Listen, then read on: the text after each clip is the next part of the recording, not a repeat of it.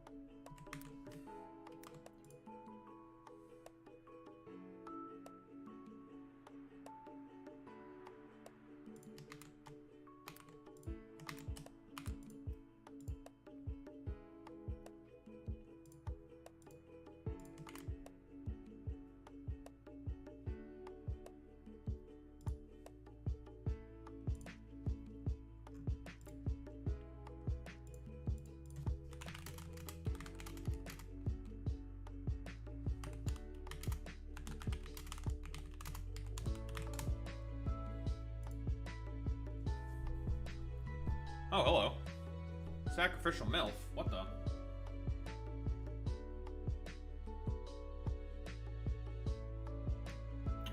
Drag this here. Bring on my face. A lovely face.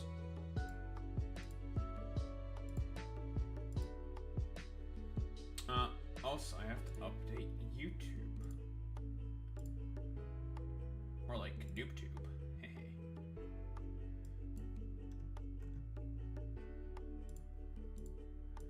But yes, we're gonna beat Factorio today.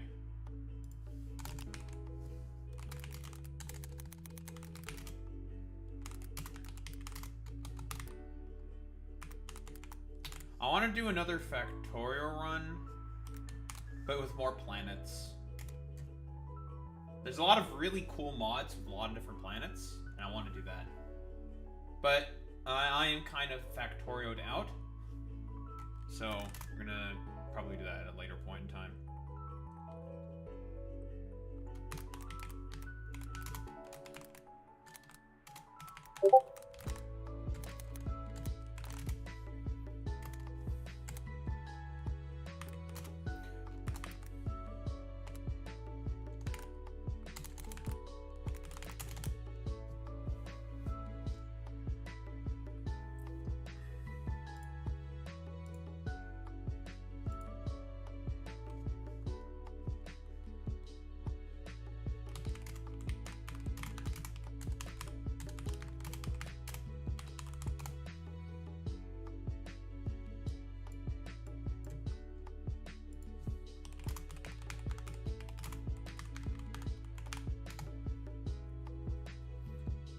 Huh? Boy Meets Minnie being racist? Oh, not racist enough. Right. I mean, that's true. Yeah, he wasn't racist enough today. Boy Meets Minnie, you need to work on your racism. Shame.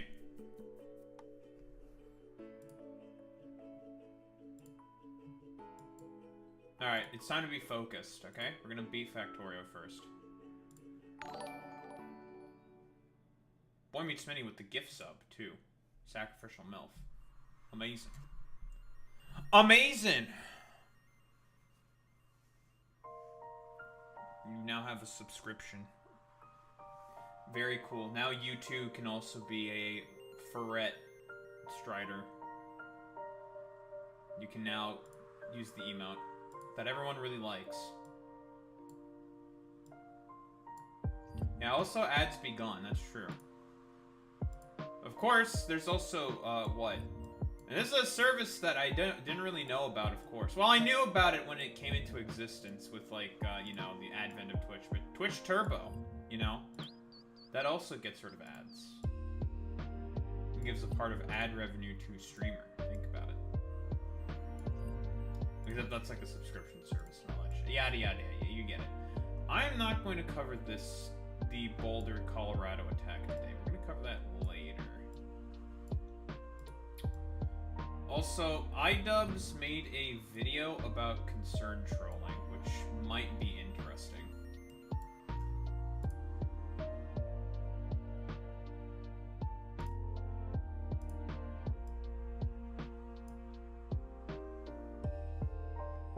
That's soy. Soy! But all emotes are getting a,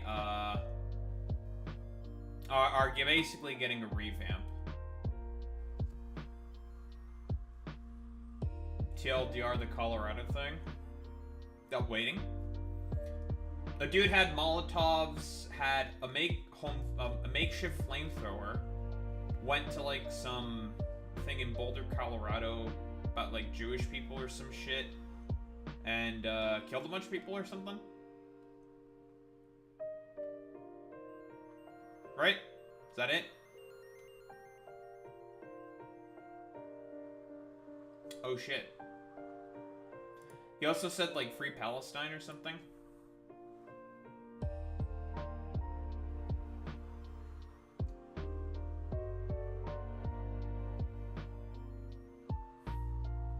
I don't know if the Hogs will eat that up. I don't think Hogs will care about that. The Zionists will. I mean, it's the same shit with like Elias Rodriguez, right?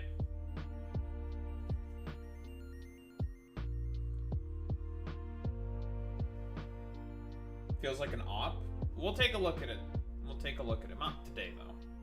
But we will take a look at it one. Probably tomorrow. Got more than enough on my plate anyways, and I don't want to go. I was being too autistic yesterday, making the fucking ship. Well, speaking of Ligma, Ligma is at Aquilo.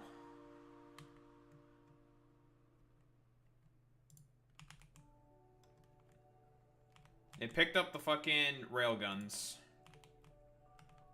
And they do be shooting.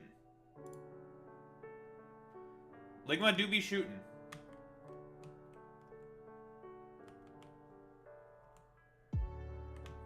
Alright.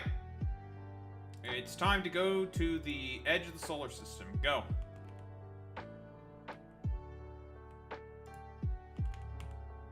Did it travel, though? What?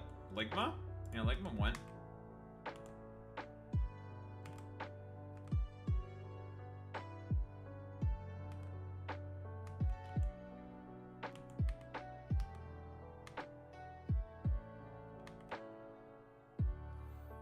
Now, all we have to do is just get to 100K and we win. That's it.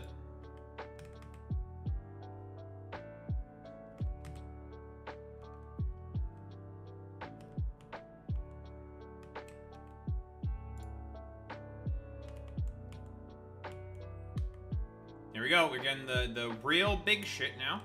Bop.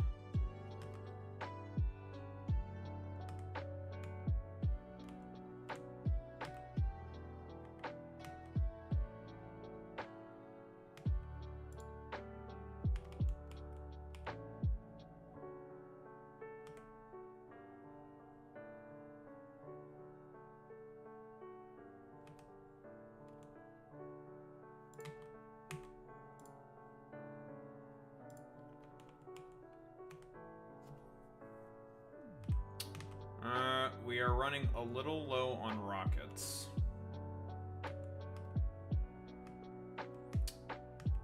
Why am I so slow at producing rockets? Am I just not producing enough of them fast enough?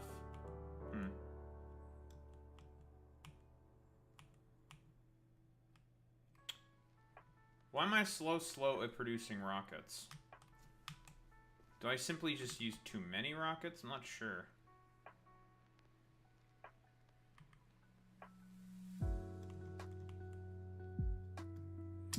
What if I were to not use explosive rockets? I were to just use,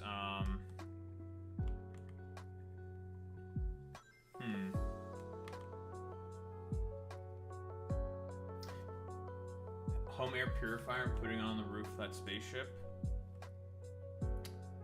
I mean, we're in the vacuum of space. I don't see how that it would exactly work. I'm not gonna lie. We're good in terms of railgun ammo. I guess we're just like, what am I slow on producing? Is it just explosives? Or are just these not producing fast enough? That's my question.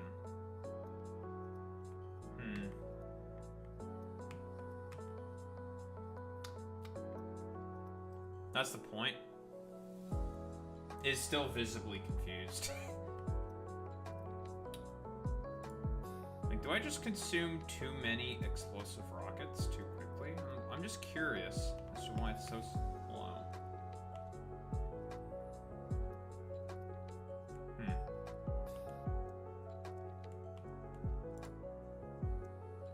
Keep going.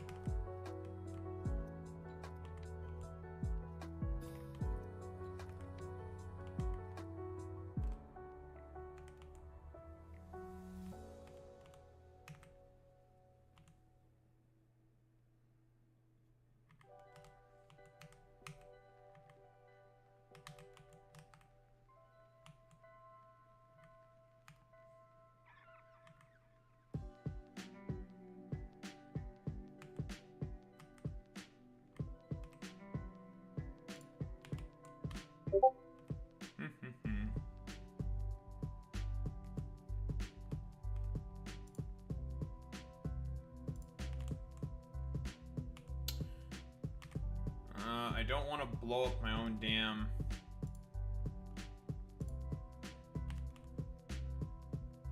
rail guns, because I kind of need those.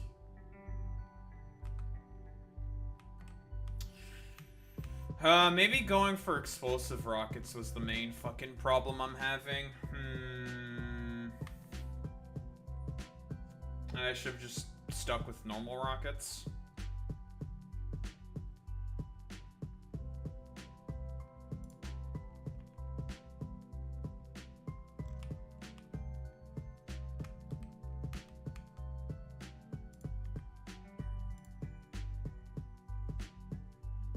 Like, why are you shooting those asteroids? You're not doing any damage to it. Stop. Stop.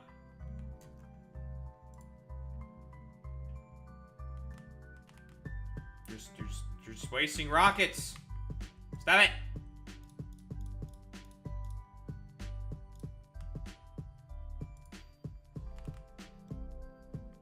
Stop it.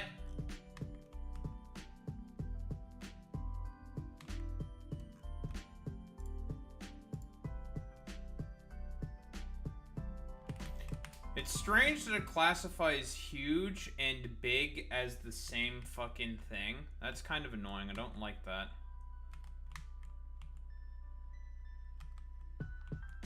That's a bit of an issue. Is it saying low power as well?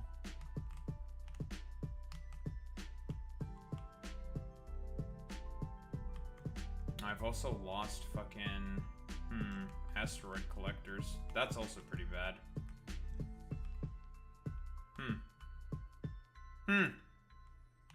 Well, that's not good.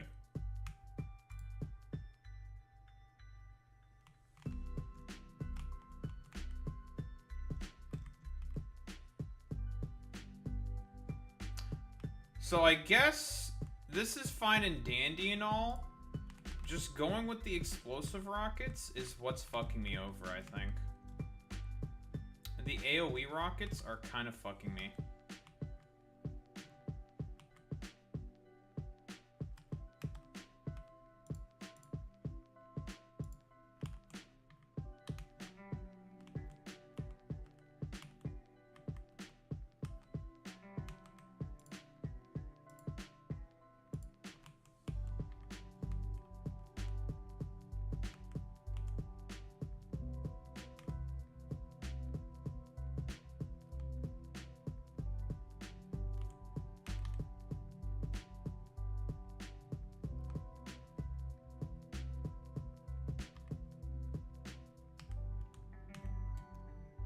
Oh dear.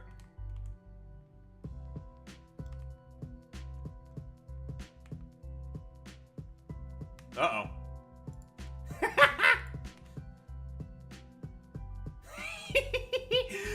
Ah! It would appear that there has been a catastrophic failure.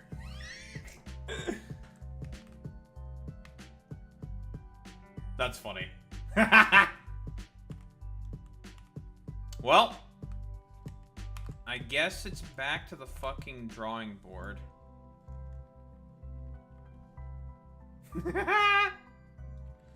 That's funny. Alright, well, let's try this again.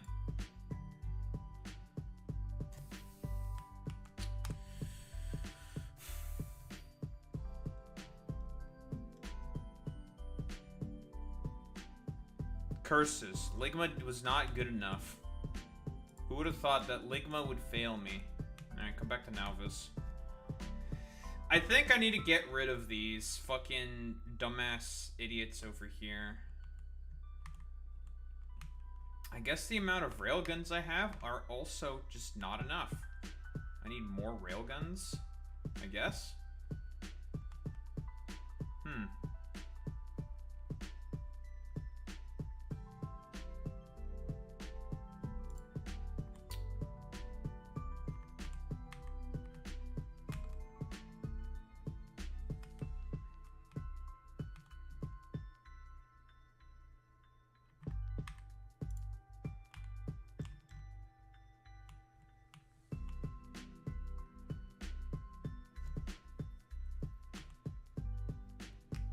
I will beat this damn game.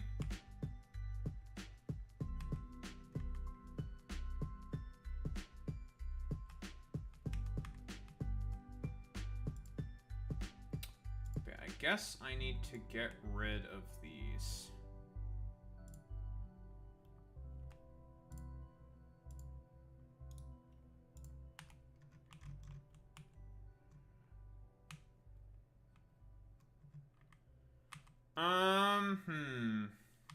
Okay. So what we can do is we could do one of these.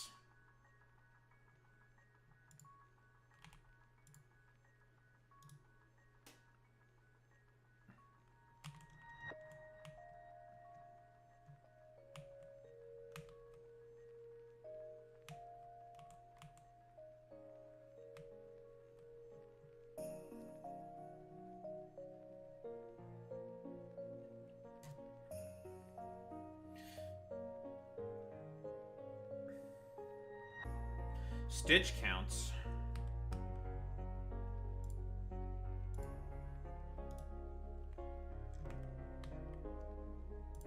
Okay, let's get rid of all these damn explosive rockets, because they did not work.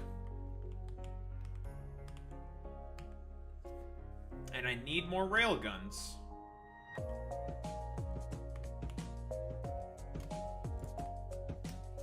So I guess 2 more railguns are a necessity.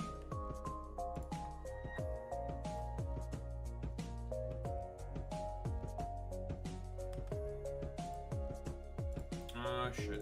Let's, filter should be like that. There we go. Fix that filter.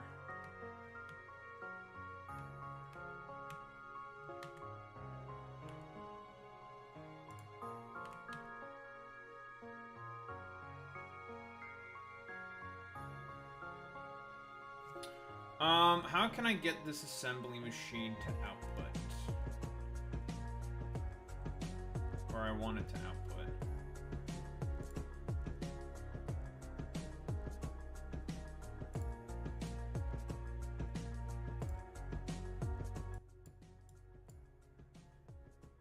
Because here's the thing with these rockets, they will produce a lot faster. Much, much faster in comparison to the explosive rockets.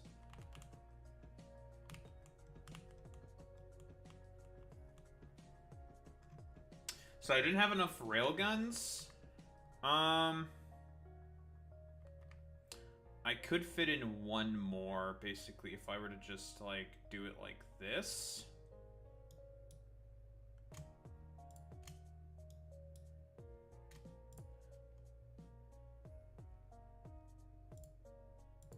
I can do that.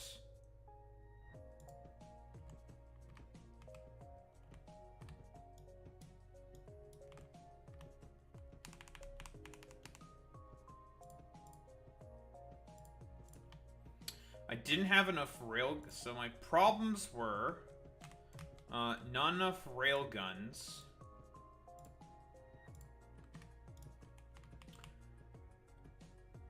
So now with 8 railguns, we should be fine. That should be more than enough DPS. I guess I just don't have enough shooting research. The question is can I keep up with explosive production or with the railgun assembly production to keep up with demand?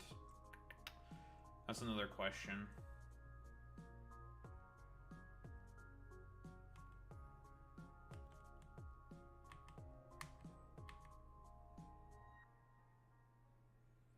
Can Daho keep up with demand?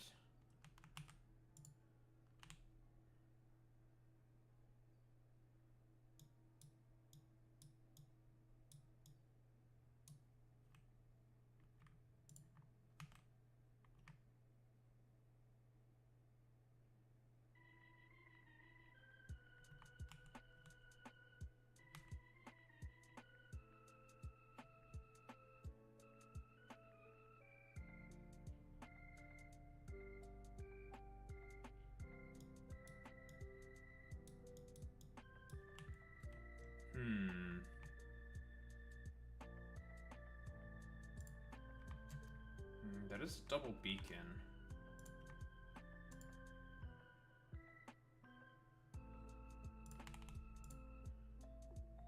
Double beacon with speed modules.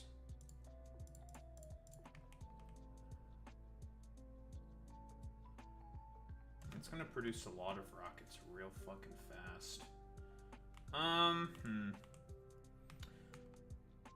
That means I need to make a splitter here now.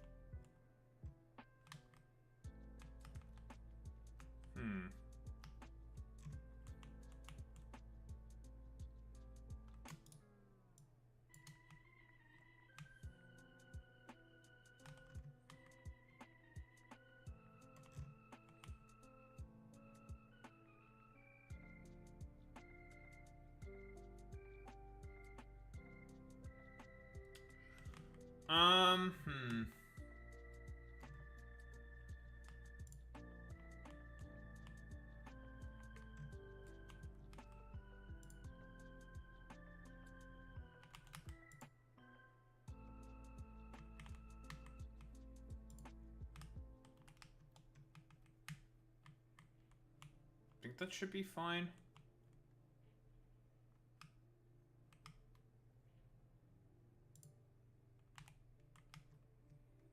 No, this thing's circuit logic's not kind of fucked up.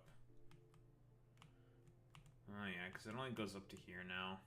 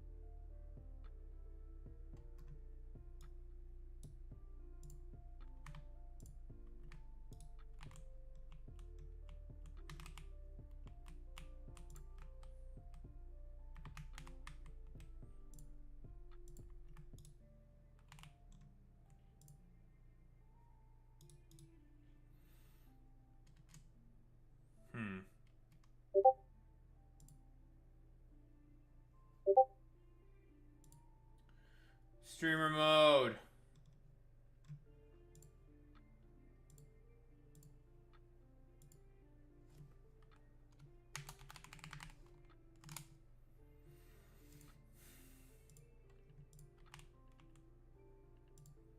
Okay, well, let's try that again. That was a complete failure, but now, maybe with a lot more railguns, we'll win this time. So when in doubt, just have more guns, forehead.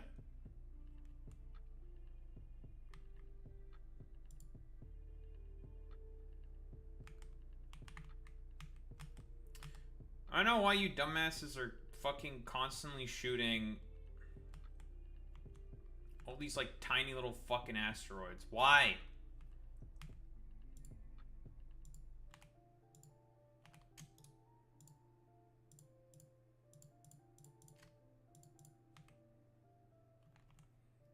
Yes, ignore unlisted targets.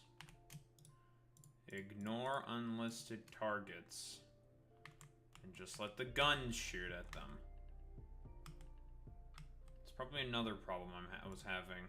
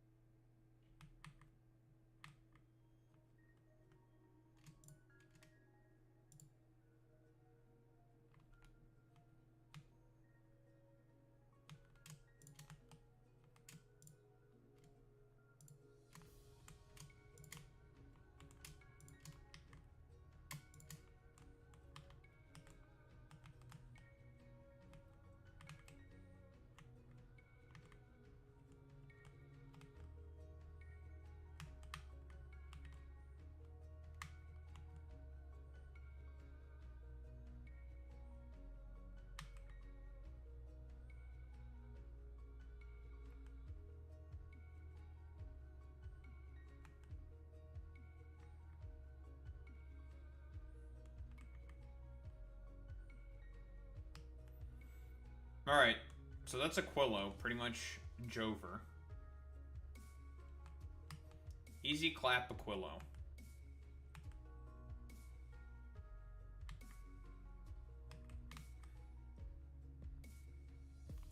But that's not the real test. The real test is obviously getting to the edge of the solar system. When there becomes like 7 trillion more fucking, well, shit.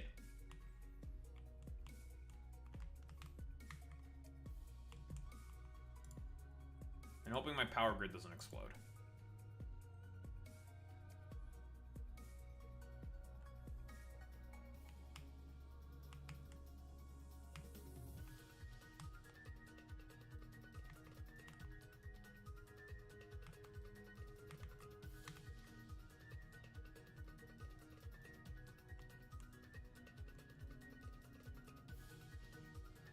Guns.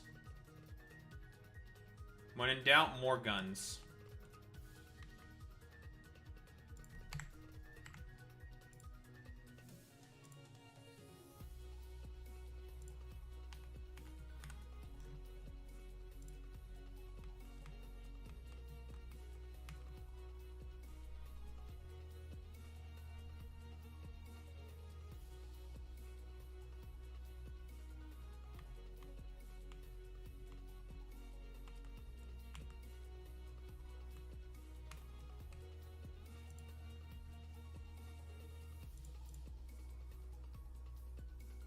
Alright, go.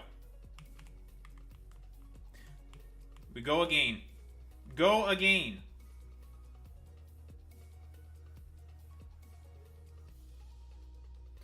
We now have way more guns, and we're not dealing damage to ourselves with the explosive rockets.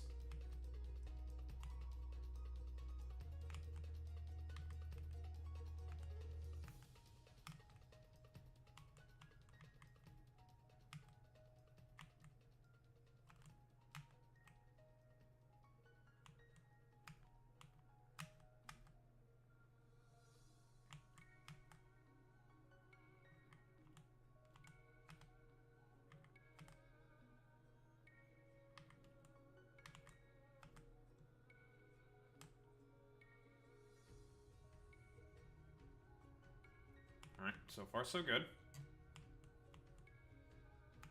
But we don't encounter all the big stuff until, yeah, right about now.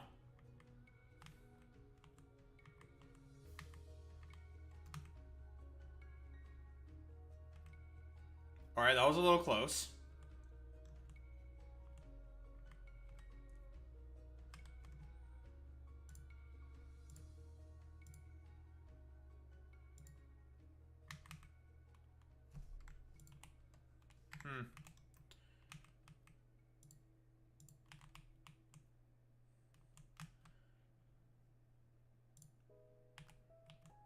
Almost lost a fucking railgun there. I think the guns need a little bit of help against the asteroids.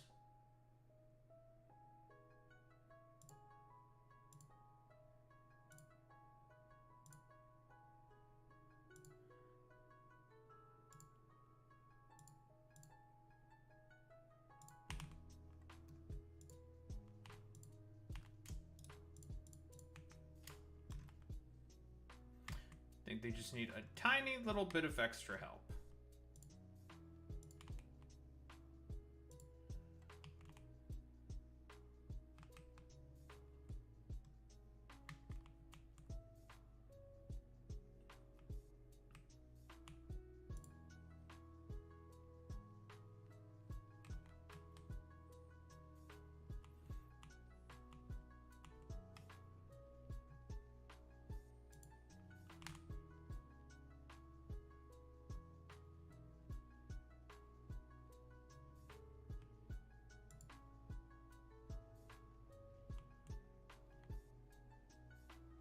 Man, this thing is taking forever to fucking repair. Jesus Christ. Why do repair packs suck so much?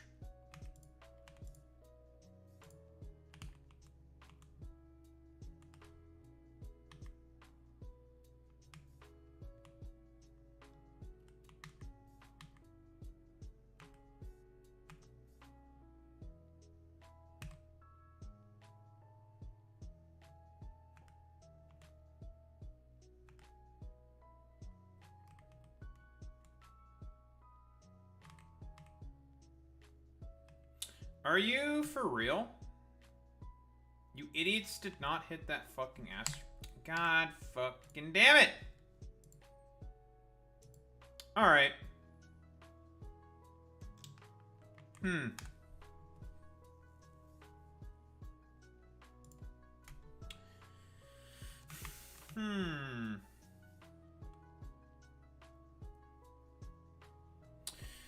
Alright, this may sound a little strange. You wanna know what another problem could be? We're going too fast.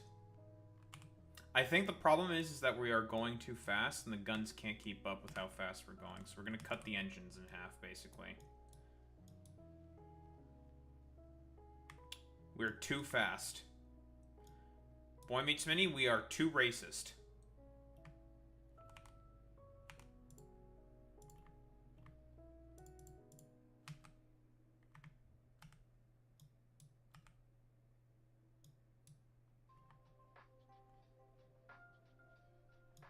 Sometimes you are too racist.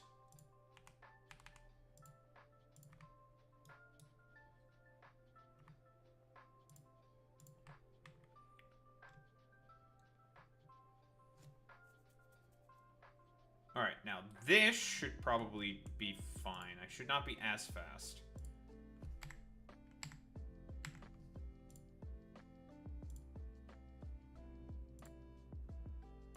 I'm going too fast, and the guns are not able to keep up.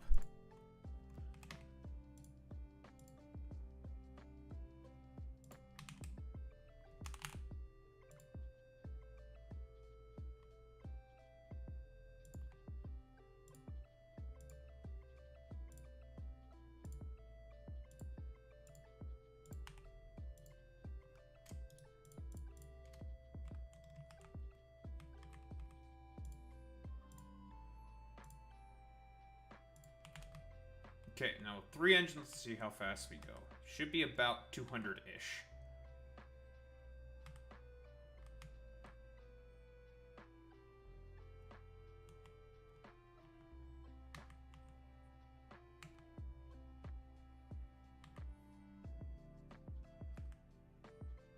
240 still, and that's only 3 engines.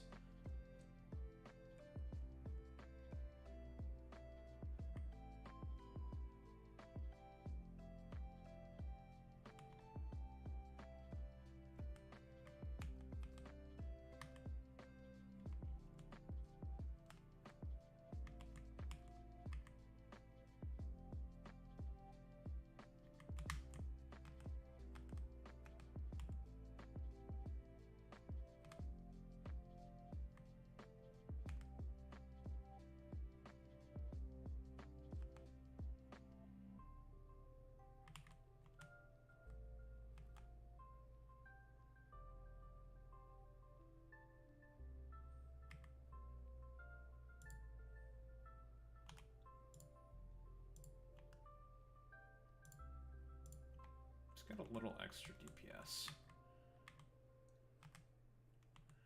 Just a little extra. A little extra punch.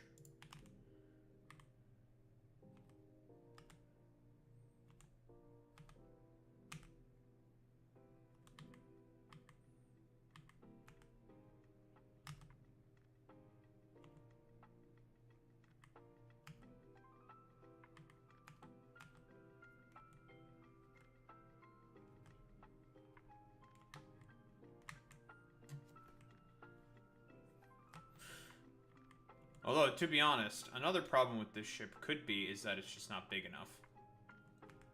And that I may need a bigger ship.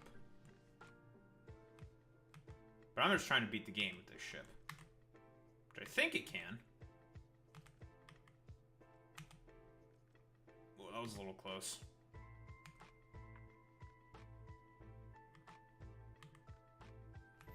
I was going a little too fast. We were a little too racist.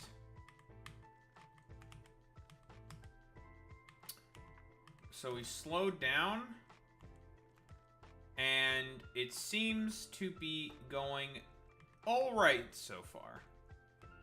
If we have to cut another fucking engine, so be it. But so far, so good.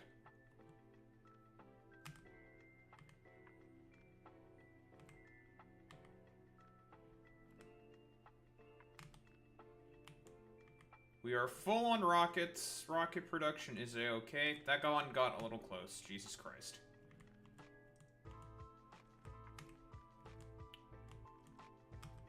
But we're starting... It's starting to become a little bit of a shit show right now.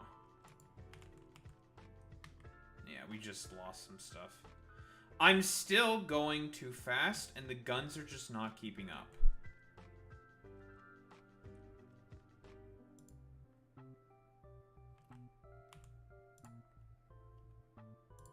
Alright, you guys also need to ignore unlisted targets.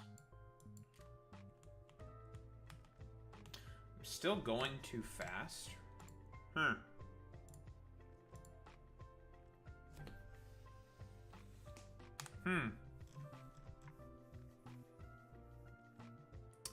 This is tough.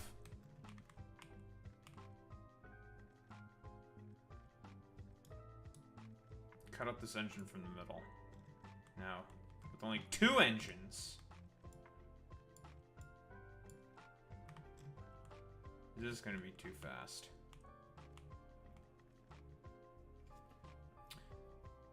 Man, I guess also, yeah, another problem of not having enough fucking guns.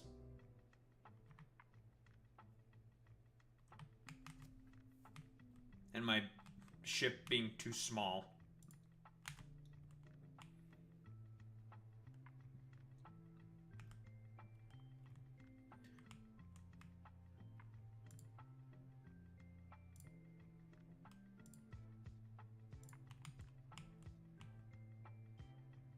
Alright, with 2 engines, how fast do I go?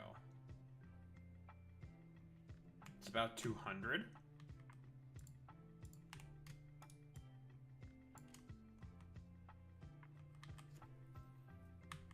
Everyone is on ignore unlisted targets.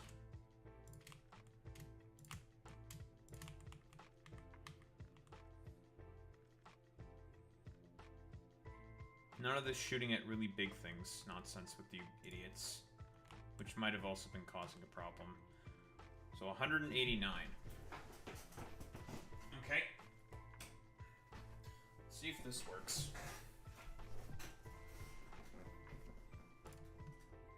If not, does that mean I need more...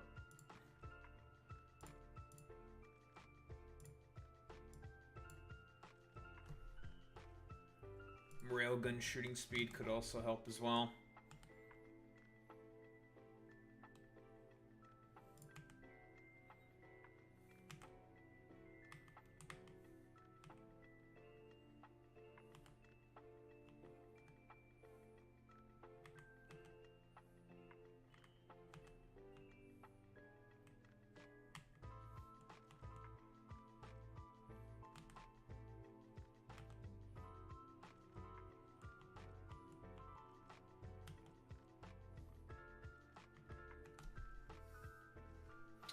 I feel when you go a little too quick. I feel when you do a little bit too much trolling.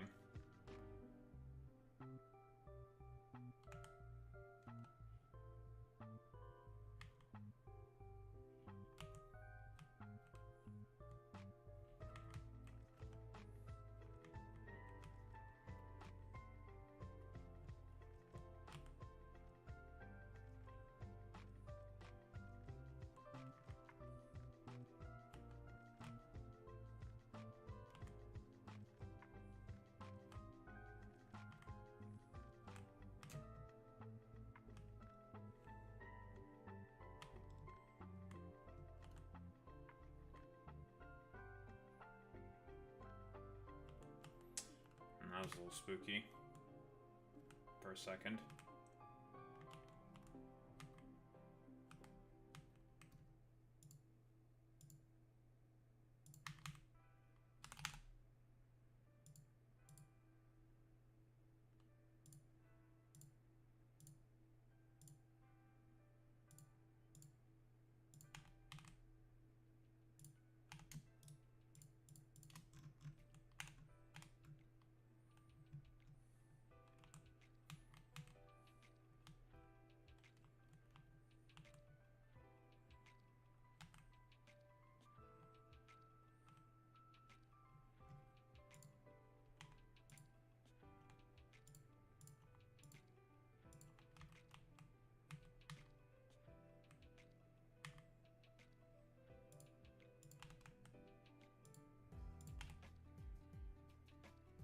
Oh dear. Oh, that was a little close.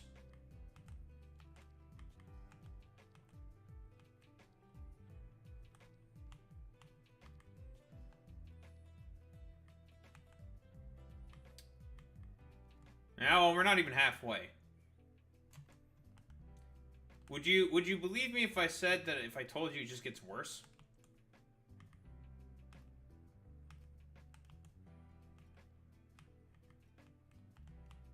It also depends on how they spawn, right? Because it's completely randomly spawned. But we're holding.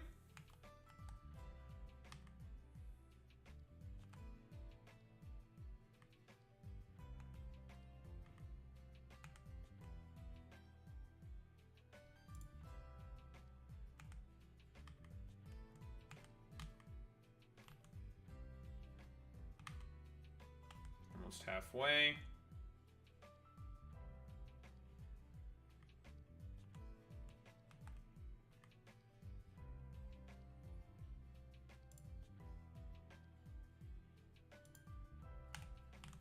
Our production is fine.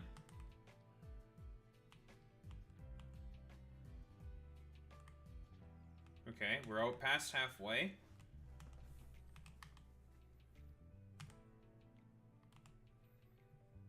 Man, I wish there was rocket turret shooting speed. If only you idiots could shoot even faster.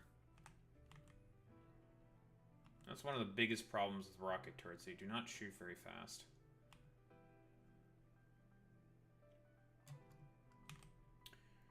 Alright, we're almost at 60.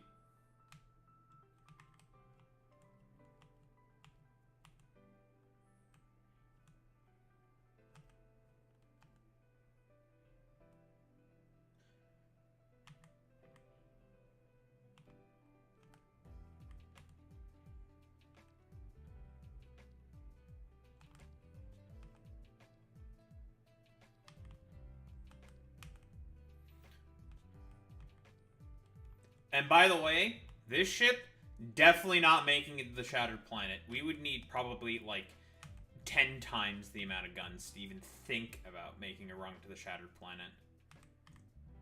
We would need way more guns.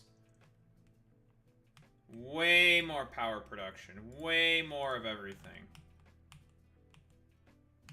Like I said, this is just an attempt to try to beat the game. Because I do think this can probably beat the game. Shattered Planet? Nuh-uh. Not even close. Don't even think about it. But we're at 70. We are going to start to see a lot more bigger fucking rocks now.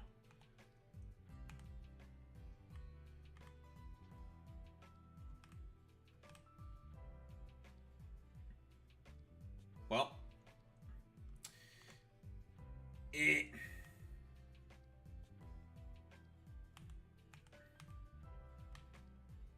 Okay, I think that we just mostly had bad spawns there. Nice. Shit spawns.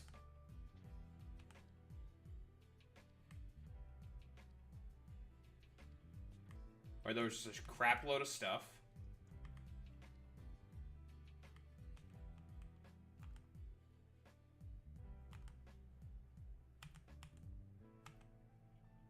We're at 80.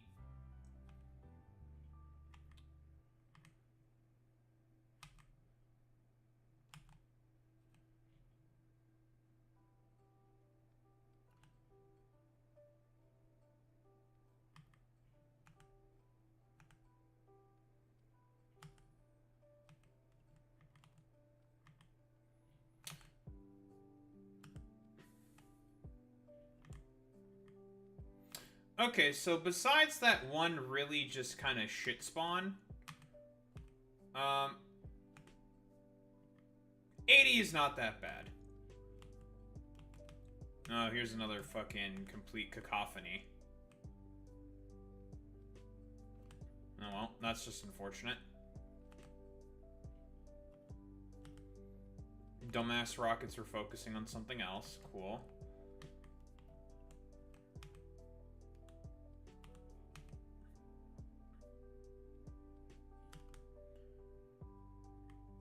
But yeah, we'll make it.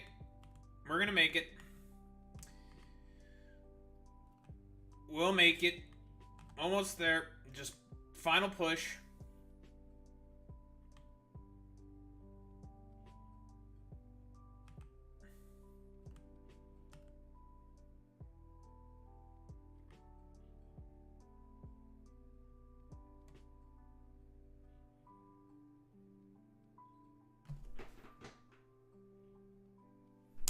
Nice. We've beaten Factorio. I figured that this ship was going to be able to do it. Just needed to fucking continue and fuck around with that shit. But yeah, we made it. 350 hours in this game, in this fucking save. But we did it. Oh, it's fun.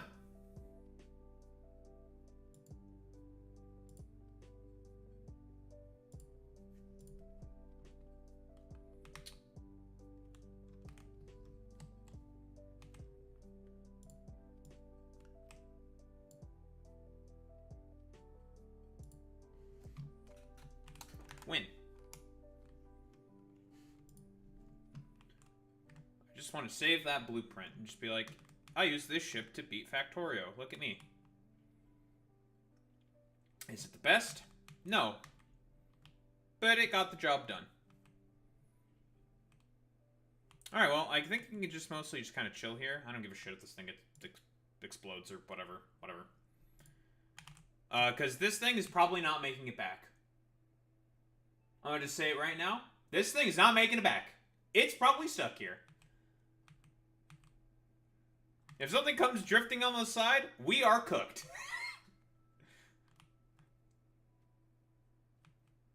Well, let's see if we can make it back to Aquila. If we make it to Aquila, we'll probably be okay.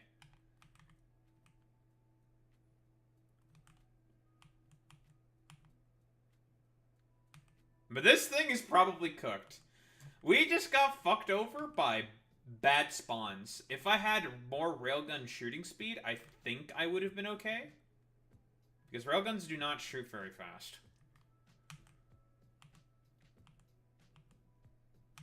But, I mean, if we lose the ship, we lose the ship. That's kind of annoying. Whatever.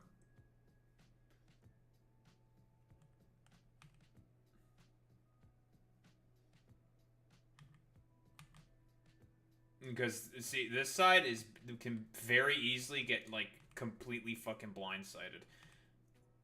And the only problem is if anything kind of goes here, we just lose a little bit over here.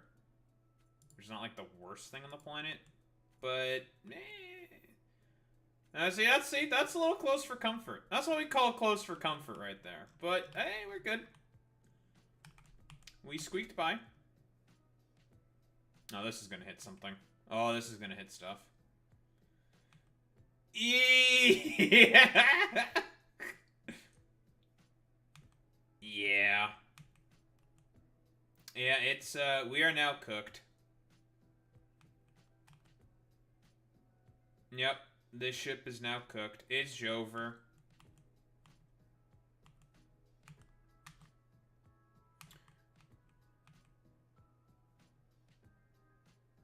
There goes the water.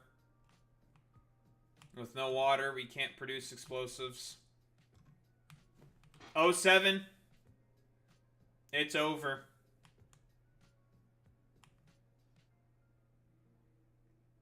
It was a one-way fucking trip, but we made it. Yeah, we just got kind of fucked over there with the spawns. Just a little unlucky. Just unlucky. We made it, though.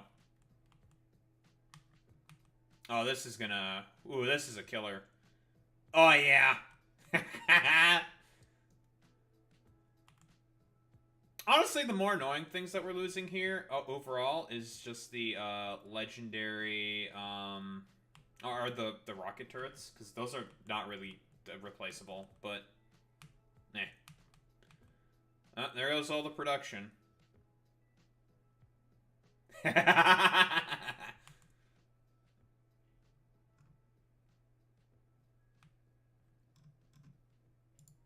It's Jover.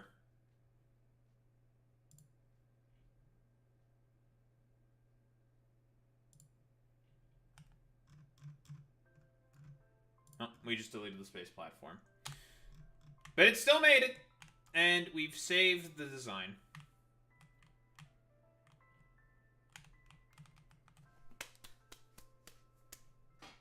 Nah, it still made it, so who cares? A clip. I'm trying to think. How exactly... I needed to make the ship bigger. The ship needed to be bigger.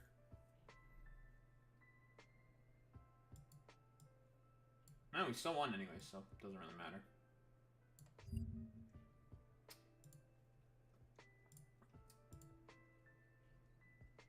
All that matters is that we've learned some fucking lessons.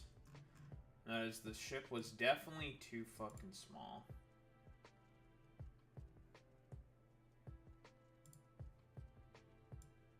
But we made it.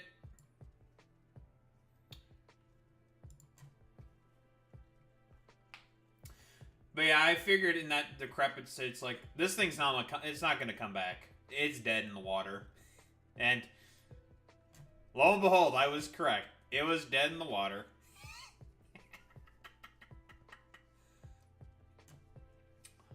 I think if I had more railgun shooting speed, I think I would have been fine. Just not enough railgun shooting speed.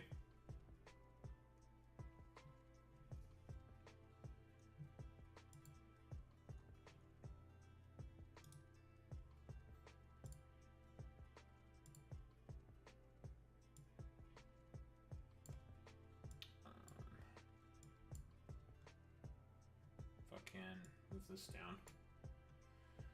Move this down more. Move this down one more. There we go. But yeah, it's time to simply just yap, I think, for the rest of the fucking day. We beat Factorio. We'll make it. Almost there. Just final push.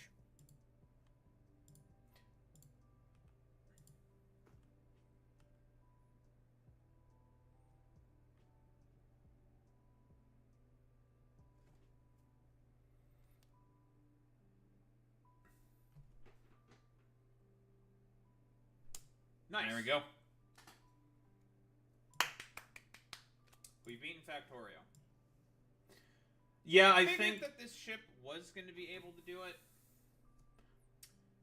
Definitely needed more fucking... I think I just needed more railgun shooting speed, and I think I would have been okay. Because the railguns were just not shooting fast enough. The rockets certainly were not shooting fast enough. That's for sure. So, that's cool. Get this shit the fuck out of here. Just needed to fucking continue and fuck around with that shit. But yeah, we made it. But yeah, we made it. Nice! We did it.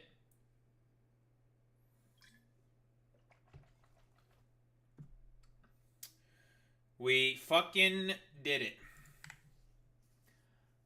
And fucking dumbass Asmongold viewers are saying that I have a subpar knowledge on Factorio. Huh? Well, I beat the game. What's up? Yeah, sure, it took me 350 hours. Well, just on that save. Alone, but... I'll be honest.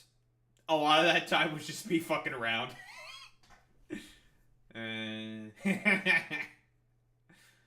I spent a lot of time... Caught was fucking around a lot of the time. What was a Galaxy of Fame? Oh. Oh, it's where I can upload my thingy to say, hey, look at you, you did it. I'm like, yeah, I did do it. Look at me, I did it. Listen, let's be honest here. Most people who play Factorio get to blue science and then just stop playing. They see what you have to... And that was like one of my first original playthroughs. I got basically to lubricant and I was just like, okay, I don't like the design of my factory. It's a complete fucking shit show. It is awful. I'm doing it again. And I guess I can just show this real quick, right? The other save I have. This save fucking sucks. I made everything completely fucking bot-based. And I was just like, man, I hate this. I hate this place. I hate this save. And so I stopped. This save is fucking dog shit as well, I'll be honest. This shit is complete fucking doo-doo butter. I'm not gonna lie. Bots basically doing everything. But I did beat most of the game. Not the entirety of the game. But this shit is complete fucking ass. I'm trying to remember. What exactly was I trying to do here next? Oh yeah, I was expanding the here so I could, capture these things all for whatever the fuck. Otherwise, I've done a bunch of, like, bullshit.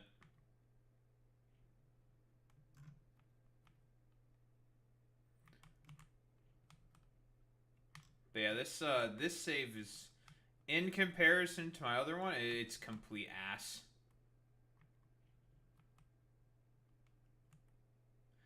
Like, I had no idea about any of my ratios or anything. I just did random fucking shit. I'm like, I don't know what the fuck I'm doing. I'm just fucking Ice Factorio. Look at me. Oh, yeah, I was about to start designing for, to head to Aquilo.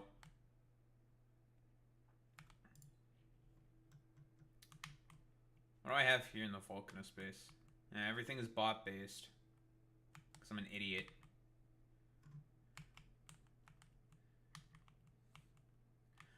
Certainly makes it look way more busy, though. Because everything's all robots.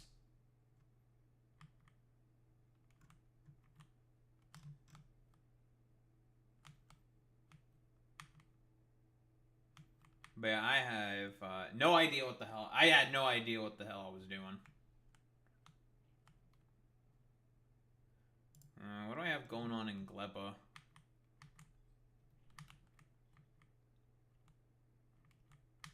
Oh, yeah, I made these like weird defensive tranches for whatever reason.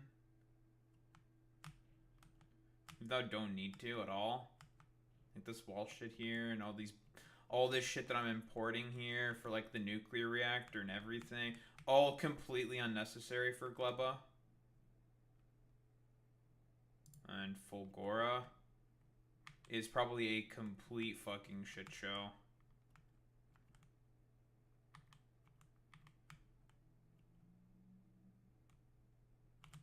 Yeah, it is a complete fucking shit show. What am I doing here?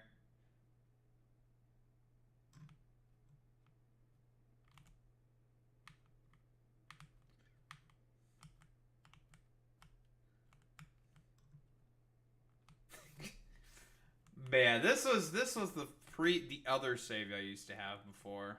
It is a fucking complete disaster. Well, not a disaster. It was just became like too much of a fucking shit show, and I was like, I don't like it. In comparison to shitto. Much cleaner. Much more clean. And organized. And so I actually learned how the fuck to play. But yeah. Nice. We still won. That's all that matters. And the next time I play, we're going to learn even more. We're going to learn more and we're going to get better.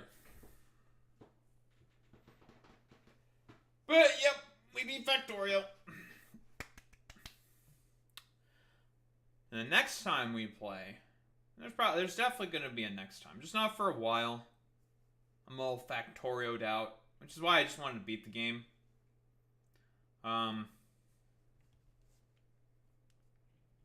You know.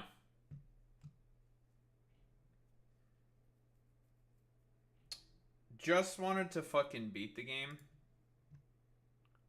Why did I load shitto? Should have loaded the autosave. Don't want to lose my design ship. I'm probably gonna put it up because fuck it, YOLO. Just be like, yeah, this ship was definitely not good enough. Like, it could not make the return trip home. But hey, I still won with it, so fuck it, you know. And you know, we'll have like all the like Factorio nerd emoji people saying like, actually, it's quite problematic. It's not good enough. I'm just like, you know, I'm just saying shit to say shit, but you know, fuck it, whatever.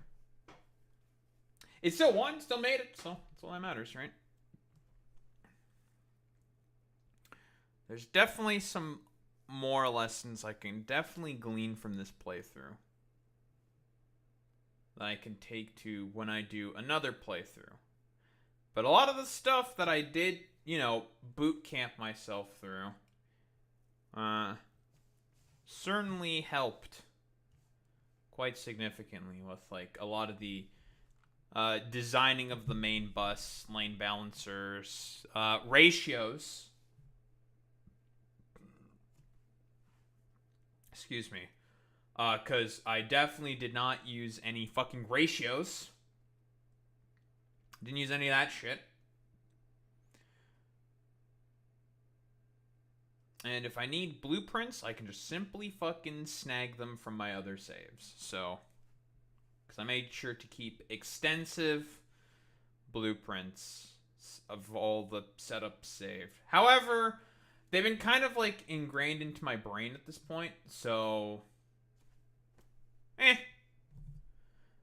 But yeah, we're definitely with that ship that's not making it into the Shattered Planet. I'd probably have to double the fucking size of the ship if we want to even think about making it to the Shattered Planet.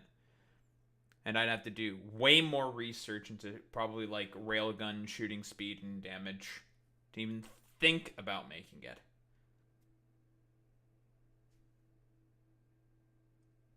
But it made it to the edge of the solar system, so we got there.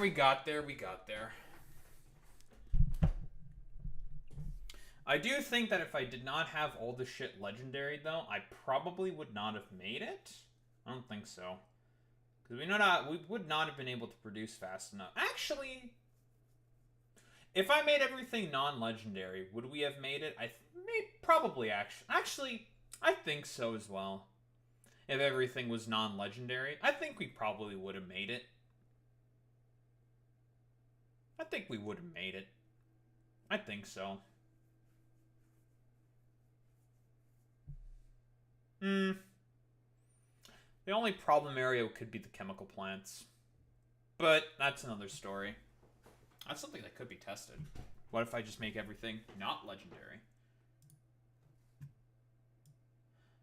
Not too big of a deal. I'm gonna go to the bathroom. Because I feel like I'm gonna shit. And get some water as well.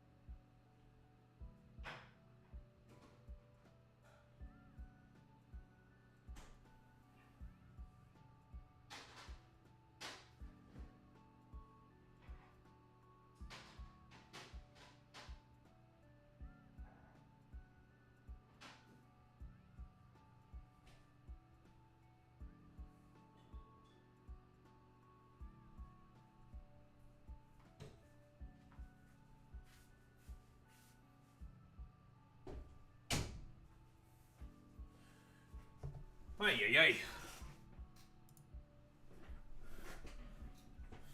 Excuse you one moment. Alright.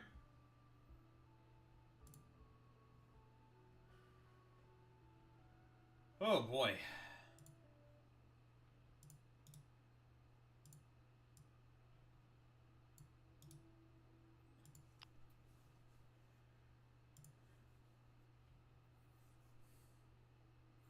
Okay, don't want this open right now. Alright. Why don't we get started with some bullshit? Marjorie Taylor Greene, or Marjorie Titan Greene, the one, I don't know, woman Titan, because she does look like that a lot, apparently can't read. You know, you'll have to see it. So, another, this is another provision that was also snuck in the one big, beautiful bill. The most beautiful, beautiful bill on the planet is, and this is like, for all you little fucking, Palantir, enthusiasts and freaks out there, you know, those guys. They decided to sneak in a little provision saying that, states do not have the, right to make laws or regulate AI for any reason. Now, recently, we just took a look as to the, you know, the Trump administration wanting to collaborate with Palantir. And for those who don't know, Palantir is the rag that's owned by Peter Thiel. And basically, their whole shtick is, hey, we're going to collect as much data as we possibly can from about literally anything. And we're just basically our big data aggregators. Now, what are we going to do with that data? Let's not ask too many questions. But what we can assume, generally speaking, based off of the articles read, what they want to do with all this data is use it as basically a repository of people to, well, deport. Also figure out who political dissidents are. Yeah, you know, might do a little bit of ICE and Mossad stuff. And they're going to use AI to identify these people. Now, obviously, we all know that, man, AI is really good at identifying stuff. I say that very sarcastically. It is not. It is really, really bad at that. In fact, I would say that is one of the things it is the worst at, is being used as a vestige to identify people and stuff like that. But, well, you know, Marjorie Taylor Greene, who's kind of like, well, an idiot, apparently didn't read that within this bill. Why? I don't know. She's an idiot. She's a very good representation for as to the sort of, like, the mind of your average Republican voter, especially, like, average MAGA voter, whereas they are just mindless, stupid morons who barely pay attention to anything. Or I guess in the case of, like, Marjorie Taylor Greene, she'll also do, like, literally anything possible to, you know, get in the spotlight, but whatever. So, full transparency. I didn't know about this section on pages 278 to 279 of the One Big Beautiful Bill that strips states of the right that to make laws or regulate AI for 10 years. So, you know, again, if you did a little bit of reading, you would know. You, like, just read. Except as provided in paragraph 2, no state or political subdivision thereof may enforce during the 10-year period beginning on the date of the enactment of this act any law or regulation of that state or political subdivision thereof limiting, restricting, or otherwise regulating artificial intelligence models, artificial intelligence systems, or automated decision systems entered to interstate commerce. Because again, here's the thing. Palantir fucking was heavily pushing for a law like this to be pushed out. Why? So now, guess what? If they want to go in and collect any, like, state data that they want, they could do that, and there's nothing the states can do about it. They can just be like, no, we're going to restrict you from collecting all this personal information that you don't need for whatever reason. Well, guess what? For 10 years, they could just do whatever they want. Cyberpunk fucking random dystopia for the next 10 years? Fuck it, why not? Who cares? They could do it. And all the state apparatuses can't do anything. But yeah, guess what? She decided just not to read that part of the bill and just for gore. And I guess like now we have cyberpunk dystopia as a result. Very cool. I am adamantly opposed to this, and it is a violation of states' rights, and I would have voted no if I had known this was in there. I mean, I guess if only you did a little bit of reading. I guess, at least Marjorie Taylor Greene, I guess technically speaking, is being consistent here in the fact that she would have been fucking opposed to this stuff. But unfortunately, being technically correct here, and it's like, she almost did a good thing, isn't good enough when it comes to dystopian nightmares like this. We have no idea what AI will be capable of in the next 10 years, and giving it free reign and tying states' hands is potentially dangerous. She is correct here. This needs to be stripped out in the Senate. When the OBBB comes back to the House for approval after Senate changes, I will not vote for it with this in it. We should be reducing federal power and preserving state power, not the other way around, especially with rapidly developing AI that even the experts warn they have no idea what it may be capable of. Well, see, here's the thing. I guess a little bit of actual principle coming from Marjorie Taylor Greene, as, fucking stupid and ridiculous as it is, even though, like, again, the problem isn't the fact that there's a lot of federal power that exists. Like, she would not have a problem with the federal government enforcing, like, anti-gay laws and shit like that, or, like, anti-sodomy laws, or, like, the state, or the federal executive overturning, like, I don't know, Obergeville v. Hodges or whatever, but, my state's rights are being jeopardized, brother, being threatened, they ain't good, brother. It's like, alright, well, this is honestly like the sort of encapsulation. I would say your average sort of MAGA voter, like, I don't know, just an idiot who just doesn't fucking read. Just oops for gore, didn't read, and now we voted for cyberpunk dystopia. But Alex Jones, though, again, a guy who loves to come up with conspiracy theory all the time and loves to warn people about, like, elites doing the fucking cyberpunk fucking dystopia, decides to come out here and respond to Palantir hysteria and lays out what's really happening. Now, this should be fucking premium fucking cream of the crop shit here for Alex Jones. He should be all over this like fucking stink on a pile of shit. Well, let's see. What do we got here from Alex? Everybody's asking me about Palantir. And when you look at it and you understand it, Palantir and the surveillance systems and the AI and all of it has been an outlier from the bigger companies. Palantir, I think, is one of the sort of like biggest sort of like security contractors, like these sort of like big data companies that are trying, like, they've done work with like Mossad, ICE. They've done work with tons of different like state entities and corporations. Like, Palantir is like one of the biggest like security firms, right? So, like, what I don't know what Alex is talking about here in particular. Like, I don't know. Let's go like Palantir contracts.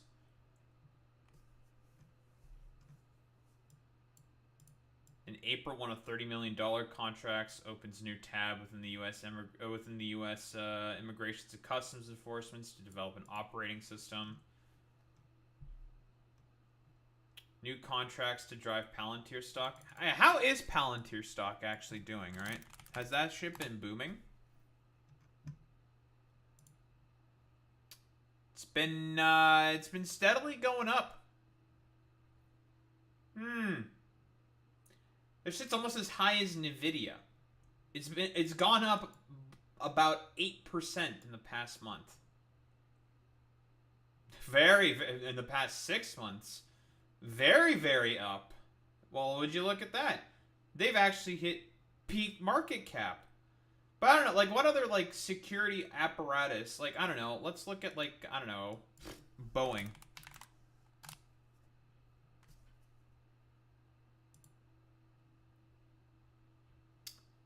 They've also gone up. Nowhere near as much as, say, Palantir. Who are, like, other companies that do, like, surveillance apparatus bullshit? I mean, like, Raytheon, Boeing, and all, they make weapon systems. That's a little different.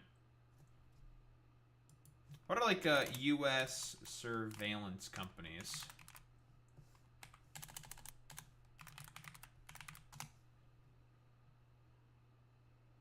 Honeywell and Verkada. Security systems and cameras. That is true. Yeah, they've been using the AI systems, Google and Microsoft, right? How are their stocks doing, right?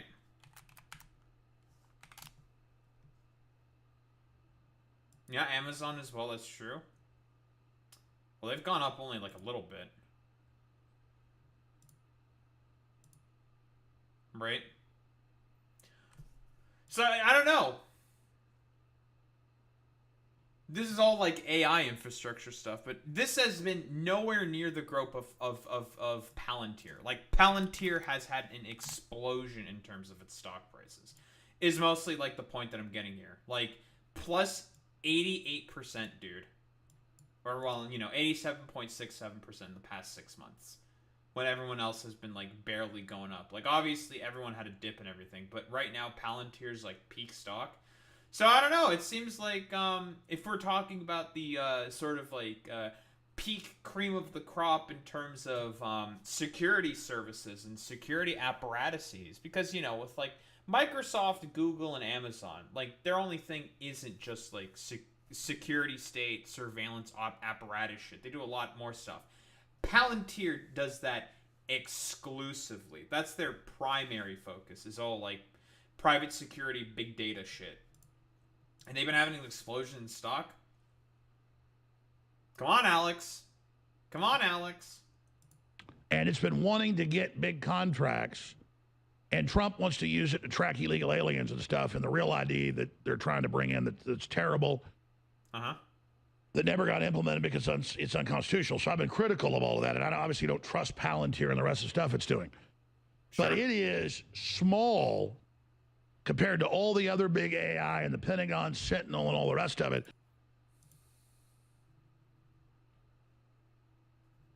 I don't know. The market, which you say is the best indicator for stuff like this, seems to kind of disagree, my dude. Like, I don't know, like, what the fuck is Sentinel? Sentinel. I don't want this North Sentinel Island. Sentinel image satellite? I like what?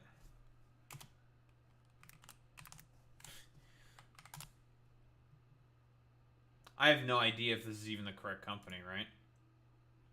They seem to be down overall, Alex. I don't know. They don't seem to be doing quite well. Because, what, is this like a satellite imagery? It's a cybersecurity company. They don't seem to be doing as well, Alex. But Palantir's, like, at an all-time high. Because they would also do cybersecurity. Software platforms for big data analytics. Which can also include cybersecurity. It's all about just gathering shit tons of fucking data. Which, guess what? Cybersecurity makes great use of that. So, I don't know, Alex. This doesn't seem to be really checking out the way you may think it is. The reason you're seeing the attacks on it everywhere is because it's trying to get contracts that other big tech companies already have, and because Palantir has been supportive of Trump. And that's not the reason people are going after Palantir. Palantir to create vast federal data platform tying millions of Americans' private records. Stocks jump. What, they want to work with ICE? We know they want to work with ICE. and help with like immigration crackdowns.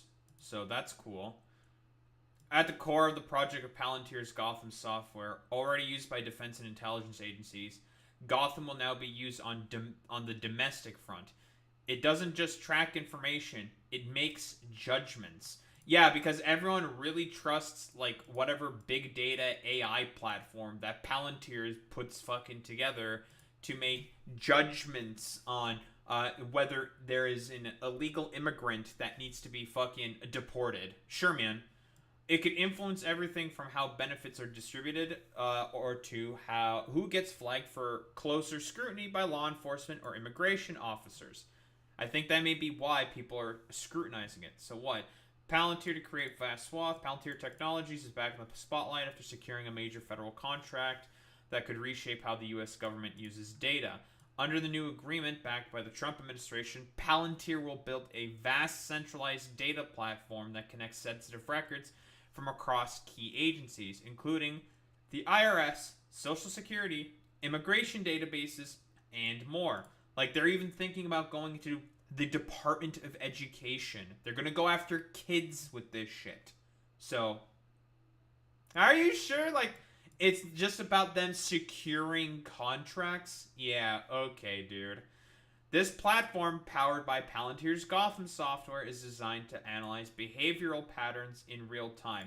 Hey, remember all the dumbasses who love to complain about social credit scores from, like, the Chi-Com fucking, like, terrorists parties or whatever the fuck bullshit, in, like, the Chinese Communist Party, complaining about the social credit score shit in China? This is quite literally social credit score fucking bullshit. So for all, like, the stupid bluster from these motherfuckers complaining about, like, microchips and AI and, like, social credit scores being done by, like, I don't know, Bill Gates and, like, George Soros. Actually it's okay if it's Elon Musk, Peter Thiel, and, like, Curtis Yarvin and all these other fucking weirdo freakish, like, freak billionaires doing it. Oh, it's okay. Where's, like, the Kyle Klinsky meme? Flag potential threats and support decisions around public safety and fraud detection. Yeah, like I've been saying, social credit shit, but literally, like, Kyle Klinsky.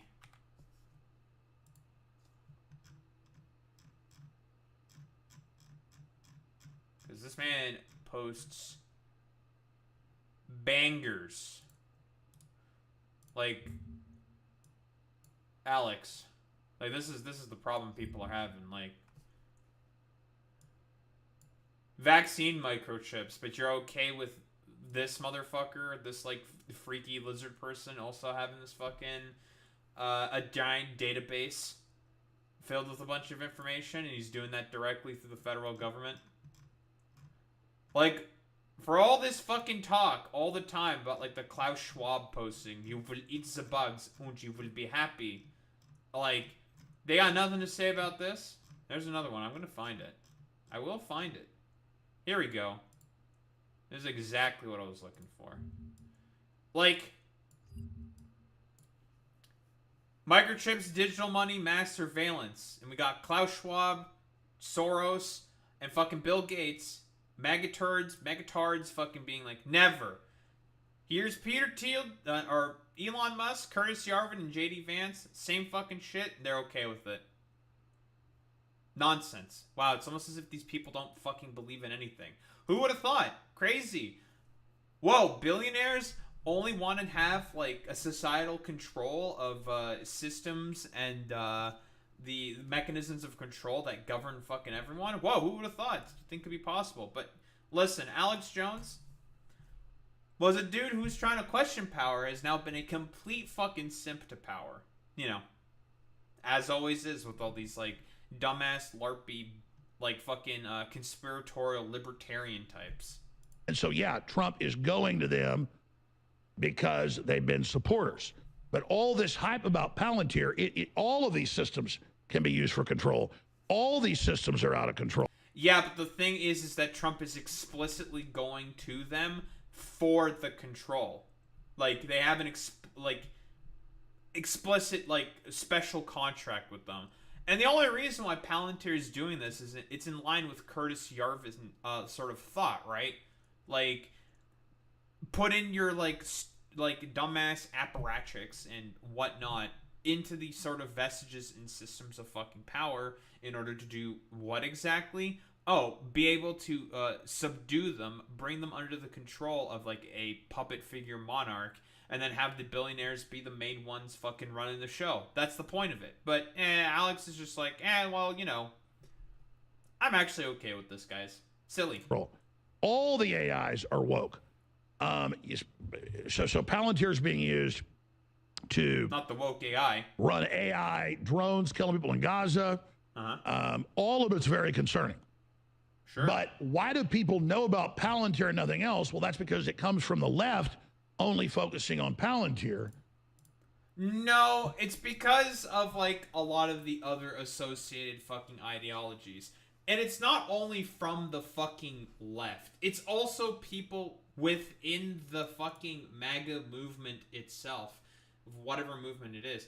There's a lot of people within, well, the side of the conservatives that are not feeling too fucking comfortable about this. But again, Alex Jones, who's completely lost the fucking sauce because of the fucking lawsuit, who now fundamentally just believes in nothing except for one thing and one thing only: doing everything possible to cozy up to power. That's it. Because it's seen as something being brought in to surveil the government itself and to try to find ways, fraud, abuse. That's what Trump wants it for. Trump admin tax. No, Trump also wants it for the explicit purpose of tracking illegal migrants as well, and tracking citizens, going after political dissidents. Like what we've covered before. It's all about maintenance of hierarchy and control. But I guess like Alex Jones is actually okay with that. So that's cool. As Palantir with expanding U.S. surveillance state. And the New York Times and all of them are all over it. Palantir's deepening government ties spark fears of centralized surveillance. It's true. And you've got the owner of it, the CEO of it, with all his statements about crushing the right wing in Europe and all that. That's Curtis Yarvin. What do you mean crushing the right wing in Europe? No. Fucking the whole thing with Curtis Yarvin is that he's a monarchist. He wants to basically crush any form of political movement that's not in line with his overall sort of techno-feudalist, like, monarchist project. So, yeah, he wants to basically make it such that there is absolutely no one to resist this sort of, like, well, essentially the takeover, or, like, the sort of, like, tech billionaire takeover of all vestiges of power. That's the point. The rest of it, I got serious concerns. It's just that... Bet you do, Alex. Endless hyping about it and only focusing on it is coming out of the left and the populist anti-globalist movement. Wait, hold on. I thought Alex Jones, I thought you were an anti-globalist. Well, like, what's going on? Why are you having a problem now with, like, fucking, with this shit? This should be completely in your fucking wheelhouse. That's a little weird. Like, these are shadowy elites quite literally trying to take control of your life. But you don't seem to have a problem with that. That's a little weird. This is a very weak defense, I'm not gonna lie. Has taken it absolutely hook, line, and sinker. Is that it? Now he does, like, a fucking ad read. Dude, and a third of this is a fucking ad read. That's so fucking funny. Yeah, it's, well, you know, bro has lost the sauce. We all know that Alex Jones is basically completely irrelevant, and Mans has fucking lost the sauce. And we all know, like, everyone, broadly speaking, has kind of a big problem with a lot of this bullshit. Let's be honest here. Nobody fucking likes the fact that, you know, a bunch of, I don't know, power and control seemingly is just being given over between, like, you know, next 10 years, the AI having fucking free reign and the states can't do anything about it. No one can do anything about it to enforce that. And also, Palantir being used to sort of, like, scrub all your fucking data from everywhere for the express purposes of tracking not only political dissidents, but also anyone who has a little bit of brown on their fucking skin. With the express purposes of building a giant database to, I don't know, terrorize them. It's all about maintenance of hierarchy and control. the overall thing that we've done before. And, you know, the thing that should have been up Alex Jones's fucking wheelhouse, I guess it's not up his wheelhouse anymore. I guess he doesn't care. You know, it's okay. I don't know. I guess this is what happens when you lose your lawsuit and go on the Zemp. It just saps you of all your energy. Because this should be right up his wheelhouse. Nothing. It's crazy. But, you know, as expected from a dude who doesn't overall believe in anything. Because if I recall correctly, there's people pushing back. Like, Alex, please stop cheerleading for Trump as though he can do no wrong. Who do you cheerlead for? That's like your response to this for? Really? Okay, bro. But yeah, this meme. Quite literally. It's just this meme. It's hilarious. It's incredible, dude. How it's just like, oh, whoa, we're totally actually okay with like the whole security state apparatus bullshit, but it's my heckin' wholesome dudes on my side that does it, so actually it's okay. You know, who would have thought that LARPy dipshit libertarian conspiracy theorist Alex Jones fundamentally doesn't believe in anything. At least Marjorie Taylor Greene has a bit more fucking belief in something. At least she has like some kind of belief. So that's cool. That's great. That's fantastic. So as expected from, I don't know, Rizless, completely dejected Alex Jones, he's just totally okay with the cyberpunk dystopia state that Palantir seemingly wants to build. So, you know, I don't think there's really much else to say here besides, I guess Alex Jones has now been a complete simp to power.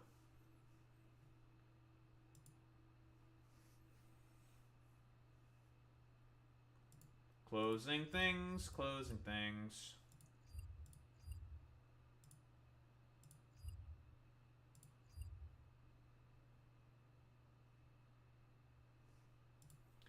We love to close things. And also take a swig of water.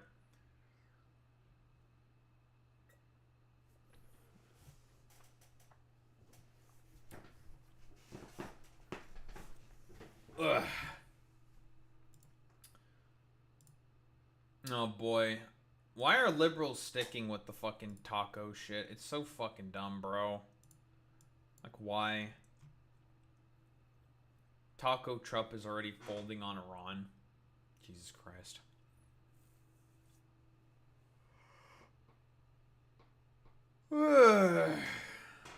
Alright. Whatever. Yeah, well, my favorite sort of, I don't know, Senate Minority Leader, Chuck Schumer. Oh boy, Cuck Schumer. I mean, Chuck Schumer. I mean, Cuck Schumer. Has to talk with the Baileys. The Baileys don't like the deal with Iran that Trump is trying to make, even though he was the one who got rid of the initial Iran deal just because I don't like the fact that Obama did it. But whatever. I guess we can thank like Trump's current like autistic fixation for as to why there's like, I don't know, no war with Iran at the moment. What can you do? But what do we got here from Cuck Schumer? I mean, Chuck Schumer. If Taco Trump is already folding on Iran, the American people need to know about it. Okay.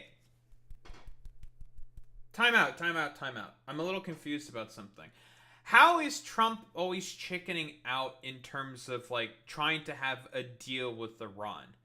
Like, let's think about this for, like, literally 3 seconds, okay? How is he trying to chicken out when, like, he hasn't even really done anything in order to try to negotiate with the Iranians? Trump has, like, established some form of a red line, and that is for Iran, under absolutely no circumstances, to get a nuke. Now, I've said this before, but the reason why they're going to be getting closer and closer than ever to a nuke is because of a lot of the actions that the Israelis are doing. And because, let's be honest here, that's what this is all truly about for people like Chuck Schumer. It's all about just complete deference to the state of Israel. That's what this is all, honestly, what this is really all about. You have to sacrifice everything possible on the line for Israel. Everything must be given to Israel. It's all about Israel. We love Israel, don't we, folks? So, So what? We're doing the whole, like, stupid taco Trump shit when it comes to folding to Iran. Like, as far as I can tell, the negotiations haven't even really, like, gone anywhere yet. Like, have they even started with the negotiations? They've done some stuff. I know that, like, recently, like, Iran has gone to, like, 70% enriched uranium. What? Iran enriched uranium? U.S. proposal in Iran nuclear talks allows some enrichment of uranium. Maybe that's what he's talking about. U.S. nuclear deal offer allows Iran to enrich uranium. I guess for probably civilian purposes, right? And I guess this is why Chuck Schumer is talking about this. 6th round of nuclear talks is expected to be scheduled. Of course, the Iran nuclear deal was doing just fine. Out of the 11 fucking inspections done by the IAEA, the International Atomic Energy Agency, Iran passed every single time and was just using their nuclear stockpiles for civilian purposes, for nuclear power mostly, and other civilian purposes. I don't know what other civilian purposes nuclear really has. I'm not sure besides power. I think that's about it, right? And now they're like reaching more enrichment, right?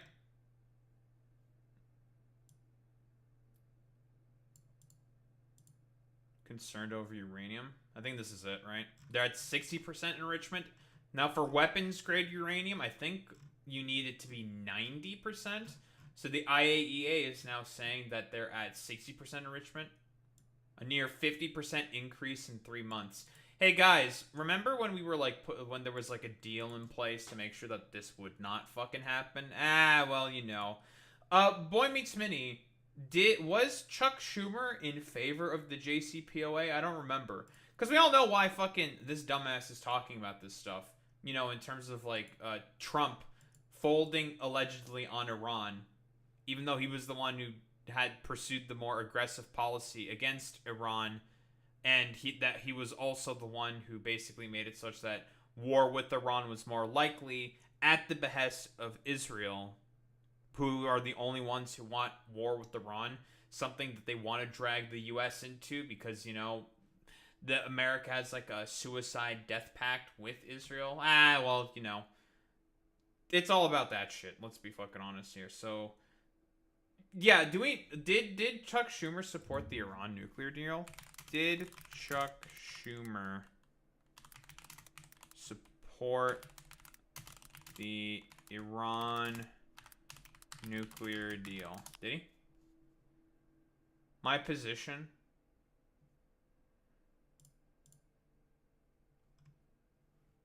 Call upon a momentous vote, stakes high in both the issues. Over the years, I have learned the best way to treat such decisions is to study the issue carefully, hear the full unfiltered explanation of those. Sure. Spent the last... When was this released? 2015. Okay. Advocates of both sides have made strong cases for their point of view. Yeah, sure. Evaluating the agreement a difficult, deliberate endeavor, and after deep study, careful thought, and considering soul-searching, I have decided I must oppose the agreement and will vote yes on a motion of disapproval. Well, that answers that question. Yeah, he did not agree of the Iran nuclear deal. Well, listen, Chuck Schumer just wants a suicide pact with Israel, just like how he just wants to honor the suicide pact. That's all that it is. But let's see, what do we got here? Like, no side deals? The fuck does that mean? They're trying to get a deal because, like, I don't know, of Trump's autistic fixations. But whatever. Democratic leadership being dog shit as always. That's cool. When it comes to negotiating with the terrorist government of Iran, Trump's all over the lot. Okay, timeout. Why is... Just why do you think Iran has become a sort of Islamic extremist, sort of like fundamentalist sort of government? It's just some food for thought here. Could it have possibly have been due to some of the actions from like you know, the British petrol from like BP, the Saudi Aramco, stuff that happened during the 70s, in particular with the Shah and the Islamic Revolution. I don't know. I don't know. And then like all the communists ended up being the ones who got killed by the Islamists. I don't know. And that's why it's become like a supposed terror state. Nice meme. One day he sounds tough, the next day he's backing off. And now, all of a sudden, we find out that Witkoff and Rubio are negotiating a secret side deal with Iran. What kind of bull is this? Okay, what's like the secret side deal, right? They're just saying, basically the position is like, hey, you can have some like enriched uranium or something. And because initially what the position that Trump had was no enriched uranium, not even for civilian purposes, and that then they can now have some enriched uranium. Is that it, right? But again, you know, gotta honor the suicide pact with Cuck Schumer here.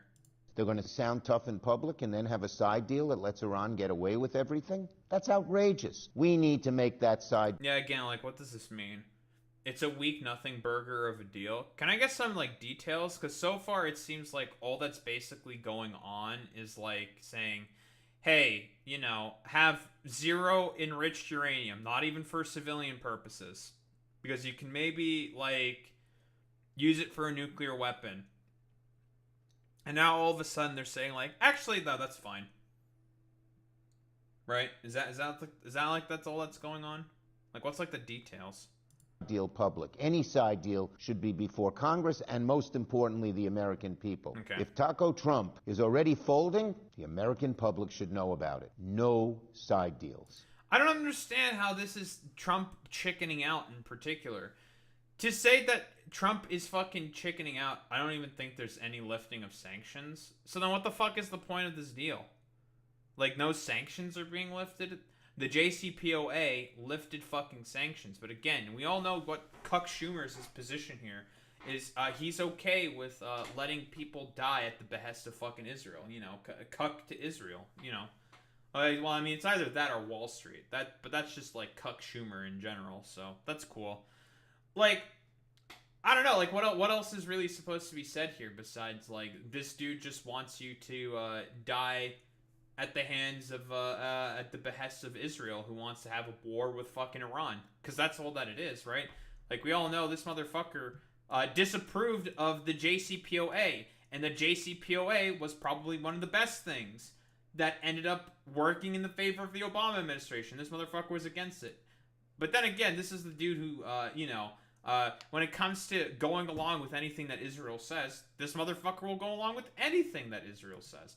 And I still don't understand, like, what's even, like, in this deal, besides, like, you know, Iran talks with U.S. Iran demands sanctions relief guaranteed in nuclear talks. Okay, sure. They're going to reject the U.S. proposal. I wonder why, because they're not getting any fucking sanctions relief.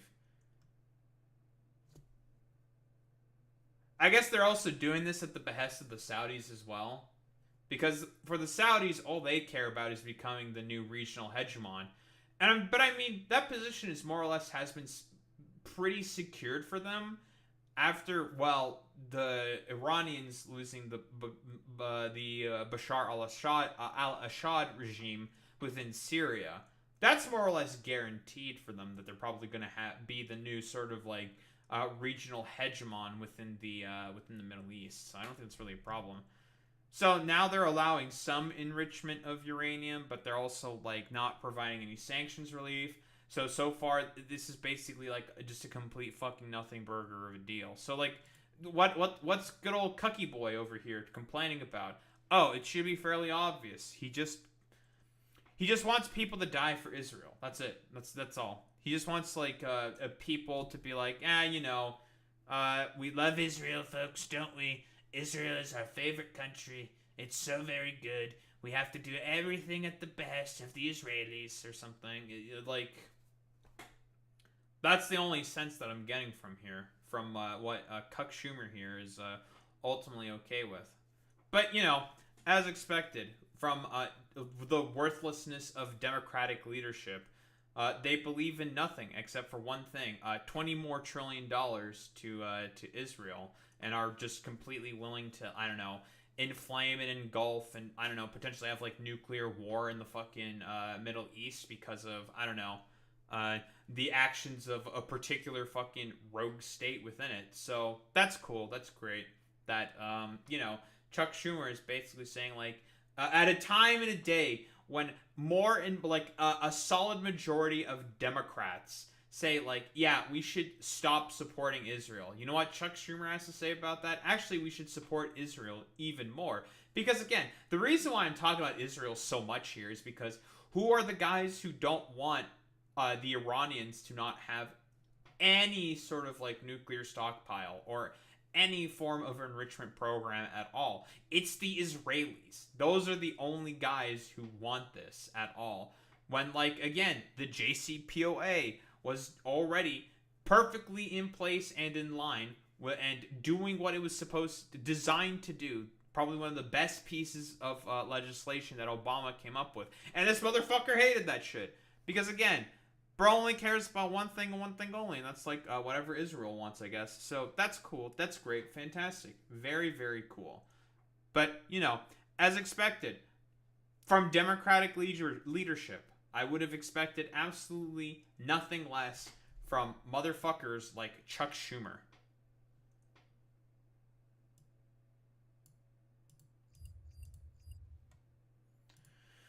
Charlie.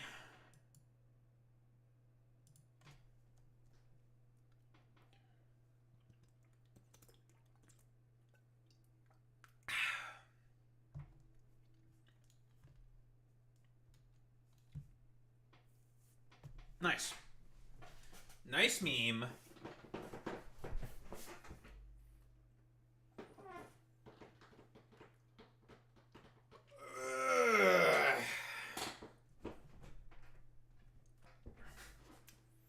I don't know if Elon's actually concern trolling here, Boy Meets Mini. I think Elon might be genuine about this one. I don't think I think he's not a big fan in particular of the one big beautiful bill. I think Elon might not like that bill, personally.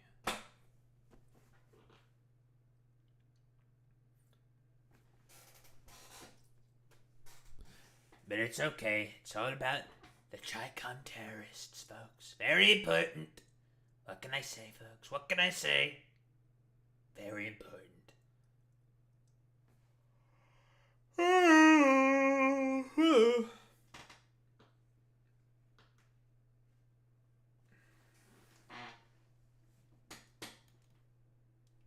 Man, this, I don't know if I need to get rid of this chair. This chair is still a good chair. Just can be a little noisy sometimes. A little creaky. But it's all good. It's all good. We love doing a little bit of trolling, folks.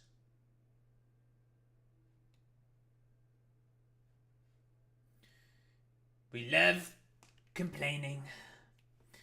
Now, speaking of concern trolling, I'm thinking about if I want to cover the iDubbbz video on concern trolling, because it's got some pretty interesting points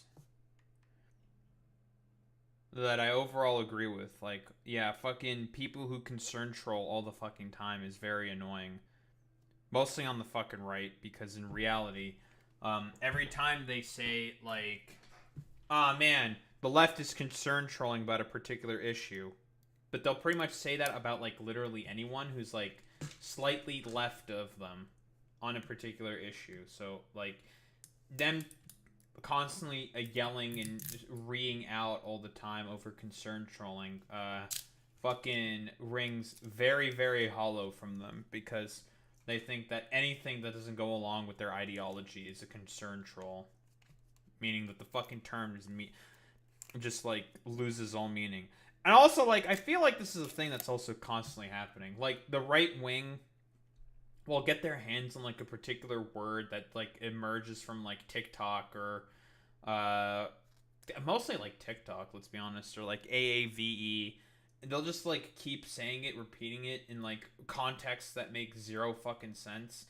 so much so that eventually just it means nothing. It loses all meaning, and it's just like, I don't know. This used to be this word in particular, but now like all these like sniveling cowards and fucking dipshits kept saying it over and over and over again, and now it means nothing. Like simp. Simp basically has no more meaning at all.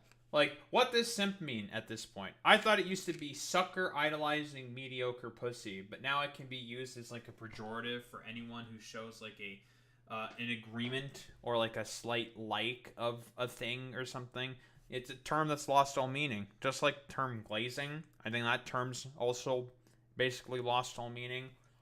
A bunch of other probably terms as well have probably also lost all meaning with these motherfuckers. It's just annoying.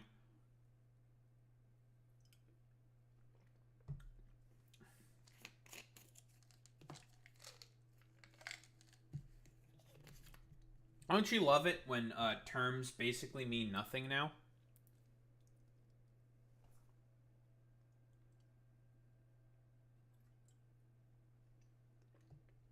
Oh, what? All the, like, Asmon turd dipshits saying that I'm a simp to Alyssa Mercante or something? Yeah, sure, man.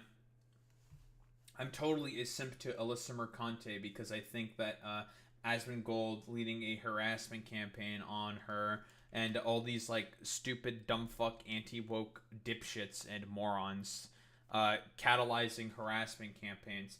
Like, on Alyssa Mercante are a bad thing. If anything, like, if these people were to use a brain for, like, literally half a fucking second, they would see that, hey, anyone who makes, like, 30 plus fucking videos on someone in particular, obsessively going over everything that they fucking say, would be like, whoa, a fucking simp for them.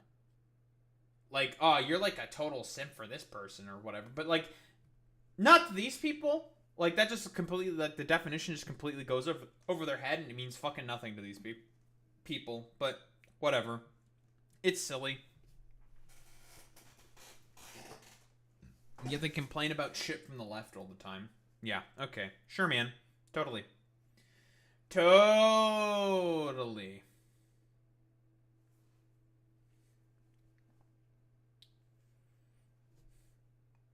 Alright.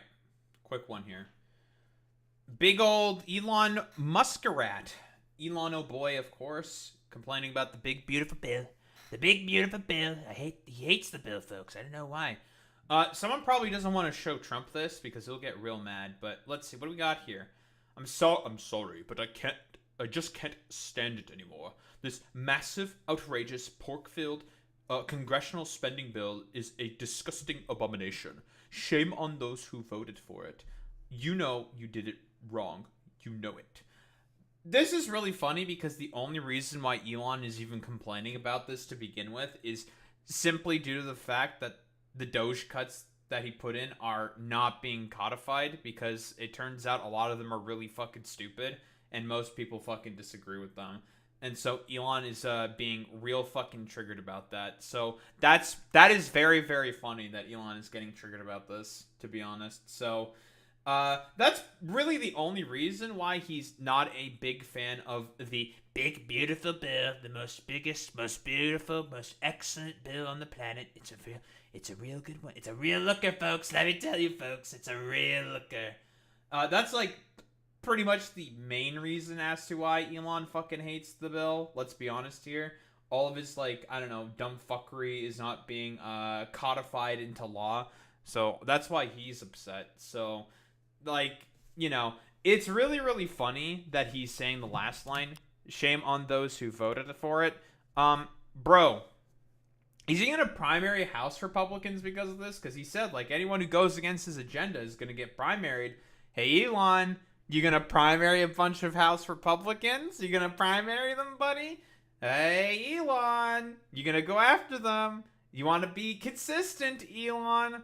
So, you know, will Elon be consistent? I guess we'll just have to wait and see. But again, otherwise, the only thing that this is going to accomplish so far, because this is spreading throughout the media, is Elon getting further ostracized from the political movement that he wants to try to build and be a part of. So, you know, that's pretty epic because more of these dipshits in infighting is always a good thing.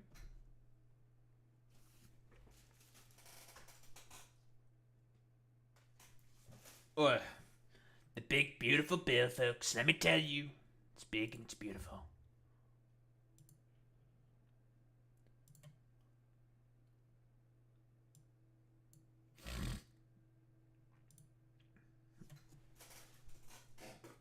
We're real phlegmy today, huh? Real fucking phlegmy, huh? I need to check something real quick. When is the next fucking thingamabob? Alright, no more Osaka. Goodbye, Osaka. The next is Jersey. New fucking Jersey. Jersey City in United States. I have no idea if that's how you do the accent. And it should be this coming weekend. Should be. When did I get the fucking ticket? That's putty. Here we go. Saturday and 9 o'clock in the morning. Which means I will not be taking the day off on Saturday. Hooray! Very cool. And what exactly do I need from here? Besides completion of families.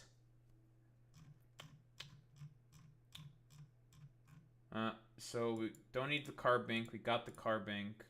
More Frigibacks for family completion.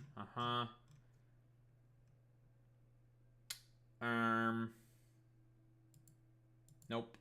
Got that. I have that. I have that. I have that. I have that. I have that. I have that. I have that. I have that. Have that. Have that. So that fucking habitat is completely and utterly fucking useless to me. And there's also a dumbass bird that I already have.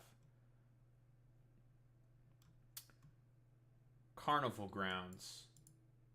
So basically the thing that they're doing with each of these fucking habitats is now, instead, because they also have an event associated with them globally, like a miniaturized version of the event where one of the habitats that are shared between all three of them appear as well.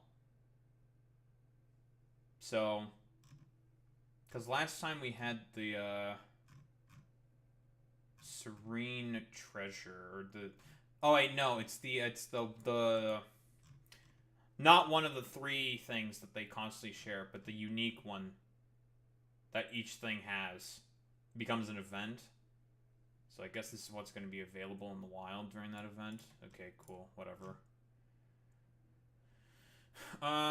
So therefore, I don't need anything from the one unique habitat.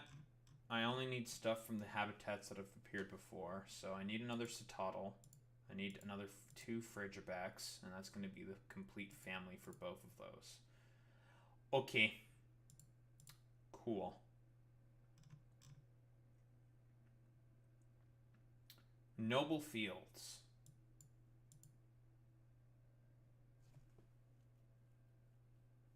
The only thing would be more of the white flower flabebe, but I don't need more white flower flabebe. So I think I could pretty much scratch off Noble Fields. Noble Field, I think, is completely useless to me. And then Sunken Treasure. Sandygast. I did get a Sandygast, but I would have to get another Sandygast? Or did I get 2 Sandygast? Speaking of which, I should do that trade. Wait.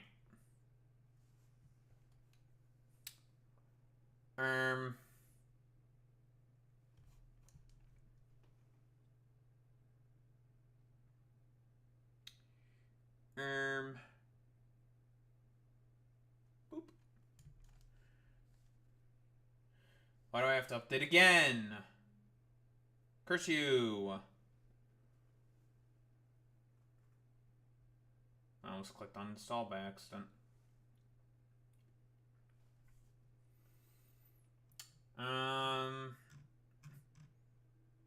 I need the I need the dusk form of Rockruff for dusk form Lycanroc.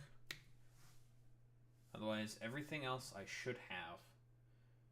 Now, there's not a lot left for me to have to get from these damn events. What about Paris? Is there anything in Paris? I'd have to look at the unique place.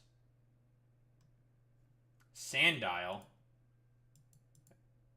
I do need Sandile, but that's only for the family. Otherwise, everything else I have.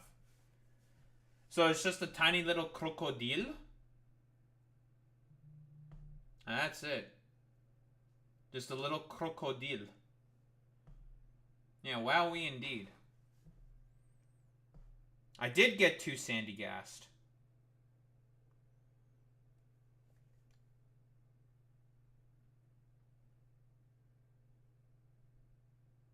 Huh.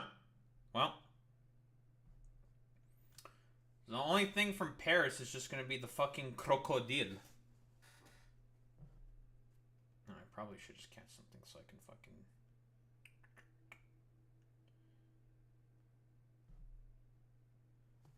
Otherwise, everything else I have.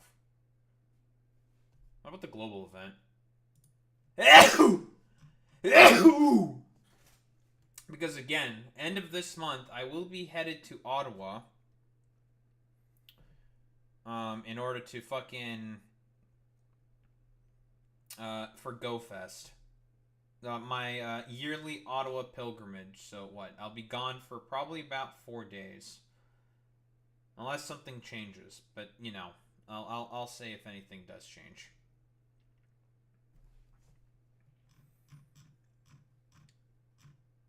So the 2 normal shitters that are available. Moonless Volcano. Anything of interest from Moonless Volcano?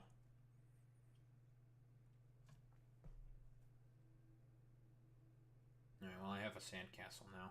Yay! Sandcastle. Woo! Well,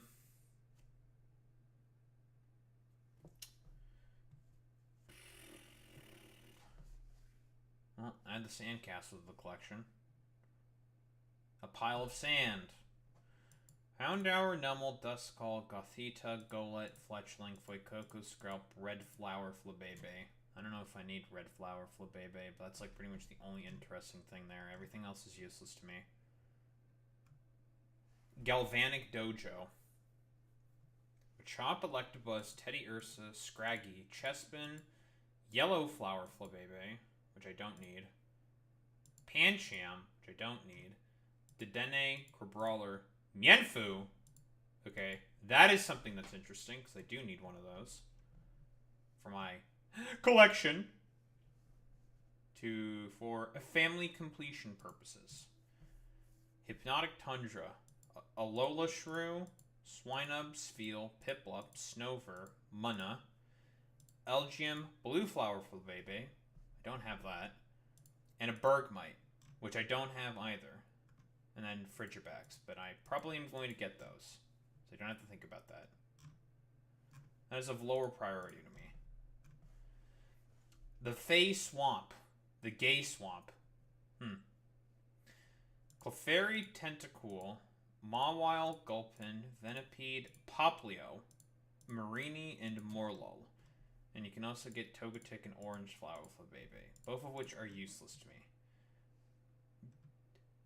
These are things that you encounter throughout the day. So on Saturday, it's going to be Shield-themed Pokemon. So these are Pokemon from Pokemon Shield. So Oranguru, Chansey, Skarmory, Larvitar, Shieldon, Shelmet, and Vullaby. You can also get Goomy. On Sunday, you get Pokemon from Pokemon Sword. So Jangmo, Passimian, Galarian Farfetch'd, Cubone, got a Cubone to pick with you. Ralts, Carablast, Poniard, Dino.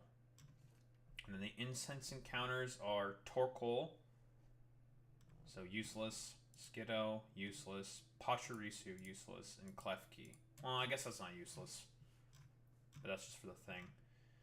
And then we have stupid Shield Doggo and Sword Doggo. And that's it. So, not a lot from the Global Go Fest that's of interest to me. Wait, is Unknown W, you can't have it shiny? What the? Cringe! They didn't have fucking Unknown... Is Unknown W even available as shiny? Or am I stupid?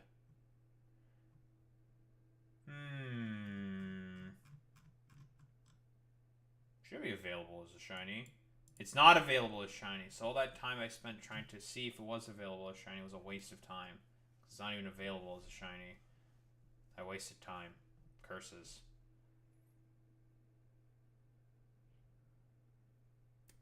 Drat. Alright, well. Lovely. Alright. So I can ignore the unknown.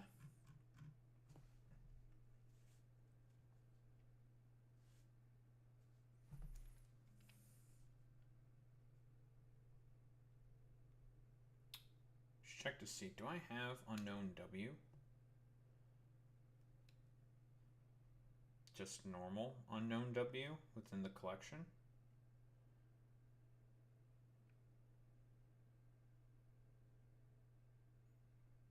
That would appear to not be the case. I don't know, I should check the decks, right? Johto.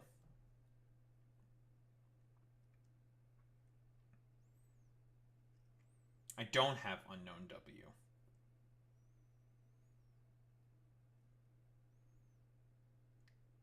Because it's what? It's pretty much just Unknown W. And then the only other two I would have left for that particular badge to collect all the letters would just be Q and Z. And who the fuck knows when the fuck they're gonna make those available to be caught. Otherwise, I will have every single letter. Not shiny. That will be almost complete.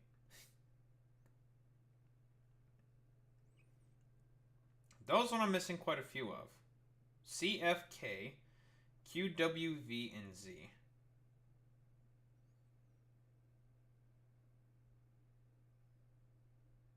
But that collection is almost complete. Okay, cool. Lovely.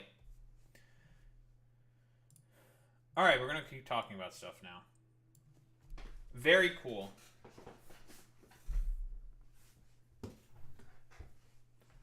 Man, it's amazing what I can do now that I'm no longer distracted by Factorio. Who would have thought?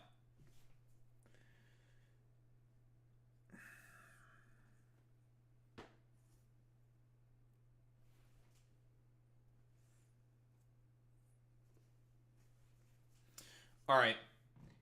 King of the Hill, which is a show about Hank Hill. What the hell, Bobby? Someone's talking about me in a political segment? What the hell? I don't know if that's like that good of an impression. It's okay. Whatever. I don't give a shit. Jonathan Joss. Jonathan Joss? I was having trouble saying the Joss part there for a second. Dyslexia, or I don't know. Dyslexia? My mouth doesn't work good sometimes. He was a guy who played, I think he was indigenous, right? And he played the indigenous character. I forget his name. I didn't really watch much of the show. I just know about it through like some of the memes and like, Dad, Bobby, or like, God damn it, Bobby. I just know some of the memes because they're funny. Or like, what the hell? I just wanted to put an image of a gosh dang JPEG or some shit. You know, yeah. We know the memes, right? Yeah. Okay. So he did play the indigenous character. Obviously, he probably played other roles as well, but whatever. He was an actor. He was also gay, and he got killed. John Redcorn was his character. Thank you, Boy Meets Minnie, because I don't know. I'm not a very big sort of show watcher / enjoyer. It's mostly because I'm lazy, I'll be honest. But what? So we all know he got killed. Jonathan Joss was murdered today because he was gay. I want to see you guys call transphobia and homophobia mental illnesses like you do everything else. You won't though because this shit makes you happy. Can't really disagree with what Optimus Jack is saying here. But what do we got here? So statement from Tristan Kerr de Gonzalez, who's the husband of Jonathan Joss. So, you know, gay. I guess we're starting off Pride Month on a great note, so that's cool, fantastic. But what do we got here? My husband Jonathan Joss and I were involved in a shooting while checking the mail at the site of our former home. That home was burnt down over 2 years after over 2 years of threats from people in the area who repeatedly told us they would set it on fire. Great. Unruly piece of shit fucking neighbors. Where do they live? I think they live in Texas, I think. Where did Jonathan Joss live? He got shot dead. So he lives in San Antonio. Cool. I'll just pull this up just in case I need to look at anything else. Oh, yeah, he's also in Parks and Rec, right? So that's also like another pretty big show, right? If I recall correctly. We all know of like I think it's like the Ron Swanson meme of him taking the computer and like throwing it in the garbage, right? That's a thing? Whatever.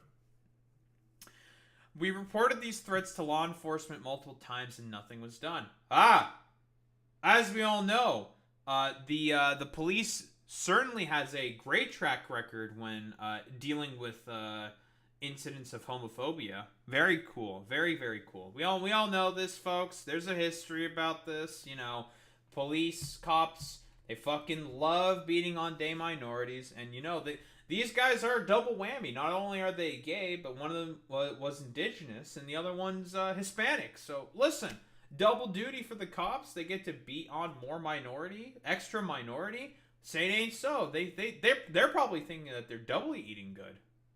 Great. Throughout that time, we were harassed regularly by individuals who made it clear they did not accept our relationship. Much of the harassment was openly homophobic. When we returned to the site to check our mail, we discovered the skull of one of our dogs, and it was and its harness placed in clear view. Well, that's not very ominous and threatening at all. Well, that's a little fucking psychotic. Great. This caused both of us severe emotional distress. We began yelling and crying in response to the pain of what we saw. While we were doing this, a man approached us. He started yelling violent homophobic slurs at us. He then raised a gun from his lap and fired. Jonathan and I had no weapons. We were not threatening anyone. We were grieving. Yeah, because, you know, their dog died. Because, I don't know, some fucking idiotic fucking freak was probably just like, I don't like them queers too much. It's kind of funny that shit like this is still even fucking happening. But, I mean, you know, it's been more and more normalized. Like, we all know about Obergefell v. Hodges, how it's been fucking passed. Gay, like, queer people in general have been, broadly speaking, more and more sort of normalized throughout society. But, you know, as we all know, whoa, crazy, there's still a lot of fucking stupid dumbasses who really, really fucking hate gay people out there because, I don't know, they're stupid, fucking dumbass, hateful fucking bigots and dipshits. So sometimes it really is just that simple, let's be honest here. We were not threatening anyone, we were grieving, we were standing side by side. When the man fired, Jonathan pushed me out of the way. He saved my life. Jonathan is my husband. He gave me more love in our time together than most people ever get. We were newlyweds. Newlyweds? Well, we picked Valentine's Day. We were in the process of looking for a trailer and planning our future. He was murdered by someone who could not stand the sight of two men loving each other. I also blame, like, stupid evangelical Christianity, right? Like, people being, like, overall fucking blinkered and being taught hateful fucking bullshit because the vestiges of community don't really exist anywhere else, boy meets mini, let's be honest here. I think it's pretty reasonable to fucking blame, like, stupid, like, evangelical pastors who have, like, demented, idiotic understandings of what their supposed holy book fucking teaches them. Well, we all know the fucking meme, right? Like, a lot of, like, dumbass dipshit, like, Protestant evangelicals will be taught, like, hate movements and just hatred in general through, like, through their, like, sermons and from pastors who have, like, demented interpretations as to what love is supposed to be from like idiotic interpretations of the Bible. We all know the meme. We know the meme. We know the meme. I was with him when he passed. I told him how much he was loved. To everyone who supported him, his fans, his friends, knowing that he valued you deeply. Know that he valued you deeply. He saw you as family. My focus now is on protecting Jonathan's legacy and honoring the life we built together. Because if I recall correctly, yeah, what King of the Hill is it's getting a reboot, right? King of the Hill reboot? Yeah, it's coming back. There's Bobby. He's all grown up. What the hell, Bobby? You grown up. Dead. I don't know what else. That's cool. Well, this would definitely get El copyright and Reno if you look at the fucking trailer, so I'm not bothering with that shit. So that's cool. I guess, like, Jonathan Redcorn, or, like, John Redcorn is gonna have to be played by someone else because the original actor's not fucking dead. So that's cool. Great. If your concern is how someone coped with trauma or how loudly they speak when recounting injustice and being ignored by authorities, then you never truly cared about my husband. Jonathan saved my life. I will carry that forward. I will protect what he built. Tristan Kernde Gonzalez. Well, that's cool. Great. Fantastic. Well, we all know why, like, stupid dumbasses like this are still fucking homophobic in general. It's because of, whoa, lack of community, and the only thing that fucking fills in those fucking void is crazy, dumbass fucking evangelical Christian fucking pastors. So that's cool. That's great. So that's him. That's Jonathan Joss. I believe he's indigenous, right? What he's calling a homophobic hate crime. Started yelling homophobic slurs. Yeah, just comes up, screams the F slur a bunch, and just shoots a man. So that's cool. Or attempted to shoot 2 men. Such a sweet guy. Officers found Joss laying near a road in San Antonio after being called to report shooting. A suspect, Sigfredo Alves Queja, whatever, has been arrested on suspicion of murder. San Antonio Police Department statement added, investigators handle these allegations very seriously and have thoroughly reviewed all information. Should any new evidence come to light, the suspect will be charged accordingly. You have a witness. Tristan. With Tristan Hearn. Like, what do you mean? That's crazy. But okay. Sure, man. Should any new evidence come to light? I don't know. I think there's plenty of enough evidence to say that this is a fucking homophobic fucking hate crime. But, we still gotta fucking do, tomato, potato, whatever.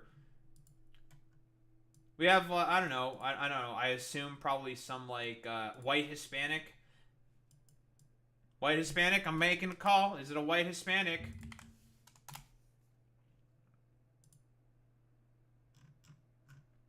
I shot him. Suspect in killing of King of the Hill actor Jonathan Joss confessed, police say. And it's a white Hispanic! Ding ding ding ding ding ding ding ding ding ding ding ding ding ding ding ding. That's some critical racist theory right there. Whoa. A fucking hateful dipshit white Hispanic killed a gay man. Yeah, we got this fucking puto over here. Nah, someone called the Fortnite so he can make fun of a fucking dumbass puto. So that's cool. Very, very cool. What, investigation into the shooting? I don't know. Like, dude apparently has confessed, and you have a fucking witness. I don't see why there's still an ongoing investigation. But I think this is already pretty cut and dry. I wonder, do we know anything about the history of the San Antonio Police Department and homophobia? Wait, what do you got, Boy Meets Mini? Let's see. San Antonio Police Department and homophobia.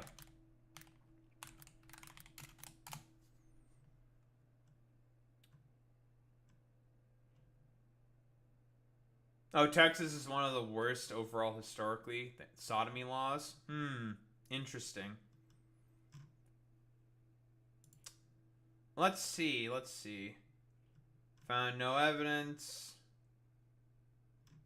Again, it's all about the fucking Jonathan Joss stuff. Wait, what's this? From 2019. SAPD officer suspended for using homophobic slur while breaking up crowd on Southeast Side.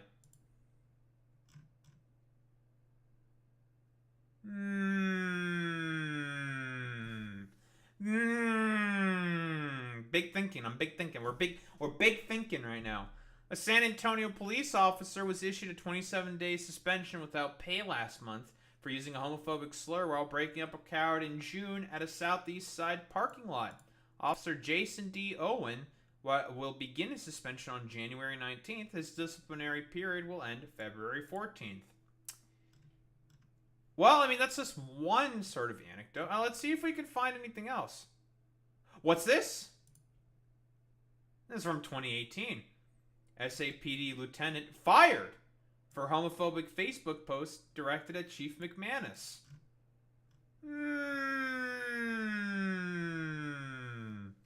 San Antonio Police Department lieutenant was fired last month after an internal affairs investigation determined that he directed a derogatory Facebook post at Chief William McManus.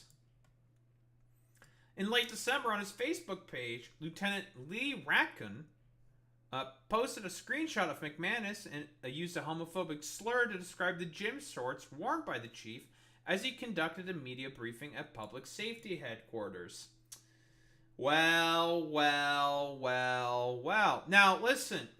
Fool me once, shame on you.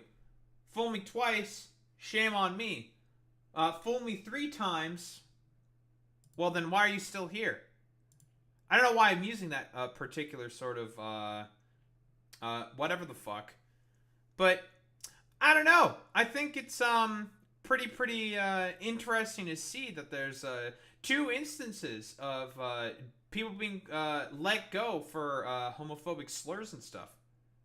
What, 2 men attacked called homophobic slurs? In San Antonio? I don't think that has anything to do in particular with the police department. That's probably different. It's more going to be King of the Hill stuff. The gay sex is a felony for decades in Texas. And I'm guessing, you know, as a result, hey, a lot of the police departments in fucking Texas still want to basically maintain this fucking history. Maybe they just want to return with a V, you know? Maybe they just want to return with a V. So, I don't know. I think we got some, like, pretty sussy fucking history here, to be honest. We got 2 fucking instances. That's more than there should be, you know? And they're not even that long ago, you know? It's like 6 years ago? A little sussy, a little weird. But let's see. How's the New York Post posting about this? King of the Hill voice actor Jonathan Joss killed in Texas shooting after argument with neighbor. That's quite a way to fucking frame that there, New York Post. They were minding their own business, I think picking up a check, I think a royalty check from their old mailbox, because I guess it was like mistakenly put there or something, or maybe they just moved and changed their mail address yet or something. But they went there to pick up some mail, and then some dude just randomly runs up on them, starts saying the F slur or whatever the fuck, and shoots Jonathan Joss. I don't think it's an argument. I don't think it's exactly accurate reporting, but sure. Totally. Oh yeah, because of all their neighbors also threatening to burn them down. But, you know, as expected from this fucking complete rag, the New York Post, they're never really accurate or truthful in any of their reporting. Oh, let's see, what else do they say? Anything of interest within the New York Post? Jonathan Joss, best known for his work. John Redcorn, long-running cartoon. Unarmed gunman then fled in a vehicle. Got into an argument with the neighbor at his home in San Antonio last night. That home was burnt down. That's no longer their home. They fucking left that house, you dumbasses. But yeah, sure. Totally. That's still their home. Okay. And the fucking neighbor got into an argument with them when, you know, their house was constantly being threatened to be burnt down. Was burnt down, I believe, right? It says it was burnt down. No, it was threats. Oh, wait, no, it was burnt down. Yeah, that home was burnt down after over 2 years of threats. Yeah, it was a home that was burnt down. But yeah, this is an argument between, you know, this was just a heckin' principled argument between two fucking neighbors. Sure, when a dude just runs up on you with a gun yelling homophobic slurs. Is that it? I have a feeling that probably people were not charged with arson. Let me see, you know. Jonathan Joss house burnt down. Now, what do you got here? Claims harassment.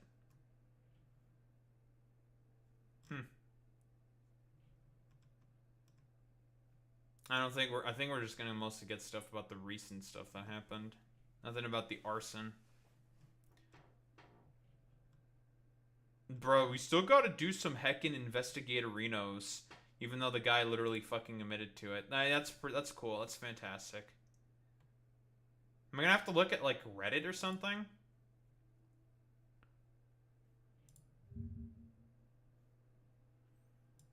King of the Hill Parks and Rec actor loses San Antonio home, dogs, and fire. I don't have a job. I don't have a place to stay. Nice! This is the house I grew up in. I'm more concerned about my dog that died. But you know what? The good Lord will protect us. Joss told K-Cent. I don't know which one is dead yet, man. They won't let me go in the house. When was this? It was said it was 2 years ago. But let me see. Is there a date on this?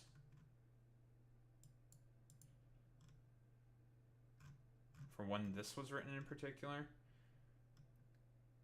says his father built the home for his mother in 1957. He was able to find one of his dogs that died in the fire. Cried as he held the dog. Mistakes happen, man. It's my fault for, I guess, leaving something on. Oh, he's blaming himself. Great. I don't have a job. I don't have children. I'm missing one more dog. I don't have a place to stay, Joss said. King of the Hill from seasons 2 to 13. Joss was listening fucking Parks and Rec. Was listening to a movie. January of this year was when this article was written. Well, I mean, it said here that it was burnt burnt down after over 2 years of threats. Never mind. After over 2 years of threats. So it looks like it was, I suppose it was this year. Based off of when this was written, right? Copyright 2025.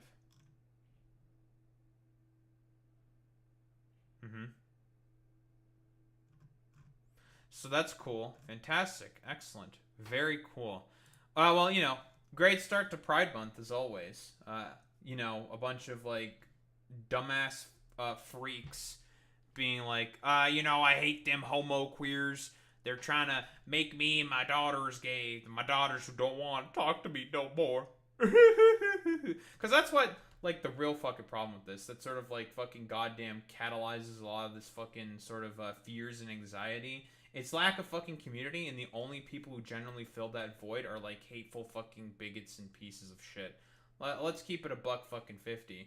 It's ultimately very sad what ended up happening to Jonathan Haas. Or Jonathan Joss. Not Haas. Jonathan Joss. Like, because that's all that there really is to it. It doesn't really get any more complicated than it's all about the fucking hate with the right wing, all due to like stupid dumbass Christian evangelical pastors filling the void with homophobia and hate because, you know, these are motherfuckers who all have incredibly idiotic, demented interpretations of the Bible and are just completely okay with the murder of queer people. Who would have thought? And we love our dumbass conservative outlets that fucking say it's, oh yeah, it was a shooting because of an argument with a neighbor. Yeah, sure, man, totally.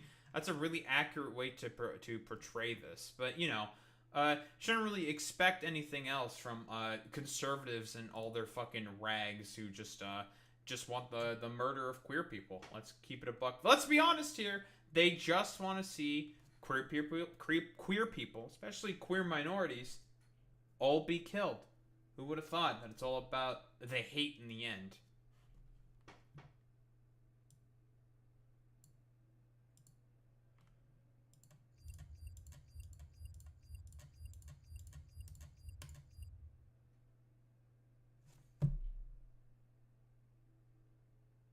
Yeah, very Christ-like behavior.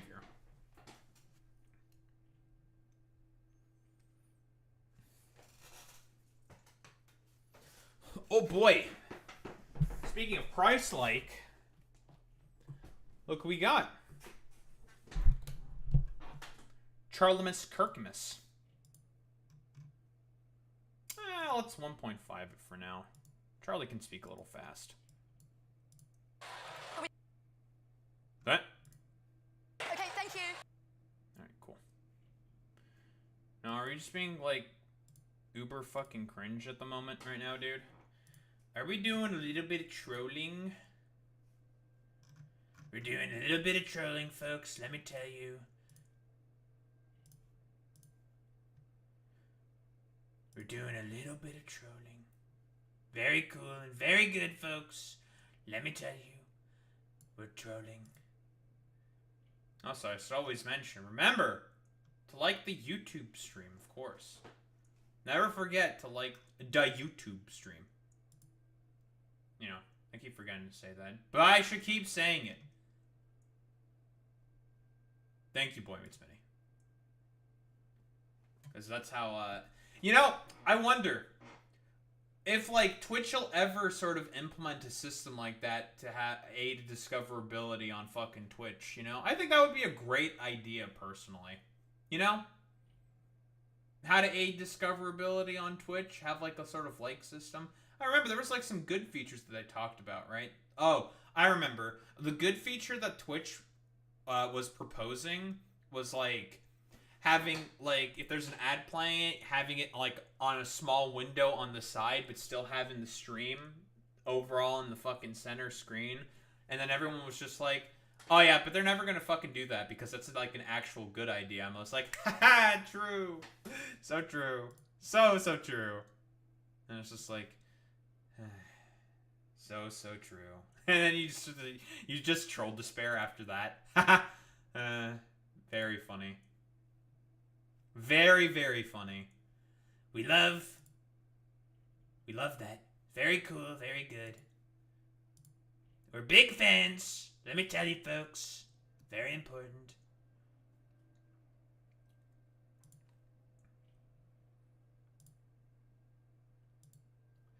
Very cool and very good, folks. Let me tell you, it's very, very important.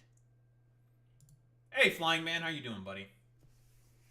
How are you doing, pal? Let me open the window. I want to get some fucking fresh air in here, because I'm, like, getting a little hot. And I want some fresh air. Open the window. And hopefully, like, alarms don't go off or some shit, because I do live right by a hospital. There we go. You're just in time for the big event, I suppose, of the day. And we also beat Factorio today. So, you know, that's cool. Well, we barely beat Factorio. I don't know if barely is, like, accurate to say. I did make... The ship that I built didn't fall apart too immediately. I do really think that ship probably would have done a lot better if fucking I had more railgun shooting speed, I think. Or, although I'm curious, if I look at quality for cargo bays, what do I get? Oh, not cargo bays, but for space platforms. Do you get anything out of these? I don't think so. Space platform starter pack. I don't think so. In terms of quality, I don't think you get anything out of this. I'm curious. I'm gonna look that up real quick. Space platform starter pack.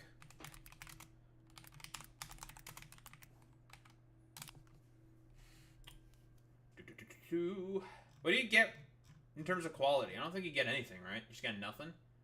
Yeah, it's nothing. I got nothing.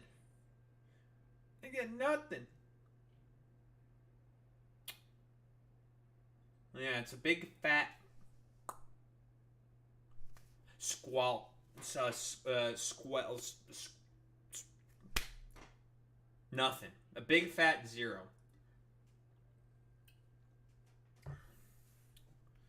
But yeah, definitely the next time I play Factorio, there's a lot of really cool planet mods. And I'm definitely going to play with a ton of planet mods. It's going to be pretty great. I'm looking forward to it. Because I've been watching a bunch of videos of, like, mod showcases. And a lot of these, like, planet mods seem to have, like, really, really cool mechanics going for them. Like, there's an underwater planet mod. There's a planet mod that basically has, like, enemies that are capable of, like, doing research and stuff. And you can, like, shoot these, like, AI things, basically. There's another planet that I think is, like, it's like a desert planet. And you work with a lot of mixed ores and stuff like that. So you have to make, like, a crazy, like, filtration system. I'm trying to remember. Factorio planet mod. Because there's more.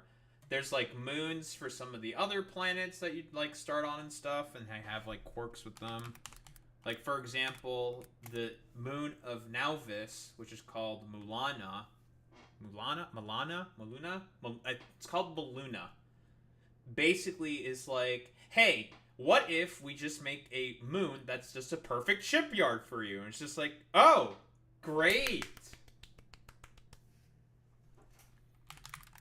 Now, let me see. Factorio planet mods. Enable all planets.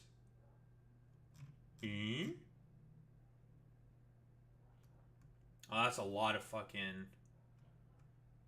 Oh man, that's a lot of fucking goddamn planet mods. That's a lot.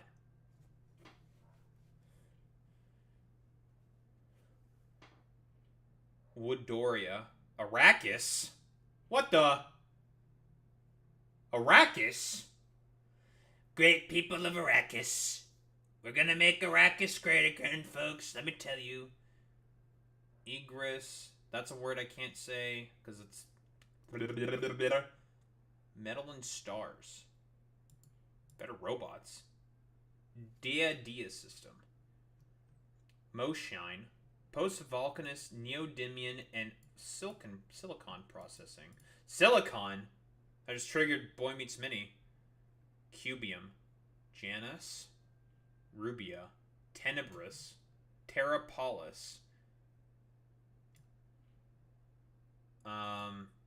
Galeba's moon. Castra is a military science planet. Gunpowder and chemical processes. Corundum, which is all about sulfur. Wait, Tiberium Dawn. Wait, are we doing some fucking... Dude, we're doing some fucking, we're doing some Command and Conquer shit, dude. Don't you keck W, CNC. CNC is fucking base, and then fucking EA decided to go full fucking corpo tard shit with that stuff, and it's just like, boo, you guys fucking suck. God, it's just like, God, it's like so fucking cringe. I'm definitely adding Tiberium Dawn. Fuck yeah. Contains hazardous Tiberium ore, which causes damage on contact. Can be used to create high-tech military weaponry, including compatibility with the always awesome ion cannon. Ion cannons, you say?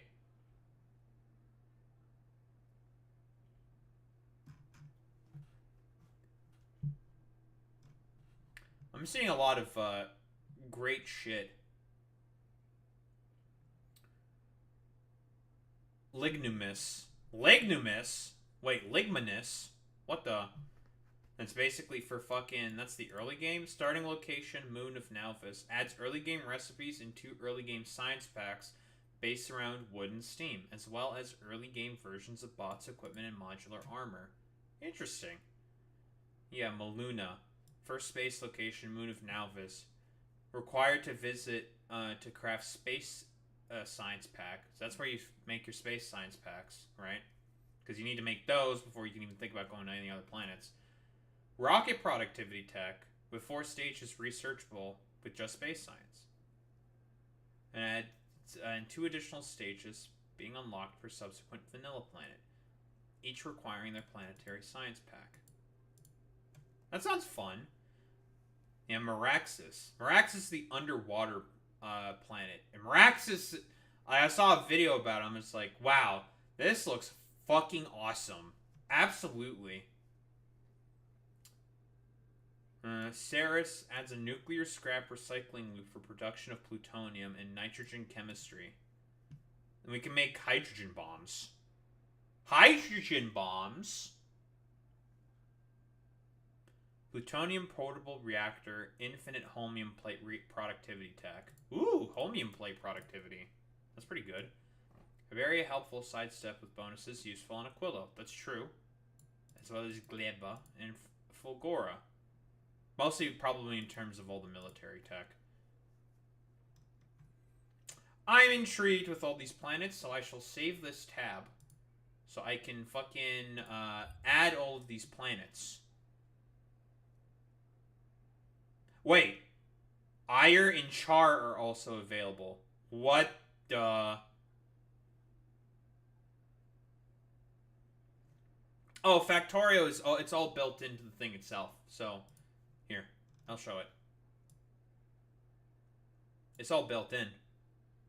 So let's get the fuck out of here. So if I want to just go to the mods... Because again, since this is a sort of game made by software engineers for software engineers, of course it has to have mod integration, and there's a lot of really cool mods.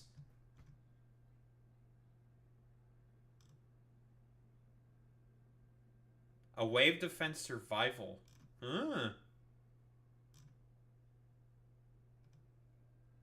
Cube. There's also like all the really hard sort of like overhaul mods as well. So there's Factorio. From what I understand, it's complete just nonsense. Same with space exploration is also just like complete fucking crazy fucking nonsense. So I might also play those as well. Fuck it. There's Ligma. I'm definitely going to do some fun stuff with this the next time I play, but I want to take a bit of a break from playing Factorio. We're definitely going to start a new save. And, I don't know. Go crazy. Go like full crazy style with it. Like, fuck it, YOLO, right? You know? Definitely want to add in new planets. Not that I had a problem with the planets that Woob made. I think they're all really good. And they're all fun in their own little funny quirks. You know, Aquilo. I like Aquilo because you have to, like, think a lot more when you're using your belts. Make sure that everything's, like, heated up and shit. Fulgora, making it such that you gotta work backwards with the recycling mechanic. That's cool. I like that. Vulcanus, because it's broken. Yeah, Vulcanus because it's broken. And then... What's the other one I missed? Oh, Gleba. I mean, Gleba's kind of annoying. But it's not that bad. But it's kind of annoying. Okay, Gleba's just kind of annoying. But otherwise, everything else is good. They're all good. It's just Gleba's a little annoying. It's gonna be kind of hard to, like, start up on Gleba and stuff, but who cares?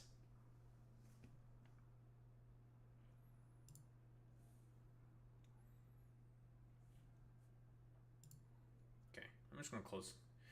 We're gonna close the video game.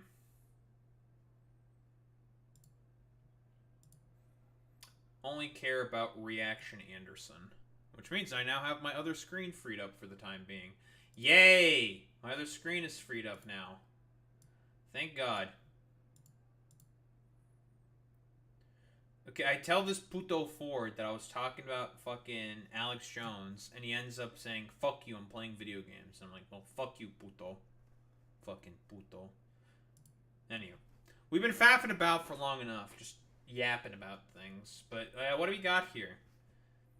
Charlie Kirk. I guess he's like, I don't know.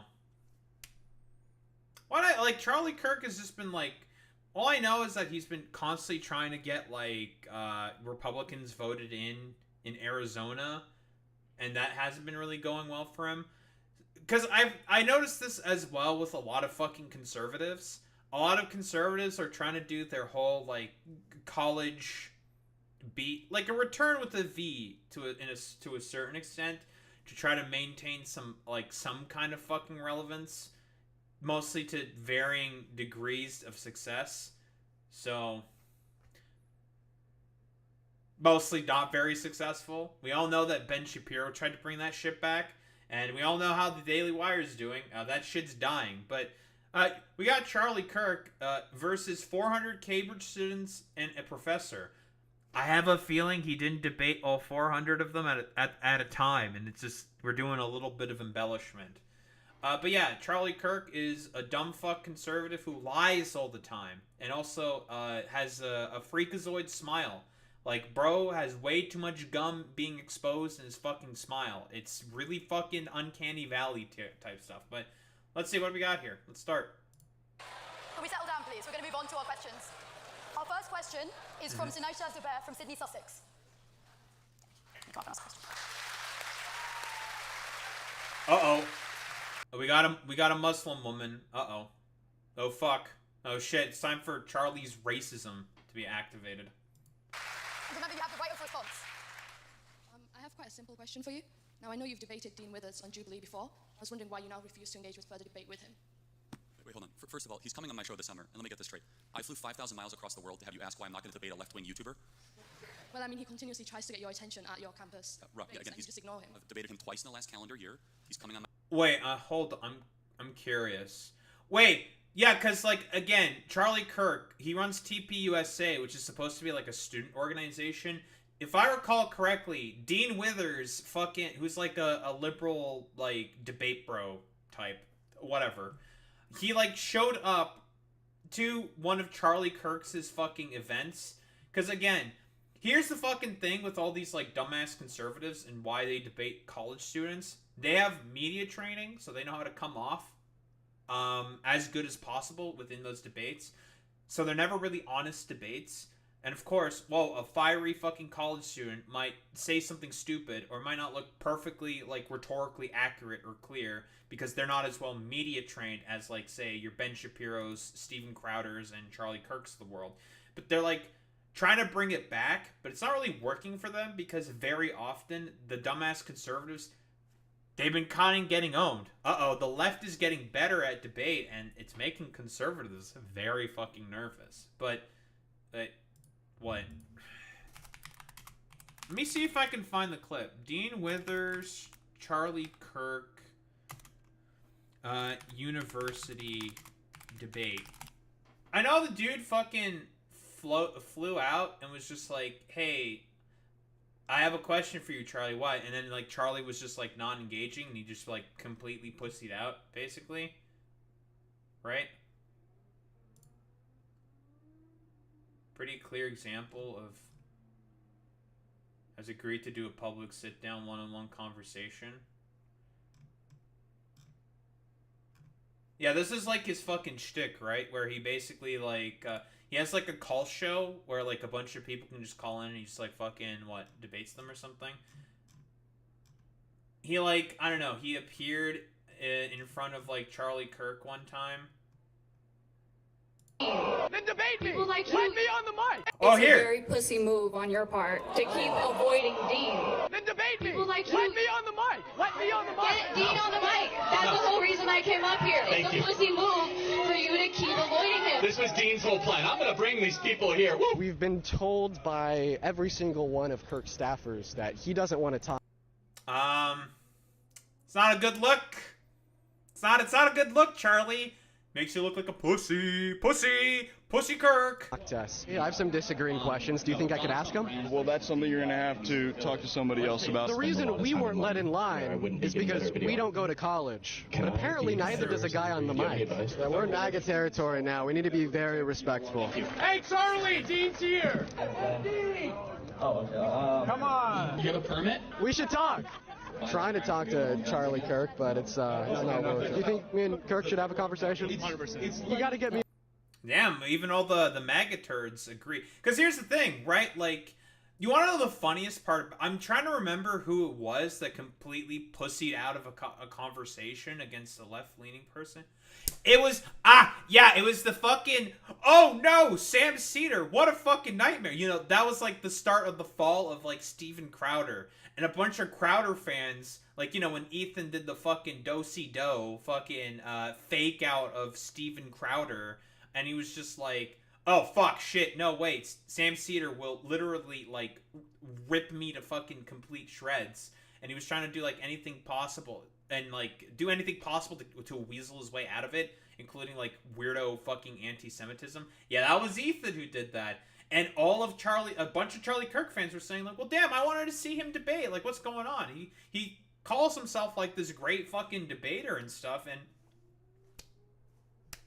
didn't want to fucking debate. Like, what's going on? And then, you know, the stuff with the wife came out, and, yeah, that was the beginning of the end of Steven Crowder.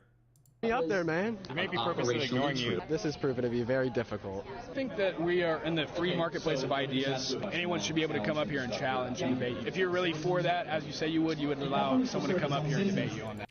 Here's the thing. Dean has made it pretty clear that it's all MAGA people out there. But, like, for some reason, like, Charlie doesn't want to do the debate with the liberal who probably disagree with him because he just wants a fucking hug box. That's it. And he only wants to debate people who have no media experience because he knows that with his media training and experience, he can make them look like fucking idiots. Crazy. Who would have thought? My show this summer, let me be clear, I came to Cambridge to have you ask me that. Yeah, what's wrong with that? I mean, you talk about freedom. I'm just using my freedom of speech to ask you a simple question. You seem to be dodging it for some reason. No, I've debated him twice in the last year, and he's coming on this summer for a long-form discussion.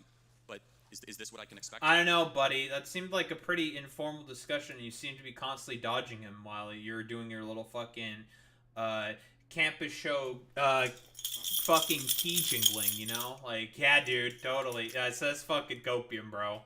Yeah, he's making videos about you avoiding him on your campus debates. Right, so let me tell you how this works. I do a campus event, like a Texas A&M University. I rent it out. I'm there for 3 hours. He shows up demanding to come up to the mic immediately, cutting in line of other students. It's not Joe Biden's America anymore where you can just cut in line and get whatever you want. What are you fucking talking about, Charlie? Bro, you just wanted to have your fucking hug box, bro. You fucking pussied out. You pussied out. People wanted to see the debate. What's wrong, Charlie? You pussied out. All these motherfuckers were just like, yeah, I think, you know, Charlie should talk. It's a free marketplace of ideas. You know, people should challenge you. I don't think Charlie cares about the First Amendment, guys. So therefore, I say, excuse me, Dean, we'll talk another time. He makes this YouTube video as if I'm scared to debate him, even though I debated him twice in the last year. Does that sufficiently answer your question? Yes, it does. Thank you very much. Thank you. Go. Sir, Charlie's coping. So, thank you for coming, Charlie. My question to you, I mean, I'm a medical student, and so I'm going to throw out the big A word. I know you get asked about it a lot, but I want to hear from you what your opinion is on abortion. Life begins at conception. Fuck. I hate abortion debates, bro. Abortion debates are such, like, complete fucking papega fucking dog shit. Like, oh yeah, like, what do you think of, bibbly bobbly doobly dobbly? Well, you know, it begins, like, over here. It's like, I don't know, dude. Like, do we need to pull... We'll do the fucking meme. What's the name of that one fucking comedian, right, who made Charlie Kirk look like a complete moron, right? It's Ben something. Charlie Kirk, dolphin fetus. Unfortunately, that guy was a fucking complete Zionist, but, you know. Ben Glebe. Conservatives like... Uh-huh. I just want the clip, bro. This is a human being. Without a doubt. Without a doubt? Yes. This is a dolphin fetus. So... Because Charlie Kirk was making the whole argument that, of course, like, every fucking fetus is totally a fucking human. You can just tell at conception. And Ben Glebe immediately fucking catches him saying like, bro, you can't tell fucking shit from based off of what a fucking fetus looks like. This is can be the fetus of fucking anything, but you don't know. Without a doubt, a dolphin fetus is a human being. This is a human fetus. Look how similar they look, but quite... Look at how concerned Charlie Kirk is. Poor Bubby. different. Dolphin. You just confirmed that a dolphin... In life, do you confuse dolphins for human babies often? That's still good. That's still fucking good, dude. That's a good one. Because, you know, conservatives, they can always tell, right? About abortion specifically. Why do you think abortion's wrong specifically? Well, you agree murder is wrong? I agree. Okay, so this is where we get to the question, right? Because what is it about murder you say is wrong? Like, why is murder wrong? Well, because it's a human being, not just because it has consciousness or because it's of a certain age, because it's a human. What is it that gives... Fetuses are not humans. They're not human beings. They are tiny little parasites that attach to the sort of womb or like life support system that is the mother. Period. End of story. It's not a human being. They do not possess consciousness. They do not possess free will or anything. All they do is just sit there, get nutrients, grow, and eventually become a fucking baby. So, like, whatever. Gives human being this moral worth? Not its consciousness necessarily. I didn't say it's consciousness. I know that. I can imagine it because it is a human being because it has a soul. And what is this soul? Where does this come from? Bro, this isn't fucking Warhammer 40k. What the fuck is this? Yeah, fucking the soul of the baby is going to be eaten up by fucking Nurgle or whatever the fuck if it gets aborted or some shit. Or maybe Zinch decided to play a trick on the fucking mother's mind in order to get that fetus's fucking soul. Yeah, okay, Charlie. It's silly. This idea that it's... Exactly. I mean, again, the Greeks postulated that it is the entirety of your being. Yeah, you guys can laugh. I mean, it's true. I mean, every civilization has had a different belief, but agreed upon ethical monotheism, which is the creed of the West and what the birth certificate of my country articulates, that every human being is more than just matter, it's more than just a clump of cells, but it also has an invisible element to you that will live beyond you. Fine, so... I don't know, Charlie Kirk. You seem to confuse dolphins and humans, so I don't know. Like, you seem to have some fucking problems with that one there, buddy. Can you say that comes from the Bible, or where else do you get that from? Ethical monotheism, which is the creed of the West. And again, the Declaration of Independence mentions God 4 times. The founders were explicitly believed, not in a secular morality, but a divinely given one, of at least this idea that there is a God. That is a fucking lie. What are you talking about? No, they believed in secularism. Quite literally, in the First Amendment of the fucking Constitution, it talks about how there has to be a fucking separation of church and state. Something which conservatives love to erode away constantly. Yeah, creed of the West. It's all like some stupid like attempt to bring in religiosity or wherever like wherever the fuck like bullshit like religiosity bullshit wherever it's just like not appropriate. Oh, monotheism did start in Persia, huh? Didn't it? What, like with Zoroastrianism, right? Right, Boy Meets Mini? If I'm recalling my ancient religions correctly, the Persian Empire practiced Zoroastrianism throughout the entirety of the empire. So, like, I don't know. I guess, like, does Charlie Kirk claim ideas from Persia? I don't know. And you are not him. And let me ask you, what is the first stage of human development? So this is the thing, right? We can take it from the sperm being generated in the father and the oocyte being generated in the mother, right? They fuse at birth, conception, sorry. The only thing that happens at conception is these 2 cells fuse. No, DNA is created. DNA is not created. No, that's not true. The DNA coding at the zygote... Hold on, time out. Wait, he's trying to say that no DNA is created at conception to a fucking medical... okay, dude. Zygote have a unique marker. Charlie, does a zygote have a unique marker? You have to let me speak. You have to answer it, yes or no. Does a zygote have a unique marker? Define a unique marker. I mean, can you differentiate the DNA coding between the mother and the zygote if you examine it under a deoxyribonucleic acid analysis? Can you? Only purely because the addition comes from the father. Oh, so it is something different. Charlie, DNA is not created. DNA is not created. You have the father has his own. Keep in mind again, medical fucking student that he's currently debating about this shit. Charlie is going to be completely out of his fucking depth, and he's probably going to try to interrupt this kid constantly to make sure that he can't fucking speak to get his fucking actual medical facts out. Because again, for Charlie, he doesn't give a fuck about any medical basis of abortion or anything. It's all about religious morality for him. genome, mother has her own genome. They fuse. This is why you have the same characteristics, similar ones to your mother, similar ones to your father. That's why you have similar characteristics to your siblings. DNA is not created, right? So when you ask me, where does a human being come from, I can say to you, it starts at conception, but all conception is these two cells joining, right? But these two cells were created, the mother cells were created long before, they were created when she was a fetus. So there's none of this DNA being produced, right? So we can't establish, the only thing that happens at conception is these two cells fuse. Now this idea that means that for some reason, suddenly that moral worth comes in, but it wasn't there before when you had these two cells who had half the DNA, but suddenly there's Correct, yes, something magical happens at that. It's not magical, Charlie, we know about this. Well, hold on. Charlie. Dude. Massa, like what? Does he think like every time the fucking cells fuse or something, it's like Jesus being born from the Virgin Mary? Does like the Holy Spirit, like, okay, listen, anytime a fucking, I don't know, like, rape happens in, like, sub-Saharan Africa because of, like, dumbass fucking warlords, the Holy Spirit all of a sudden teleports in when the fucking sperm merges with the fucking egg, goes like, or some shit, and it creates a fucking baby, or it creates the fucking zygote or some shit. That's how it works in Charlie's mind or something. It's magic, guys. Woo! I'm out. Hold on. I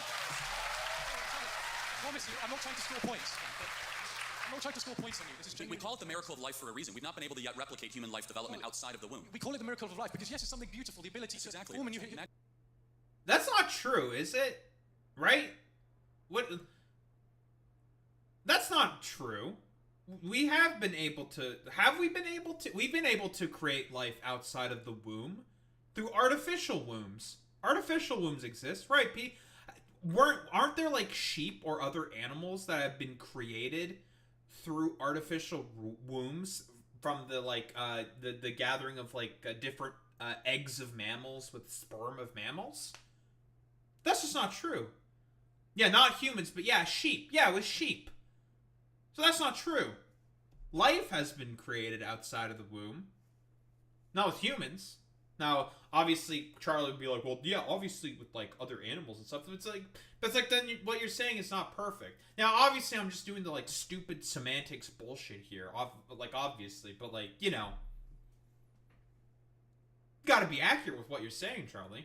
Magical. It's not... You say magical as in, oh, it's beautiful, it's an incredible thing that happens, of course. But it's not incredible in the sense we don't know what's going on. There's no new DNA being coming out of nowhere. Hold on, but time out. Isn't there a separate DNA, though, than the mother? Like, yes, from the father. Okay, yes, but it's not the father's DNA either. A new coding is created. Charlie, you are a blend of the two. And so when did your life begin? Okay, so when did your life begin?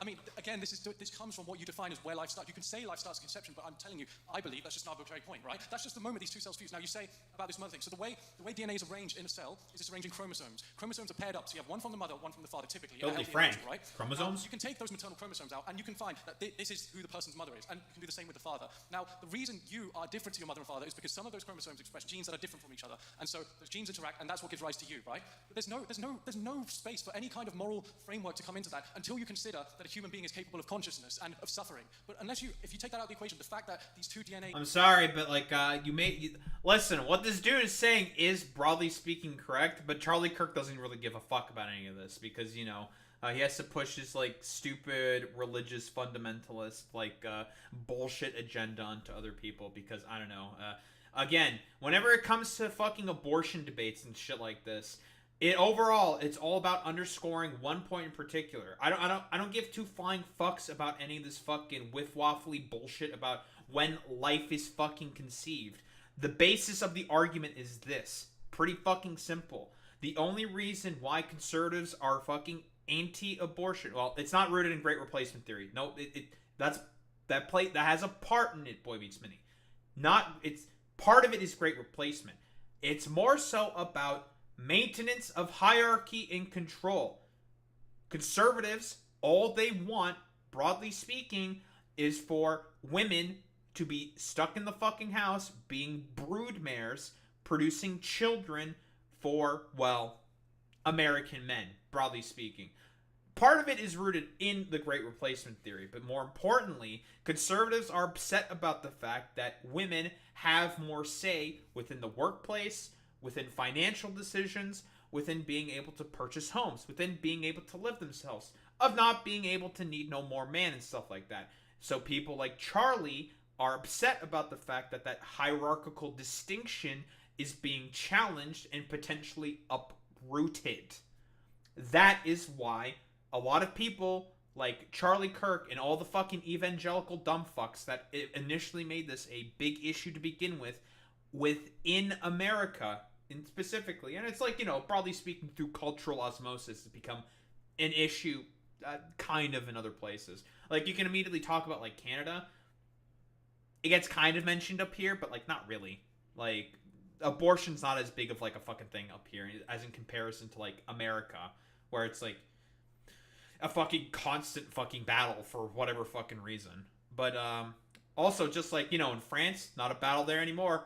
Abortion has been fucking amended into the Constitution of France. Guess what? That shit's fucking fully fucking protected. You want to get an abortion in France? Fucking YOLO swag 420. Just go do it. Go do it. Who the hell cares? Don't have to talk about all this, like, conception at life fucking bullshit that doesn't ultimately fucking matter. Again, for a lot of conservatives, overall, abortion is about maintenance of hierarchy and control over women, with the men overall being the ones on top over women. That is the point. You know, whatever they call molecules, right? These two DNA molecules are fusing. That does not suddenly flip a switch that attributes moral worth to that individual.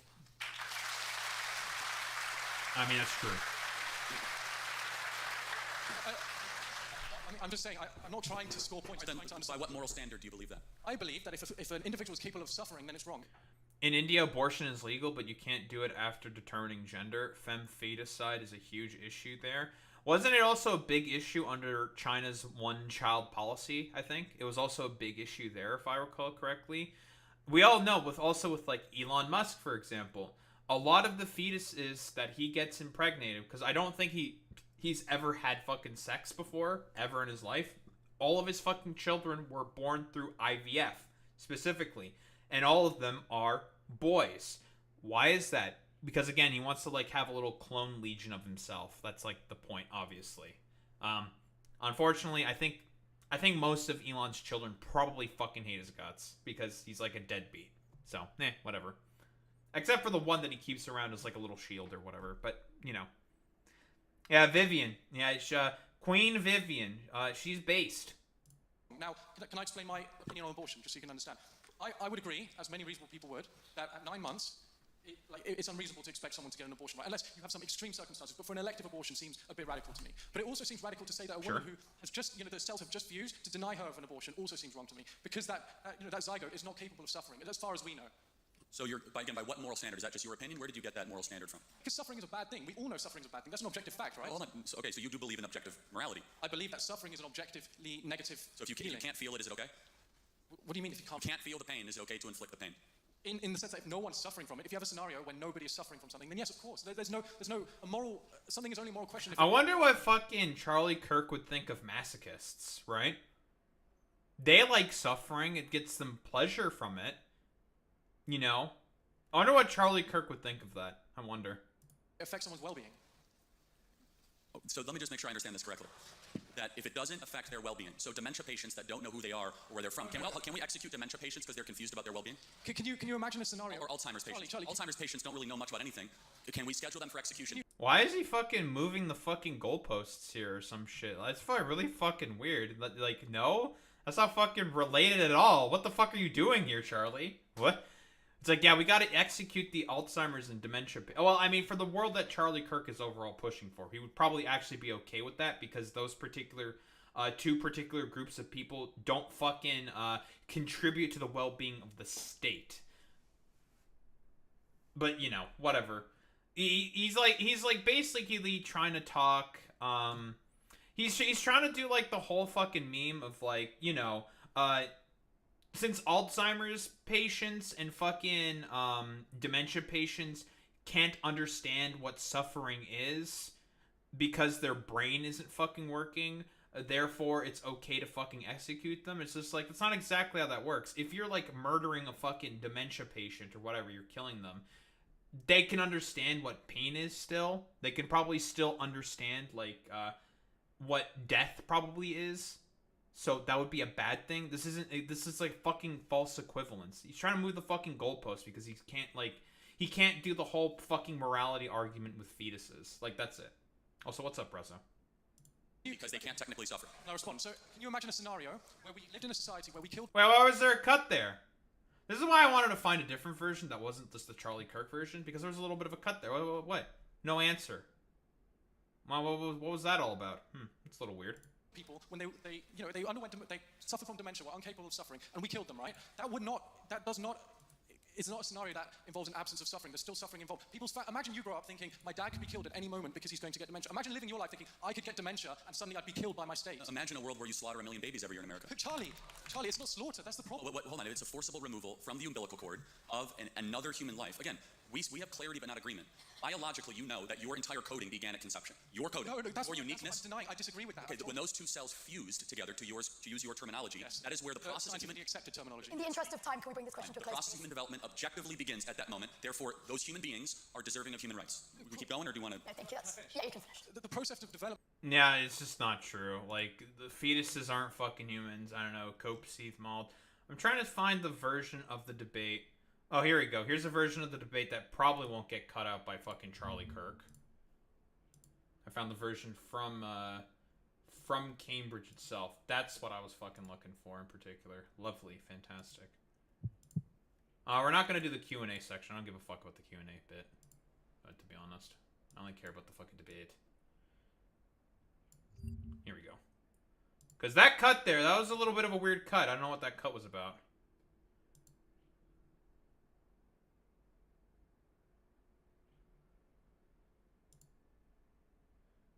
Let's just try to get back to where we were.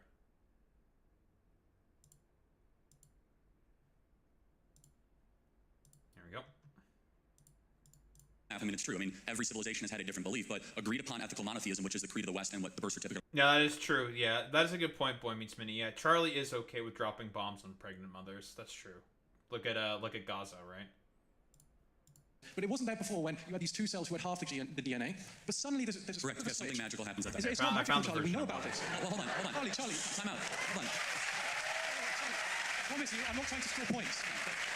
I'm not trying to score points on you. This is we call it the miracle of life for a reason. We've not been able to yet replicate human life development outside of the womb. We call it the miracle of life because, yes, it's something beautiful, the ability to form a new... Magical. It's not... You say magical as in, oh, it's beautiful, it's an incredible thing that happens. I mean, I'm just saying, I'm not trying to score points. I'm trying to understand. By what moral standard do you believe that? I believe that if an individual is capable of suffering, then it's wrong. Now, can I explain my opinion on abortion, just so you can understand? I would agree, as many reasonable people would, that at 9 months, it's unreasonable to expect someone to get an abortion, right? Unless you have some extreme circumstances. But for an elective abortion seems a bit radical to me. But it also seems radical to say that a woman who has just, those cells have just fused, to deny her of an abortion also seems wrong to me. Because that zygote is not capable of suffering, as far as we know. So by what moral standard? Is that just your opinion? Where did you get that moral standard from? Because suffering is a bad thing. We all know suffering is a bad thing. That's an objective fact, right? Hold on. So you do believe in objective morality? I believe that suffering is an objectively negative So if you can't feel it, is it okay? What do you mean if you can't? You can't feel the pain, is it okay to inflict the pain? In the sense that if no one's suffering from it, if you have a scenario where nobody is suffering from something, then yes, of course. Something is only a moral question if it affects someone's well-being. So let me just make sure I understand this correctly. That if it doesn't affect their well-being, so dementia patients that don't know who they are or where they're from, can we execute dementia patients because they're confused about their well-being? I don't know. Can we execute fucking pregnant mothers in Gaza with like bombs because of like whatever like schizophrenic fucking evangelical conspiracy theories Charlie Kirk probably prescribes in? Charlie Kirk is a fucking Zionist, so Hey, Charlie, I thought we were like operating based off of objective morality here or something. It's a little weird. I don't know. Can you imagine a scenario? Or Alzheimer's patients. Alzheimer's patients don't really know much about anything. Can we schedule them for execution because they can't technically suffer? Now respond. So can you imagine a scenario where we... Okay, Cambridge also does the exact same cut. So that wasn't just a Charlie Kirk thing. Just to make sure. In a society where we killed people when they suffered from dementia, were incapable of suffering, and we killed them, right? It's not a scenario that involves an absence of suffering. There's still suffering involved. Imagine you grow up thinking, my dad could be killed at any moment because he's going to get dementia. Imagine living your life thinking, I could get dementia and suddenly I'd be killed by my state. Imagine a world where you slaughter 1 million babies every year in America. Charlie, it's not slaughter. That's the problem. Hold on. It's a forcible removal from the umbilical cord of another human life. Again, we have clarity but not agreement. Biologically, you know that your entire coding began at conception. Your coding. No, that's your uniqueness. That's denying. I disagree with that. Okay, when those two cells fuse. Okay, because here's the fucking thing with all this bullshit, this fusing fucking code bullshit. It's all a distraction. None of this fucking shit matters. It's stupid. It's all about like, does a fucking fetus or a zygote or whatever the fuck, can it feel pain? Does it have consciousness? Does it have a will? Can it act on its own? Can it behave on its own? No. It's purely reliant on the fucking mother to survive. So if the mother doesn't want to fucking have it because, I don't know, it's a product of fucking rape or incest, that's her fucking decision. It doesn't get any fucking more complicated than that. But again, the basis of all of this, for conservatives in particular, maintenance of hierarchy and control. Never fucking forget that. Used together to use your terminology. That is where the process of human accepted terminology. In the interest of time, can we bring this question to a the close? process of human development objectively begins at that moment. Therefore, those human beings are deserving of human rights. We keep going, or do you want to? Yeah, thank you. Yeah, you can finish. The process of development begins from the moment the sperm is being generated in the father, the moment the eggs are being generated in the mother. To say that suddenly the moral worth switches on when they fuse doesn't make any sense. That's just a point you. It makes perfect sense because that is when your journey as a human being. When the sperm and egg were separate, you were not yet a fused human being. You were not created uniquely. DNA existed. DNA existed. I thought. Well, no, the parts of your DNA existed. Your DNA did not exist. It's like saying that we have a full car just because we have all the parts. It was not yet put together until conception happens and the zygote was formed. Thank you. I think we have to move on to the next question. Why is he trying to compare this to like a fucking car? What the fuck are you talking about? What? A human has to objectively sort of like think about the design of the fucking car. A fucking goddamn fetus is produced as a biological process. It's not the fucking same shit, Charlie. I don't know. Stupid. Thank you. That was a racist analogy, I agree. So, thank you. Our fourth question tonight is from Rudy Ellis-Jones from Emmanuel College. Oh, is it like different people from different colleges and stuff like that came to this? Oh, that's interesting. Okay. Hello, thanks for coming to today's talk. So my question, as someone studying archaeology and biological anthropology, I've learned that moral codes and social norms have always been fluid, shaped by time, culture, power. So many ancient and recent societies embrace same-sex relationships and even the idea of third genders well before Western conservatism even existed. So when you claim that modern conservative values represent some kind of universal, objective moral truth, like you said on your chair over there, aren't you just defending a selective, historically recent ideology that erases most of human history and targets people who've always been part of it? Ooh. I'm interested where Charlie might try to go with this one. Because, I don't know, he's gonna, like, probably try to argue that it's all based off of Judeo-Christian values, which, again, recent fucking advent, Judeo-Christian values, and Judeo-Christian was something that was, like, invented in the 30s, you know, for justifications for the Zionist state of Israel. But, you know, yeah, bibbidi-bobbidi, boobidi-bobbidi. Same with, like, the modern advent of fucking evangelicalism. It's all just, like, fucking recent fucking bullshit because of that colonial projects in the Middle East. But, you know, what can you say? Let's see what Charlie has to say. No, but can you point to me of a... And maybe you can educate me. Can you point to me a great power that endorsed same-sex marriage? Not cohabitation, but marriage. Ancient Mesopotamia. As marriage. As recognized. As marriage that exists. Recognized by the state. 100%. And how did that work out for them? Didn't also the Greeks also said, like, one of the most fucking valuable relationships is sexual This is something that I learned in my fucking Greek civics class, okay? Those wacky fucking ancient Greeks. But quite literally, ancient Greeks practiced fucking boy love, like, unironically, okay? Like, they believe that one of the greatest fucking relationships were between a older mentor and their younger fucking student. And it was typically a homosexual relationship. So, you know, nice fucking meme. I don't know if it was, like, broadly speaking, like, looked down upon by, like, different city-states. I have no fucking idea. I'm gonna assume probably yes. But, yeah, like, you know, like, cross-age of consent, like, weird shit. The Greeks were pretty fucking wacky. Let's be fucking quite honest here. Worked out perfectly fine. It was an accepted norm of society. Okay, I still think it's wrong. Okay, swiftly moving on. So you said it was based on scripture and you believe that there are moral, objective, universal truths. Yes, there are. So murder is wrong today and murder was wrong 2,000 years ago. Right, okay, fair, that's not same-sex, but fair, I see your point. But there are moral truths that are transcendent of time, place, and matter.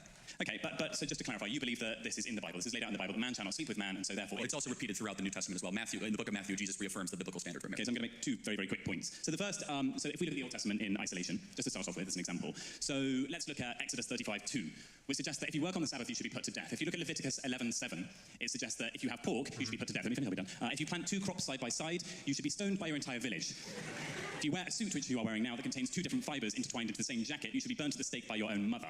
Now, following that rationale, in Leviticus 18:22, and it states that man shall not... I think the pretty much the point here that the student is bringing up, which I think is an accurate point, is that deriving objective morality from the fucking Bible is really fucking silly as like a surefire, complete moral code to live by is very fucking stupid, because there's a lot of shit and lessons within the Bible that are really, really fucking silly. And yeah, Boy Meets Mini, I think you can fucking attest to this. There's a lot of fucking bullshit within the Bible that has been written throughout by humans, by the way, okay? It's not like the Super Holy Man book, who was that was objectively written by God or whatever the fuck, right? That shit was written by humans. You know, a lot of humans have some silly fucking beliefs about stuff, but you know, whatever. Fucking, you know, getting stoned to death for Lysenkoism. Man, the Old Testament God would have really, really fucking hated Lysenko, dude. Me would have fucking hated Lysenko. That boy would have been fucking smitten immediately as soon as he started thinking about, like, oh, bro, like, think about it.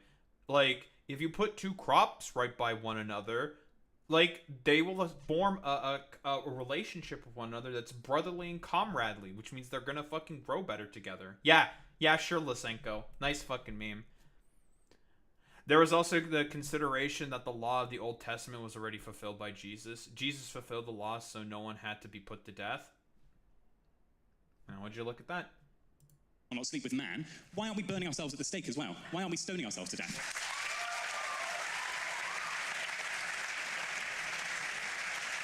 Do you care to address my main contention that Christ affirmed biblical marriage in the book of Matthew? And can you tell me the difference between the ceremonial, the moral, and the ritual law? And then why the fuck would he have to fucking affirm that? That doesn't fucking make any sense. The point that the student was bringing up is that if we have to affirm, because Charlie Kirk has to believe in this, all right? If he derives his objective morality from the Bible itself, that means you have to approve of everything that was written in there. That is your complete moral compass and code. But we can, broadly speaking, understand why that's fucking stupid. So you don't have to, right? Society is a thing. Humans can think for themselves. They have free will. They have consciousness and can come up with, like, differing reasons and differing societal justifications to justify particular fucking things. But again, with Charlie Kirk, it's all about maintenance of hierarchy and control. Again, and just like you're fucking saying, Boy Meets Mini, the point of faith is not to establish law. Yeah, as far as I'm concerned, you know, from all of this fucking concern trolling that not Elon, but that Charlie Kirk loves to do about Sharia law, of which he has done consistently, it's very interesting that he wants to establish law from phrases of the fucking Bible. Maybe in reality, Charlie Kirk might actually be a proponent of Christian Sharia. Crazy, isn't it? But yeah, the point of faith is not to establish law. It's to grow as a person and learn from experience. Jesus told the Pharisees this. Someone might need to tell Charlie Kirk that. And finally, also, tell me about Christianity, the difference between the New and the Old Covenant, or are you just going to cherry pick certain verses of ancient Israel that do not apply to New Christianity? Fair. So we'll look at 2 points then. So firstly, if we look at the Old Testament, we can see the kind of inconsistencies there. We've already touched upon that, right? That makes sense. Secondly, you mentioned the point of Jesus and Christ. He never mentioned anything to do with homosexuality at all. Well, hold on a second. He affirmed biblical marriage as one man and one woman. He said a man shall leave his Romans, right? In the New Testament. No, in Matthew, that's not correct. I believe in the New Testament. In the New Testament. Well, Romans is also in the New Testament. Secondly, in Romans 1, the Apostle Paul talks negatively about homosexuality explicitly. Also, homosexuality is repeated in the book of Titus and in the book of Jude as not being favorable as the destruction of Sodom and Gomorrah. Not even talking about the Old Testament verses. There are 3 types of the 613 Levitical laws, and you know, of course, in your own way, cherry pick some of them. We do not live under the ceremonial, we do not live under the ritual, but we do live under the moral. There's only 10 of the moral that we as Christians believe we're bound to. Some believe 9, which of course is the Decalogue. And so yeah, it's interesting how he's like Jesus' words are typically being brought up to, but to affirm his position on homosexuality, he's talking about Paul. That's not Jesus, bro. And he's talking about how, like, the Apostle Paul is, like, you know, the main voice of fucking Jesus. I never knew that the apostles were supposed to be the main voices of Jesus and not Jesus himself. Isn't that fucking heretical? Like, that's not supposed to be the case. The apostles are meant to help spread the word of fucking Jesus, but has Jesus ever said about anything about homosexuality? No, it's only if I'm recalling this correctly. You can see if you can confirm if I'm being correct here, Boy Meets Mini. If it's only Paul who fucking said that about homosexuality, we don't know if it's Jesus who said that, because at that point it could just be Paul himself coming up with some fucking bullshit, or people rather that are talking about the story of Paul and, you know, might have done a little bit of a sussy change to the fucking Bible. There's been a lot of different versions of the fucking Bible throughout the years. Many fucking differences exist within the Bible. So, yeah, I don't know. Do we even know if that's exactly true or accurate? It's not like the Apostle Paul is alive at this point for us to ask that, or Jesus, so we can fucking ask what is his position on fucking homosexuality, even if he fucking existed. So that's cool.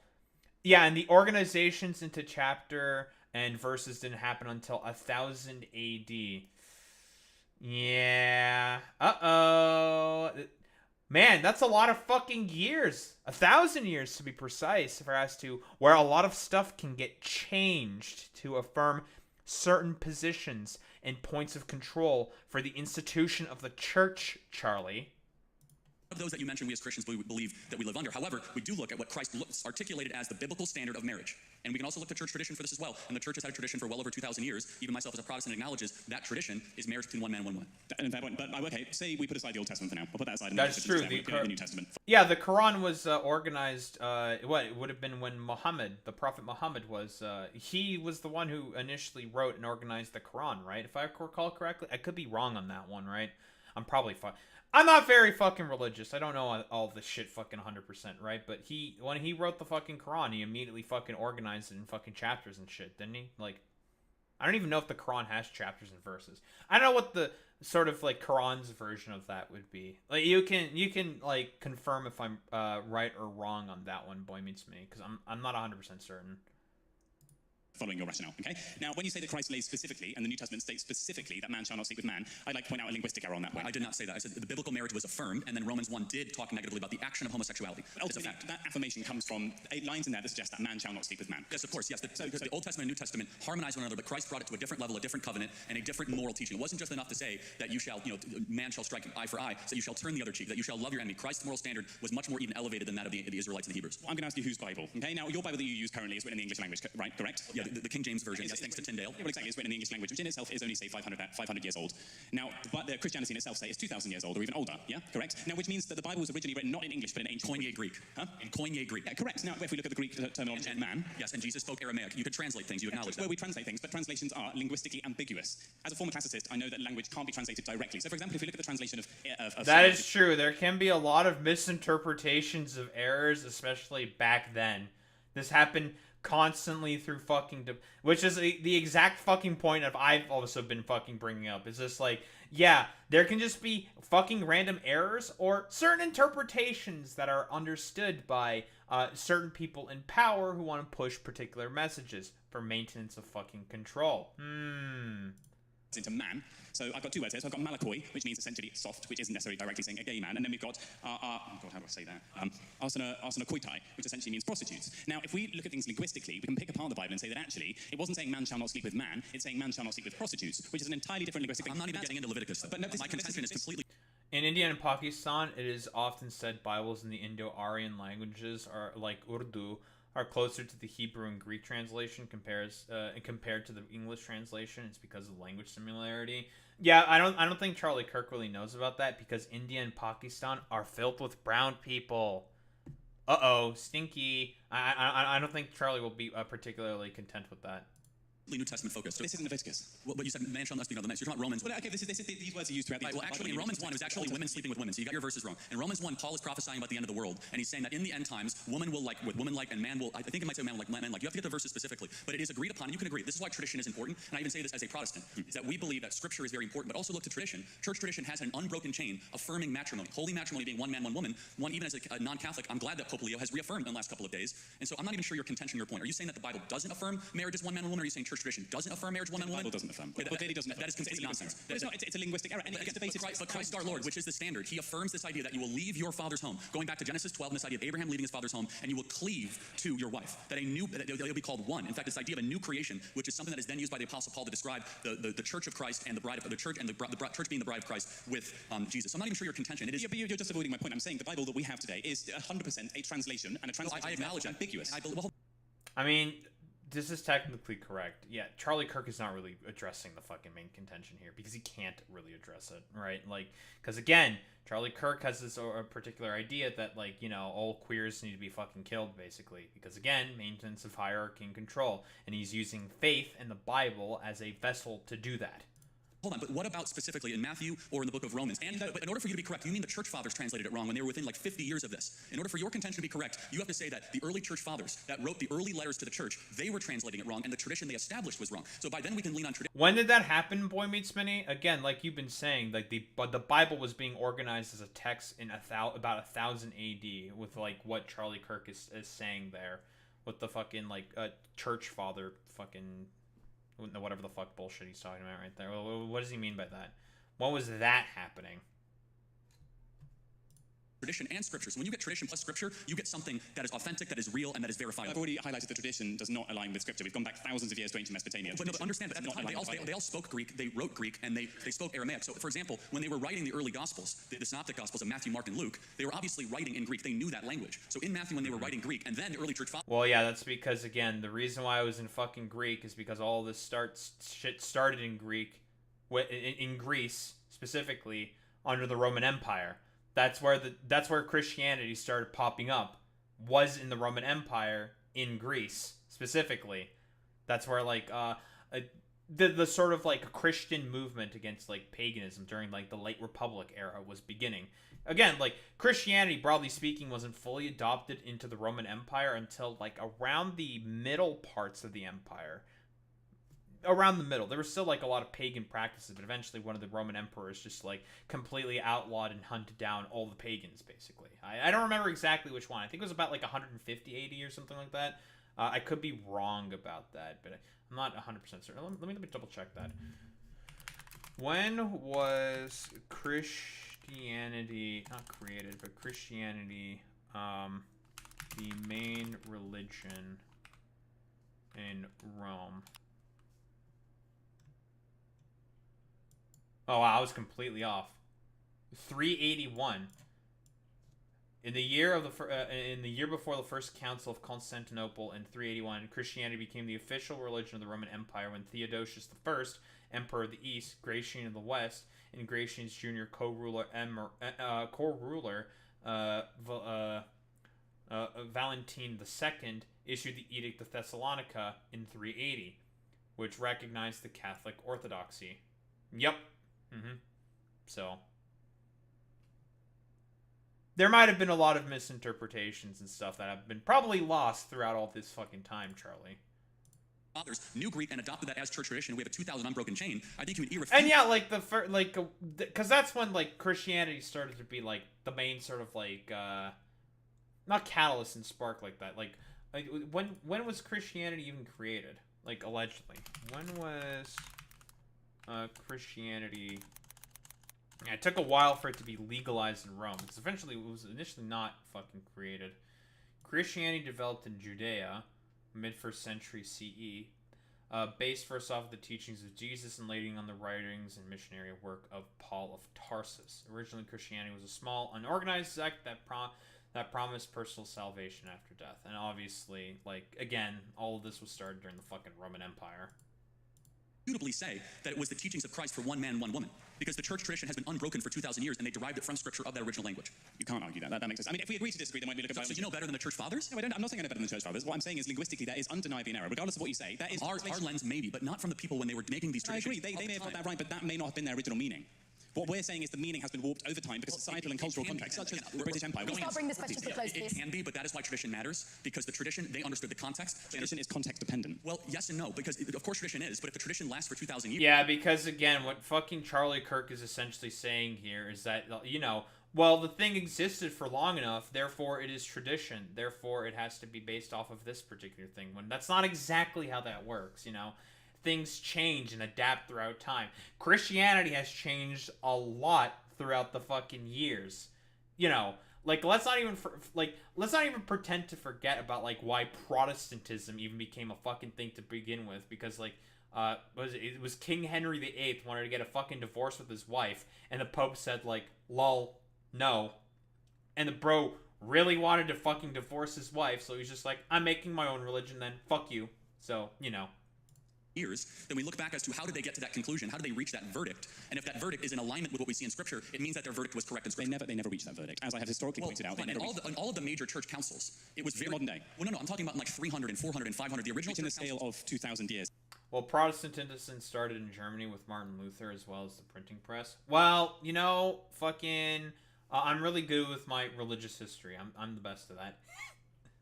Is nothing. No, but they set this unbroken chain. We've had an unbroken chain in a course that says that marriage is one man and one woman. The church has never wavered on this. Noted by the British Empire under British form of Christianity. All the way back to like 200 or 300. The idea of biblical Christianity goes back to the early times of the church. Wait, but hold on. Like, that's not the main fucking, like, a thing, right? He's trying to, like, harken back to all this fucking bullshit. But yeah, whatever. Yeah, there was no, like, what, Henry, the shit with Henry VIII, that was, like, in 1026 or something, I think, right? It was something like that, right? I don't 100% remember with, like, all the military history knowledge that I do have. That's, like, mostly what I'm pulling off of. But yeah, still, no fucking Bible. Oh, you mean the original councils? Yeah, with the like the councils within Constantinople. Yeah, there wasn't a Bible yet, right? The Bible didn't come into existence until about 1000, like you were saying. So, like, Charlie Kirk doesn't know what the fuck he's talking about here. When it was a scattered, persecuted church, well before King Justinian and well before the Eastern Roman Empire, well before mass conversion, when it was a persecuted church, the church believed in one man, one woman, because they got it from the scripture itself. Do you want to keep going, or can we move on to the next question, please? Thank you. All they had was Torah and some scrolls. Thank you. Our next question is from Damsith Wimalasena from Lucy Cavendish College. Thank you. Well, I'm curious, is Cambridge Union, like, basically, it's like a collection of, like, different colleges or something? Different universities? I'm not 100% certain. I'm going to just operate on the assumption. Hello, Charlie. Thank you for being here. Just before I start with my question, I wanted to address something you said earlier on sort of Western Christian values being the reason for the abolishment of slavery globally. I'm not sure whether you know this. I've seen you repeating this quite often. I'm a practicing Buddhist, and it was actually Buddhist emperors, Emperor Ashoka of India, who first abolished slavery globally. So I would sort of ask you to sort of look at other sort of... I will look into that. He did it globally? They had that much, the Buddhists had that much span of influence? Oh, within India. Okay, I'll look into it. Thank you. Thank you. So first of all, my first question, or my only question is, you've advocated... Didn't the Chinese also abolish fucking slavery earlier than Christians, right? Right? Yeah, Charlie didn't know that. When did the... I don't know why I opened a new tab here. I'm curious. When did the Chinese abolish slavery? They do that.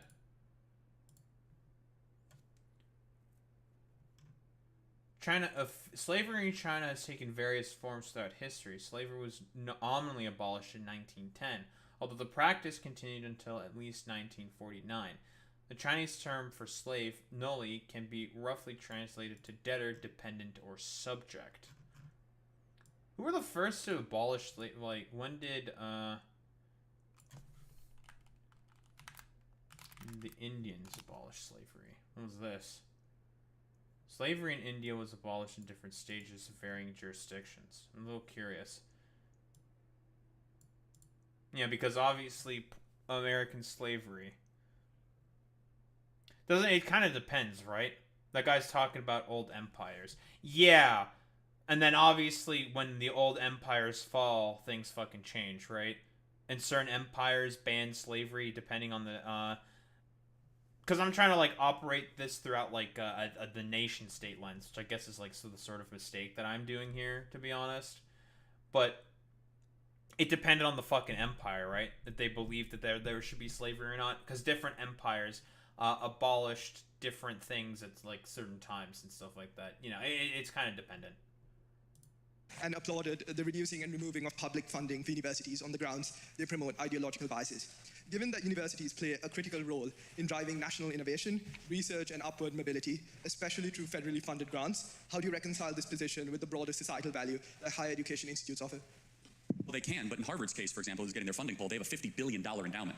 Just so we are clear, in pounds, that would be like, what, 42 billion, 45 billion? I mean, I'm trying to learn the conversion rate here. I mean, it's an extraordinary amount of money. They can either use their endowments to fund it, and if you have certain behavior and certain practices, then you should not get federal funding. Harvard is in direct violation of the United States Supreme Court fair admissions case, which says you cannot discriminate people based on the color of their skin.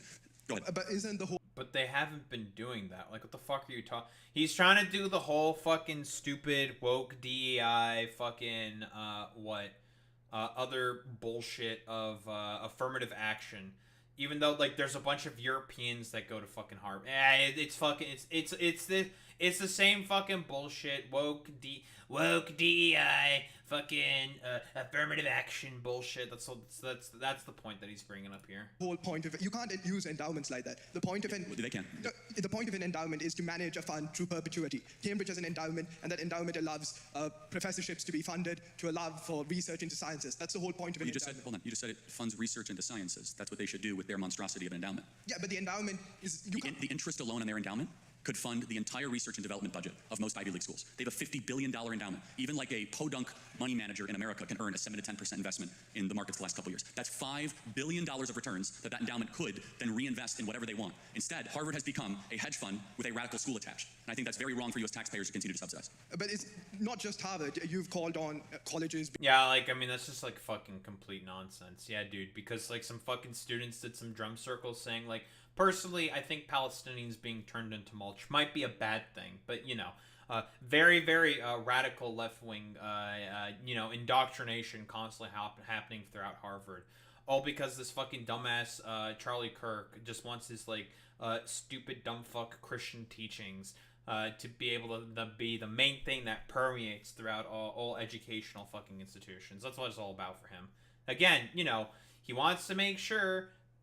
like I've been constantly saying, maintenance of hierarchy and control, and kids going to fucking university and getting more educated is a thing that can break those fucking hierarchical standards. So he wants to bring the fucking universities, who he sees as radicals or whatever, as, sort of being more brought in line with what the state and what fascism wants. Because again, hierarchy and maintenance of control. Universities and the teachings, especially if that, like the social sciences and stuff like that, and philosophy and all this other fucking shit, right, are things that can help break a lot of the sort of indoctrinations and teachings, broadly speaking, that white Western colonial societies help teach and reinforce societally and throughout elementary, junior, and high school.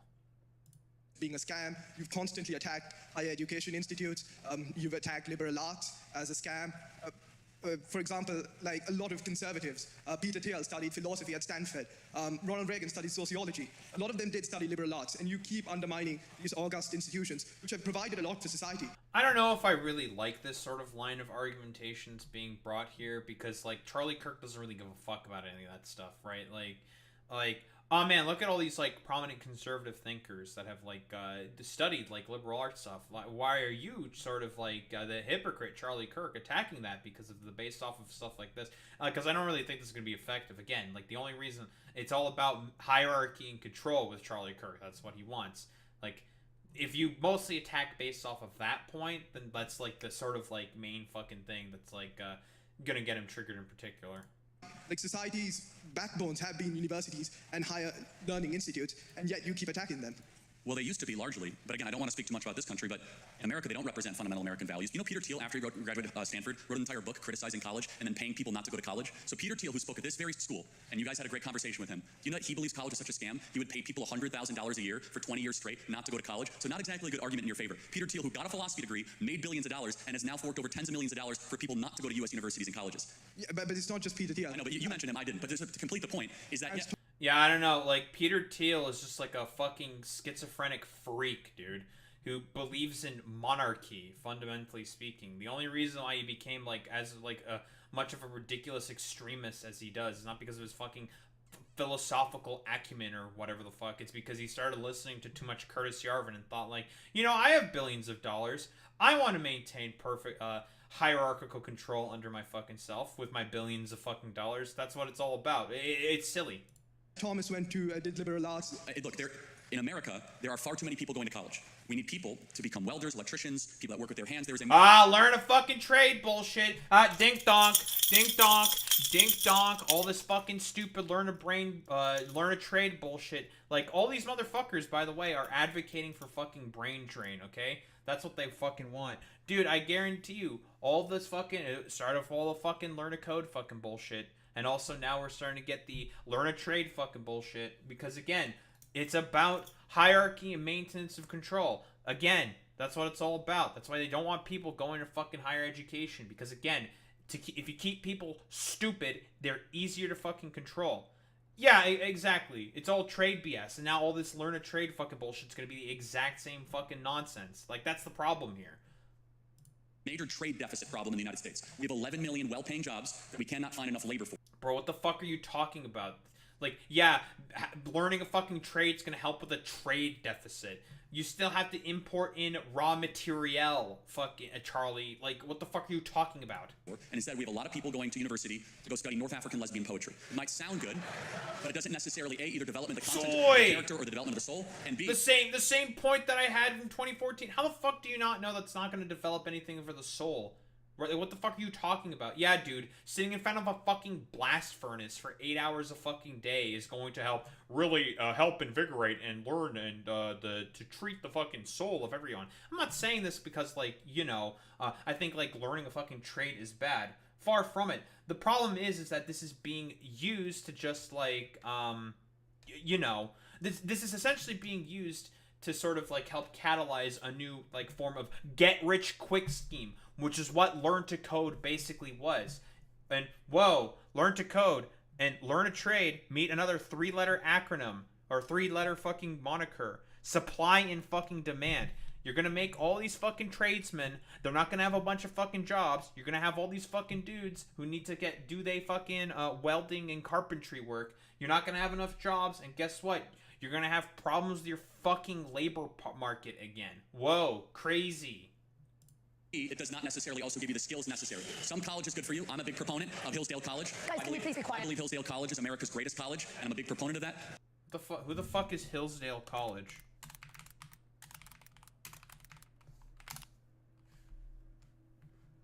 Christian Classical Liberal Arts College in Southern Michigan that operates independently of government funding. That's why he's a fucking fan.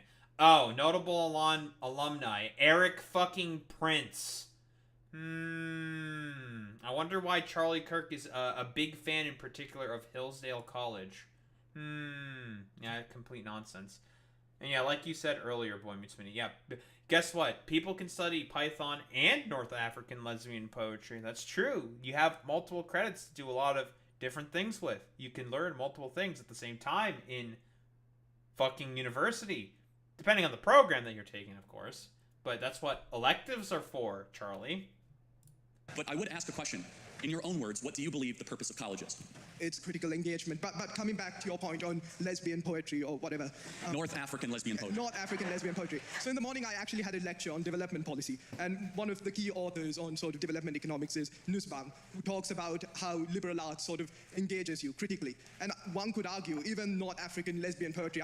This is a pretty good argument that I like here already, because again, like, conservatives, fundamentally speaking, do not want people to engage in critical thinking. It's all about dumbing down further and further the populace.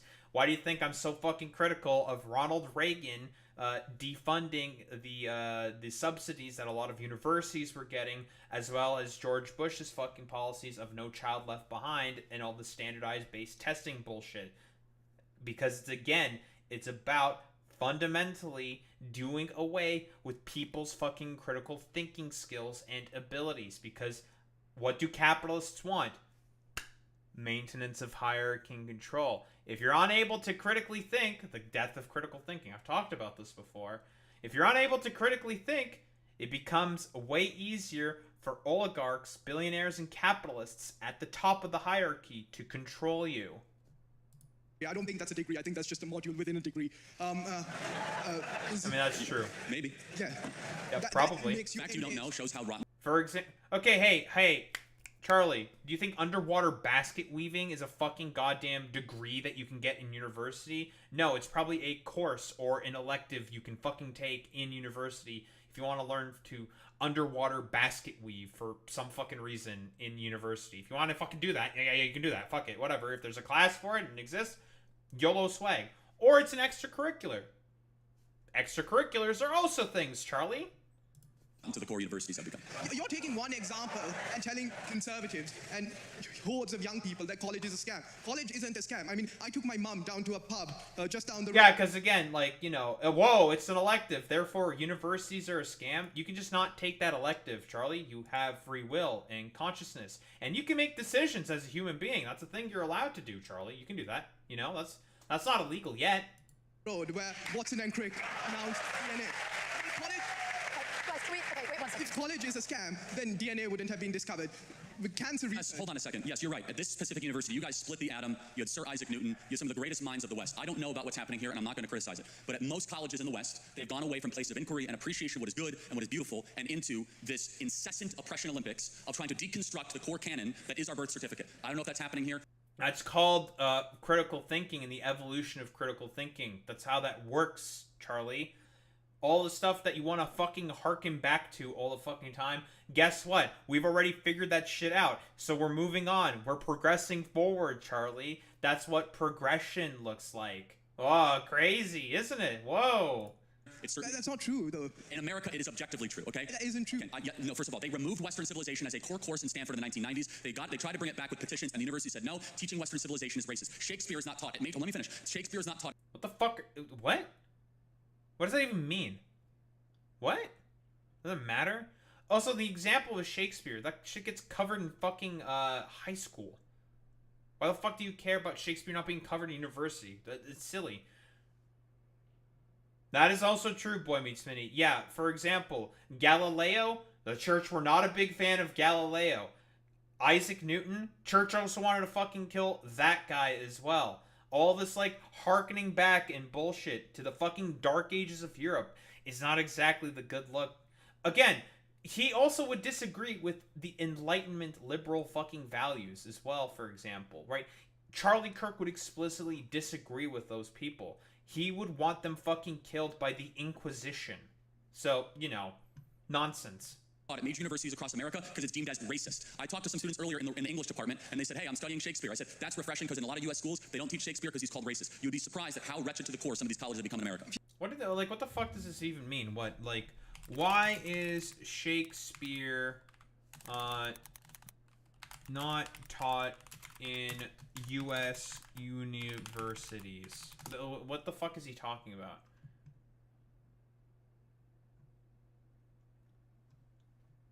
Yeah, they don't want to do as much of a Eurocentric approach. Okay, I think that's fair.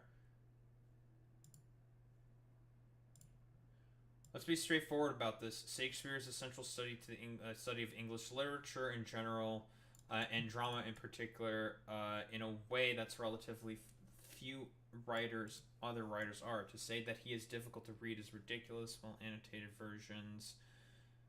edition of a play smooths over that difficulty. The works of no Renaissance writer continue to hold the stage. Like, why is this like, Mr. Gross's point is this symptomatic of the nonsense that sidelines Shakespeare? That my own alumna matter, Brown, I noted that's sorrow. Like, what does this even mean?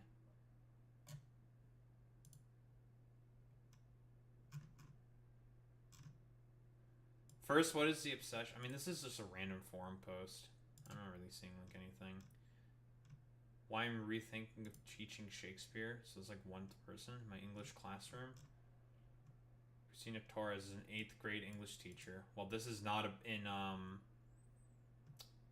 whatever the fuck. This is not in universities. This is an 8th grade teacher. Only tied interests and the only other required by name, Common Core. Not the only person who is starting to question Shakespeare's prominence in our classrooms. In 2016, students at Yale University petitioned the school to decolonize its reading lists, including by removing its Shakespeare requirement. Teachers are realizing that a lot of the curriculum in our classroom privileges white male European voices, which is true, by the way, and are beginning to question Shakespeare's relevance for students. No, so far this isn't about Shakespeare being racist. This is, again, about white Eurocentrism, which then Charlie's going to shift the fucking goalposts and make it all about racism. Yet the idea of removing Shakespeare from schools is fraught. A teacher who wrote a piece in the Washington Post calling for Shakespeare to be removed from the classroom was lambasted in the comments and called a buffoon, among other names. Many view Shakespeare's classical literature inherently good for everyone to read. 5 years ago, I would have agreed that teaching Shakespeare is inherently good. The English and theater major in me would have considered it sacrilegious to remove the bard from our collective educational experiences. Now, however, I feel guilty when I agreed to another year of Romeo and Juliet. I still feel excited about diving into language I love with my students, or helping them parse a difficult line, but at this very same time, I wonder if Shakespeare is actually good for my students to read. Yeah, you know, it's a good point, Boy Meets Mini. Yeah, ¿por qué no los dos? But, you know, deserve the studies to validate their experiences and cultures, something I know is important for their development.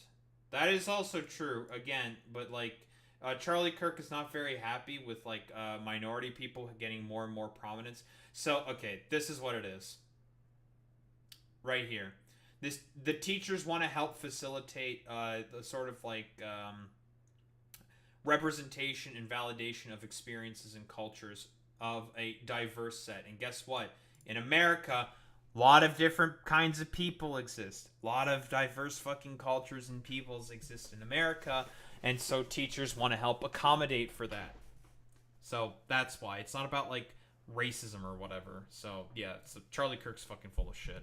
If you look at the Global Innovation Index, America, which is predominantly, a lot of their majors are in humanities and liberal arts, they're number 2 on the Global Innovation Index. China is somewhere near 13. If you look at every metric, Fortune 1000 CEOs, 40% did humanities and liberal arts. There is a value in liberal arts, yet you're criticizing it. And I'm going to keep on criticizing it. Also, the vast majority of liberal arts graduates do not respect freedom of speech. That is an empirical poll. They increasingly do not have reverence or gratitude for the United States of America. They don't care about the core values of the U.S. Constitution. If you want to go to college, that's fine. But in our country... No! They don't heckin' respectorino my Constitutionino. No!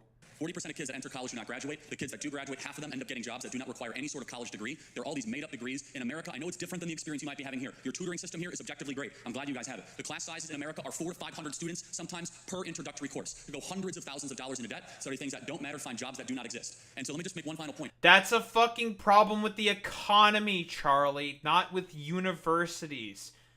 America has constantly talked about, whoa, crazy people joining fucking universities, defunding those fucking subsidies to make universities cheap within America and affordable, and the transitioning economy has made it such that, whoa, crazy, it is necessary to get a university degree in order to be able to be competitive in the job market. This is a problem with capitalism and the market structure, not with universities, Charlie.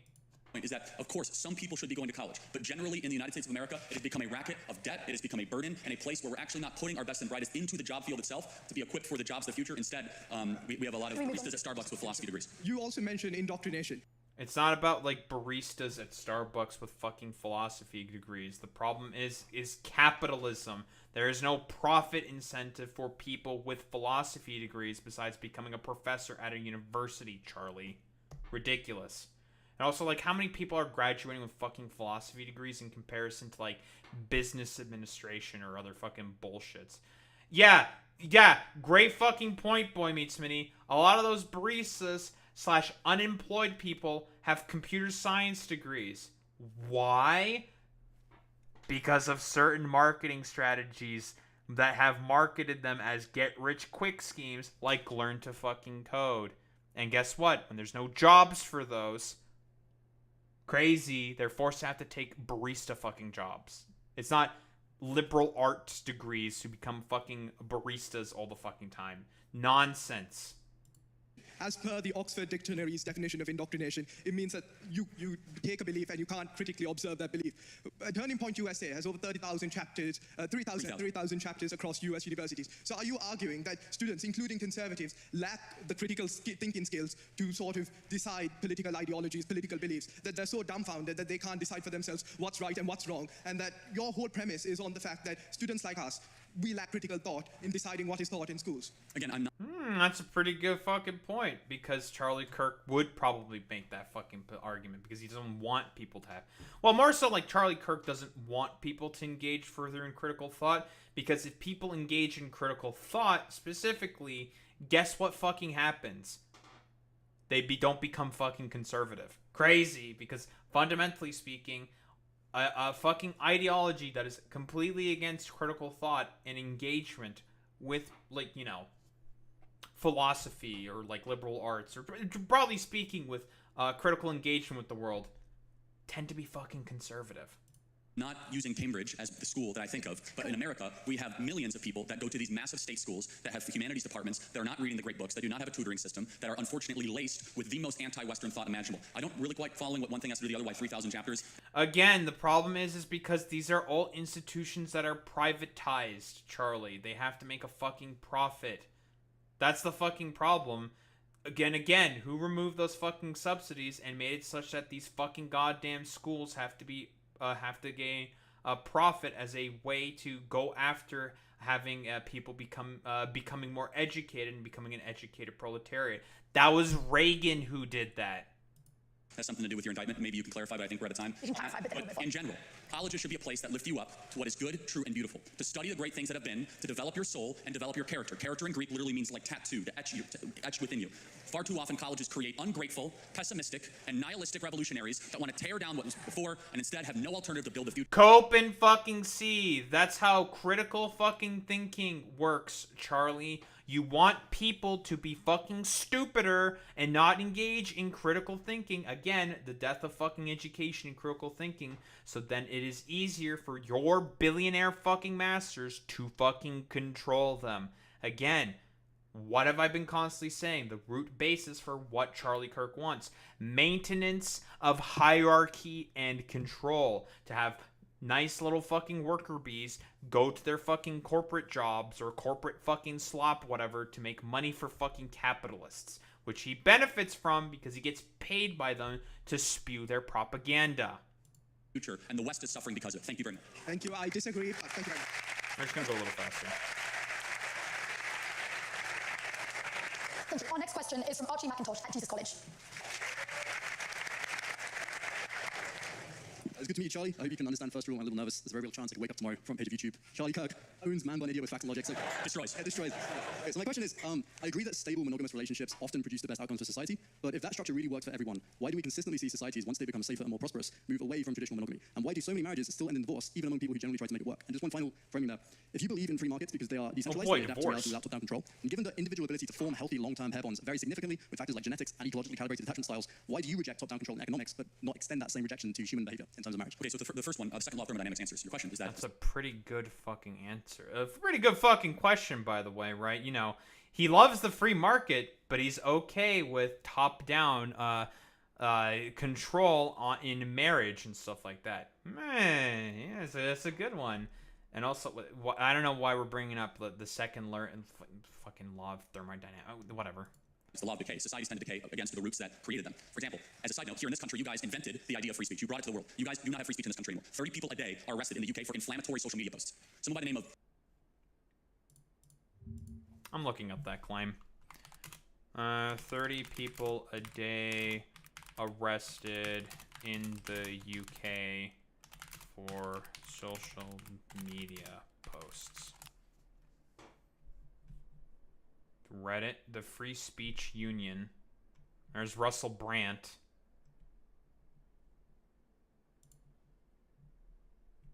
They were arrested for posting during the riots.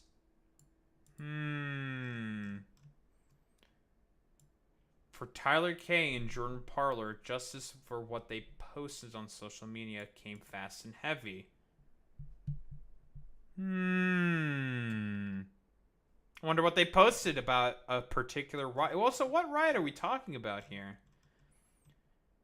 K26 and Parlor 28 have been sentenced to 38 months and 20 months in prison, respectively, for stirring up racial hatred online during the summer riots.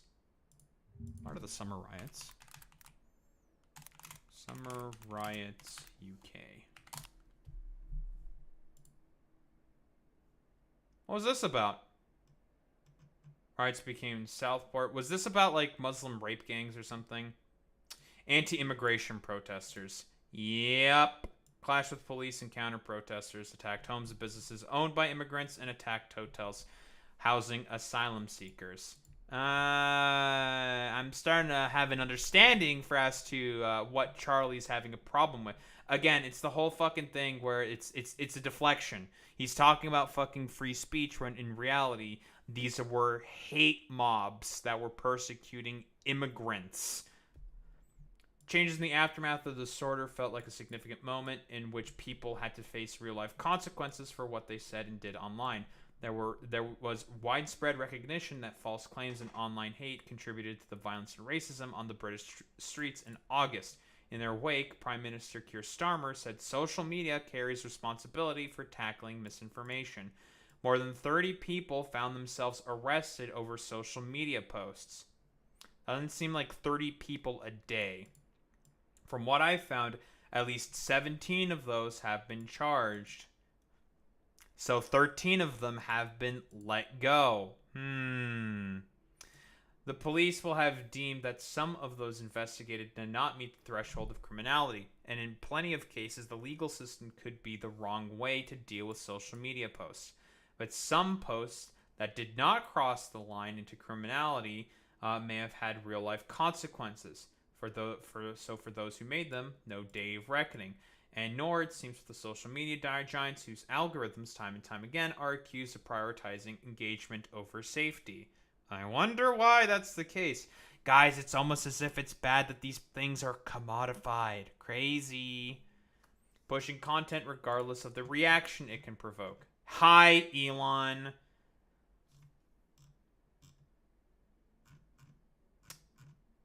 I don't know if we really need to go through the rest of this. Yeah, I don't think this necessarily really matters as much, to be honest. So, yeah, 30 people a day, when it's only 30 people have been arrested over social media posts. About half of them have been let go with no charges. Not exactly accurate there, Charlie. Lucy Connolly is currently facing prison time for a Facebook post that was critical of migrants. It is normal, unfortunately, for civilizations to get away from... Are you sure that it was critical of migrants? Lucy Connolly. What was her post? What was the post? What did she say? What's the post? Called for mass deportation now. If that makes me racist, then so be it. Expletive post on the day 3 children were killed at a dance class in Southport and Maryside, urging followers to set fire to hotels which house asylum seekers. Explicit calls to actions? Connolly's husband was a conservative member of the West Northamptonshire Council. Well, this seems like I think Charlie might be lying. And this was a fucking wife of someone who was an elected representative. How they once operated and how they once were. Now, to your question, does that answer the first part of your question? You were saying, why do they get away from monogamy? I want to make sure I answer your question. I would say I don't feel that that's a full answer. Okay, so you're asking why do they get away from what works? Is that correct? Yes. Well, why do societies make this change once they become more prosperous? Oh, yeah, okay. I mean, because prosperity leads to degeneracy, for sure. That would be the answer. And so once you are prosperous, you tend to no longer have the moral guardrails or the limitations that let's just say, you no longer... Wait, hold on. Prosperity leads to degeneracy? Was the Weimar Republic fucking prosperous? Like in an economic sense? Charlie would argue that that was a degenerate society. Makes you think, doesn't it? longer have delayed gratification because you have instant gratification because you have a surplus of goods, and then you have a decline of a transcendent moral order. The second part of the question, can you remind me, please, what the second question was? About markets? Yeah. Oh, yeah, okay. Well, for example, you have to, I believe in intervention in markets if there is something that is improper morally. So, for example, I do not believe that you should be able to scam your neighbor or have misleading advertising because I believe in a transcendent moral standard, and the same goes for my personal views on marriage. Okay, so I think we largely agree on the foundation. I'd like to propose something you might like to think about. So, firstly, I absolutely acknowledge that, again, if everyone in society was able to maintain healthy long-term pair bonds, that would be best. Again, there's strong data showing that independent of socioeconomic factors, broken homes are some of the strongest predictors of poor life outcomes. We totally agree, yes. And even, I'm not sure if many people are aware of this, but if you track, as countries become more socially egalitarian, somewhat surprisingly, rates of female depression and anxiety also spike disproportionately. So I think one of the problems here is that when you try and impose more absolutism, inevitably, again, due to variance in attachment issues, due to industrialized culture, absent parents, screens, raising kids, around 50% of adults in the West develop attachment disorders, which make it very difficult to maintain long-term pair bonds. And then additionally, you have things like variation in oxytocin receptors, in density and shape, also in vasopressin. There are going to be even if there's 5% of people who feel that these rules really do not fit them, they will push back. And this will create ideologies that then grow into more wider appealing ideologies, which then, leads to change. I think this is what happened in the sexual revolution. It started with a push for female autonomy, and then it was almost morphed into a really exaggerated expression of pushing for maximizing individual freedom. And I think that when you try and impose more absolutism this way, it just inevitably causes pushback. And I think if you were to, as someone with a platform, instead say, hey, monogamy is great, but that's a pretty good fucking point, I'll be honest, right? I wonder why. If, for example, this is the same thing that's fucking happening with all the South Korean feminist protests, right? A lot of them are pretty pissed with how they're being fucking treated, the sort of moral absolutism that the patriarchy exists within fucking South Korea, and they want to have more fucking freedoms for themselves, right? To be able to make more decisions, right? Broadly speaking, to seek a change in the culture and stuff like that. But, men within South Korea, since most of them are fucking incels because of complicated socioeconomic reasons, but that's a whole other fucking story, blah blah blah blah blah, want to impose very strict moral hierarchies on those fucking women. So, well, inevitably there's gonna be a fucking clash there. For most people, but I also understand there are some people it doesn't work so well for. The more people would hear the message that you want to push. Okay, thank you for that. That's interesting. I've actually never gotten that question before. It's very thoughtful. Would you say you're against moral absolutism then? Yes, I would. Are you against that absolutely? No, I'm very open to having my mind changed. And so it's not an absolute thing. Well, I'm against moral absolutism. Are you against moral absolutism? Absolutely. No. Bro, why are we playing fucking stupid semantics games? Okay, bro, yeah, whatever. Or are you said the word absolute. Are you absolutely against absolutism, bro? Yeah, totally. It's stupid. Okay, so you're consistent. So I think I'll just it's preference, not it's about preference, and you can just basically do whatever you prefer. There is no transcendent moral order. Well, I think what you're doing though is slightly unfairly putting me into a loop because I'm very open to having my mind changed. So what I'm saying though is that by definitionally, and this is something that will keep on coming back, you must choose what moral standard we live by. I'm very clear as to what moral standard. The lie of the West of modernity, the last 30 years, is that we're going to have you live and let live, and there will be no moral standard. That itself is a moral standard, and it's a really bad one. And to your point, that yes, it creates more suffering, it creates more despair. And no, I disagree with what you said. Wait, what happened to fucking freedom, Charlie? I thought we cared about freedom. Well, what's going on? But you want to do top-down hierarchical structure? And because again, that's all it's ever been about with Charlie. That's all that these fucking conservatives ever want. They just want to maintain control for capitalists and oligarchs and for themselves because they see themselves as the one on the top of the hierarchy. And I respect the heart of what you're saying it. I will say that I have a moral obligation not to accommodate when people fall short, but instead try to lift them up towards the standard that is true, and I know that works. So where I'd push this is I'd ask you describe people falling short when they fail to engage in long-term monogamy. What do you think causes that? Why do you think some people struggle? Many reasons. Economic is one of them, but the biggest is the death of religion and the death of Christianity in the West. As America, let's talk about America. Yeah, that's not the main reason. It's purely fucking. At least Charlie fucking acknowledges, because most people would not fucking acknowledge that. No, it's purely economics, right? We're gonna do the meme, okay?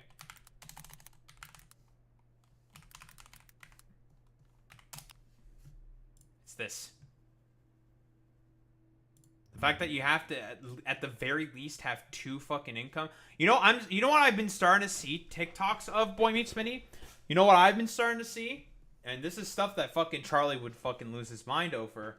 A lot of polyamorous sort of relationships, bisexual wife, having an extra girlfriend, for example, for the fucking heterosexual fucking husband. I've been seeing that is also starting to pop up as well. It's yeah, not only is it going to be great for us financially, but extra fucking sex partner, let's fucking go. I wonder what Charlie Kirk would have to do that. And the reason why that couple in particular, I guess throuple in that particular was doing that is because of economic fucking reasons, primarily speaking, because they were talking about, first and foremost, man, it's going to be a lot more fucking easier with a third fucking income to be able to pay these fucking bills.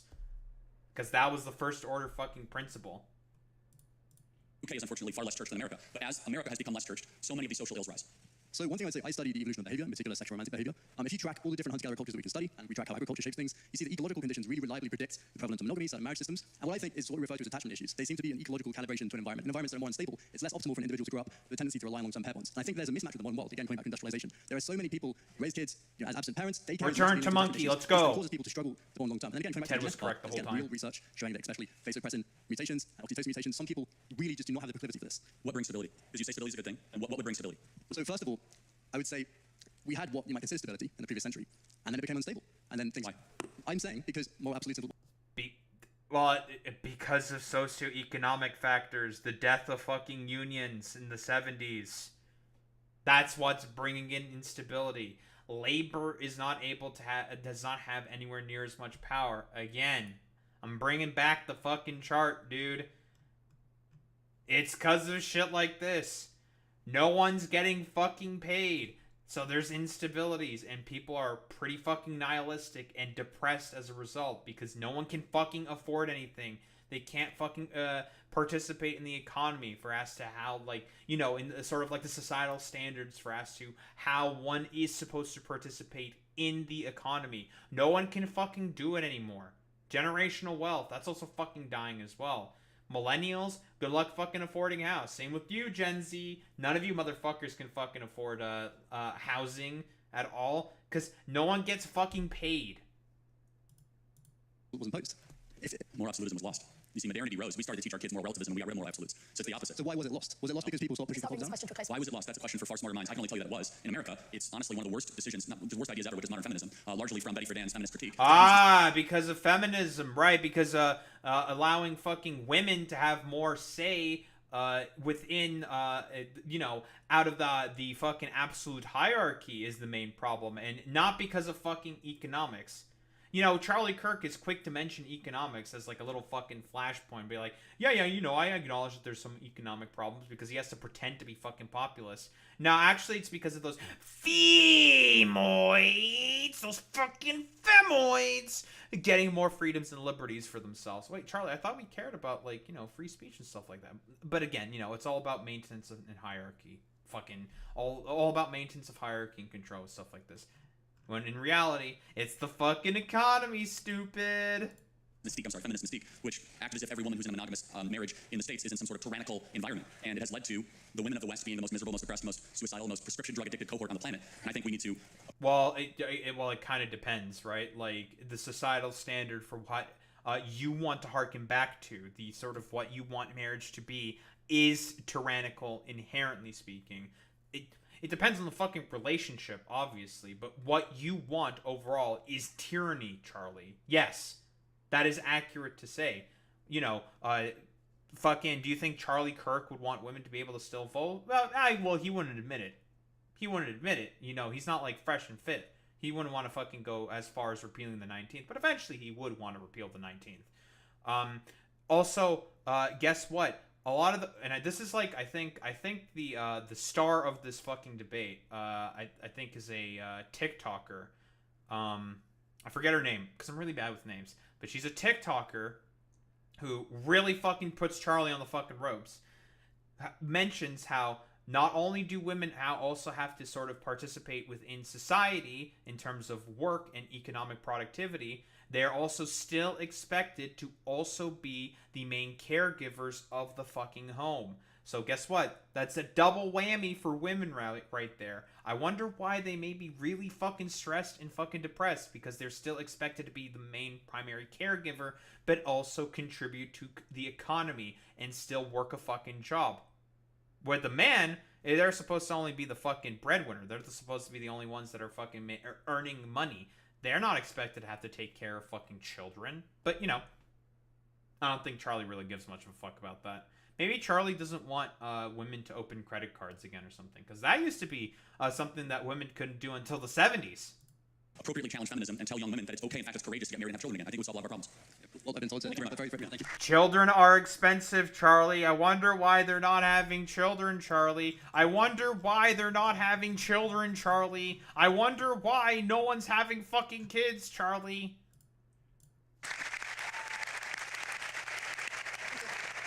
Our next question is from Philly Middlehurst at Fitzwilliam College. It's her! I'm a feminist. My It's a question is about the role TikToker. of women, though. What should women's role in public and private life look like, and what are the material benefits of that? Well, thank you for that. Can I take it? I don't even want to take this detour, but can we both agree on what a woman is? Yes, an adult human female is a biological state of being that is also socially experienced. Can I please? I don't know why Charlie is doing the whole Matt Walsh meme. What the fuck kind of relevance does this fucking have to the fucking question? It's about, like, the expectations that women have in society, Charlie. Why are you doing your whole little fucking transphobia shtick right now? Stupid. Please elucidate just one example of that social experience. Yeah, I was going to answer a question, but sure, go ahead. Okay. So let's say you're a member of a tribe, and in that tribe, you have the biological female anatomy, and in order to become a woman in that tribe, you have to also get a tattoo. That's a social experience that's mapped onto biological reality. So can a woman have a prostate? Can a woman have a prostate? Biologically speaking, a woman is an adult human female that has a biological reality, but it's also social experience, right? So I don't. It's super easy. Like, can a woman have a prostate? So as per my definition of woman, I would say that people who have a prostate are biologically male, but they can sometimes be socially treated as women. Okay, got it. So. Yeah, exactly, Charlie. I think that's a pretty good, succinct definition. Well, crazy. But he can't have that. It's like, oh, well, you're just saying that woman can have prostate. When it's just like, no, that's not what she's exactly saying. She's saying the trans affirmative fucking position, saying like, yeah, biologically speaking, they can still be male because they still have a fucking prostate. And that's like, whatever and stuff. But socially speaking, you can still treat them as a fucking woman because, you know, they decide to fucking identify and sort of present themselves as a woman. So therefore, you should, yeah, I don't know, be socially respectable of the fact that they are a woman. Like, I mean, yeah, that seems pretty fucking reasonable to me. But of course, Charlie must have a problem with that. So women can have prostates. Okay. So you're a feminist that actually isn't just fighting for women; you're also fighting for men. So yes, yeah, men also experience harms from patriarchy. But I argue, we're talking about the same feminism, though. Just make sure. Go ahead. So men also experience harms from patriarchal domination. But I would argue that those harms come from that system of domination itself. In the same way, for example, this isn't a threat, but if I reach across and punch you in the face, then my hand might hurt. Right? So are we understanding that there are like patterns of power? So I would also fight for the rights of men as a feminist, just as I would fight for the rights of women. Sure. Do you think women are happier than they were 4 years ago? I think I would have a few responses to that. I think that women report more stress and dissatisfaction today because not because they have more rights or because of feminism, but because they're under dual pressure to both excel professionally and also because of the domestic. That's the point that I took from her. I took that point from her. Because it's a great point. It's a really good fucking argument. Because, yeah, again, now women are expected to do double duty because they become more prominent in the fucking workspace. But they're still also expected to be primary caregivers. How do you engage with that, Charlie? Labor in homes are structured around outdated expectations. So, for example, studies like the OECD's Better Life Index show that women's life expectancy, education levels, professional achievements have risen in countries with higher gender inequality. So, I would argue that what you're calling unhappiness is actually visibility because now we hear women expressing dissatisfaction, whereas in the 50s we prescribed them Valium and we lobotomized. Cooked. That's really rich. I didn't know women not to complain 50 years ago. That's funny. Nice little snide comment there, Charlie. Like, that doesn't really fucking engage with the point. Like, it's like, man, my bitch fucking wife decided to fucking complain to me about me not putting the shoes properly on the rack. Am I right, fellas? Women, right, fellas? Yeah, sure, Charlie. That's like that's totally, like, relevant to the main fucking argument that's sort of being made here. Nice fucking meme. Hold on a second. Why are suicide rates going up more for women? I think that encourages. Complaining materially, women are killing themselves more. Why is that? I think that. All right, Charlie, the suicide rates amongst men is still fucking higher. Suicide rates amongst men is the highest it's ever fucking been, dude. Suicide rates among men in the U.S. They're the fucking highest. This in 2022, the suicide rate amongst males was 4 times higher, 22.9 per 100,000 than among females. That's still crazy amounts higher in comparison to women. But he's saying like, oh wait, what do you mean? Why it's going up significantly for women? Yeah, because guess what? Like the fucking point that was mentioned earlier, because of the dual stresses that women have now and are becoming more visible in society, some of them can't fucking handle the stress, so they end up fucking killing themselves. But you know, when I've talked about like the shit and problems of men, right? A lot of them are not able to sort of perform to their sort of societal standards and what is expected of them, which is making them extremely fucking stressed out. And guess what? They're killing themselves for it. But Charlie's not proposing solutions for that problem. You know, he wanted to have like state-ordered fucking brides in order to sort of do that. But again, I keep going back to this fucking graph constantly because it turns out it fucking has relevance every time. This is the fucking reason why men are stressed out and killing themselves, Charlie, because nobody's getting fucking paid and no one can fucking afford anything. But Charlie would say it's because of like woke-tard, libtard, fucking stupid-ass like liberal arts college degrees. Silly. It's complete fucking nonsense.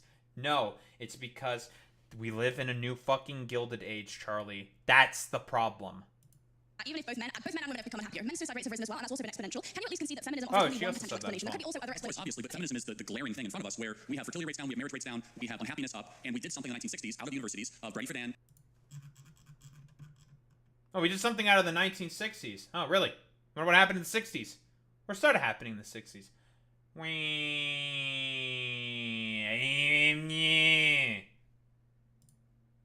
And Gloria Steinem and all these feminists that basically said you're trapped in a home, go get a job, freeze your eggs, take birth control, and all of a sudden women are way unhappier than they were 40 years ago. And I just have to ask the question, why is that? Is it working? And maybe there are biological differences between men and women that we should respect, and that deep down... Again, like, this isn't, like, really addressing any of the main fucking points at all, Charlie. The problem is no one can make fucking money, Charlie. That's the problem.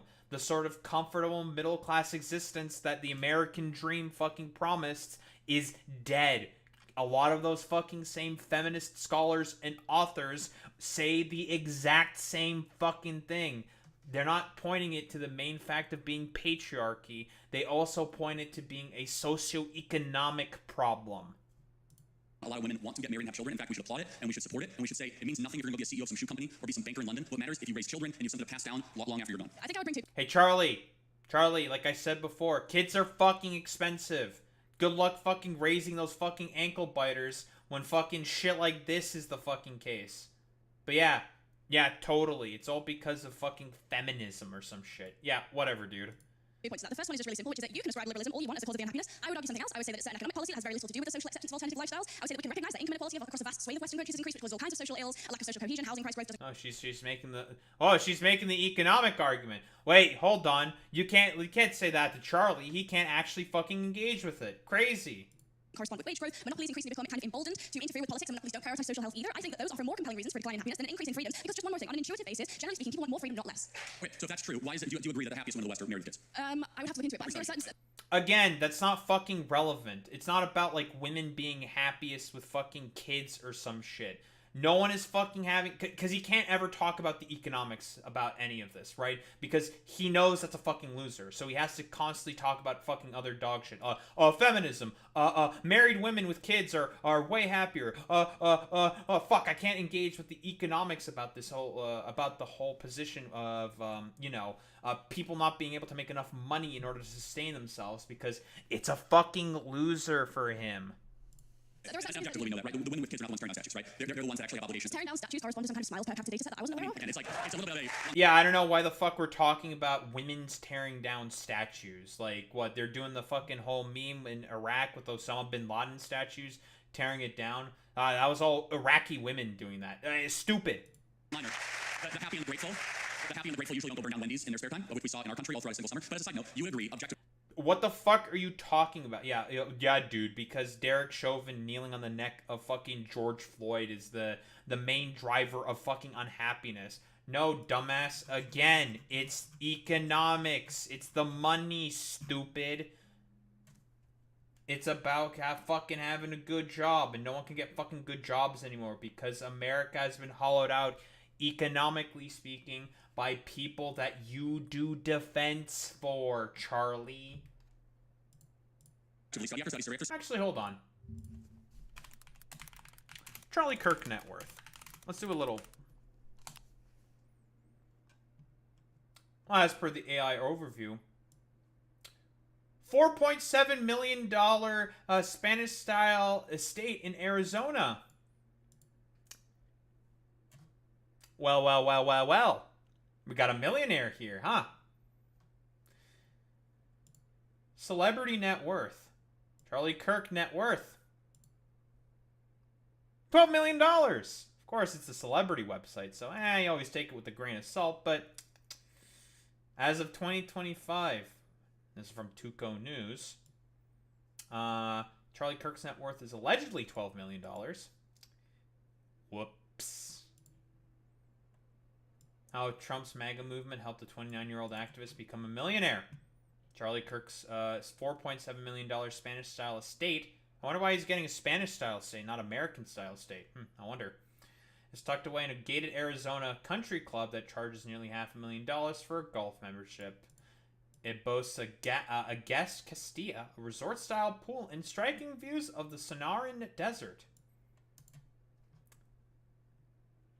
I wonder why Charlie never focuses on economics, and it's all this, like, stupid, idiotic fucking bullshit about, like, women not being in the fucking home.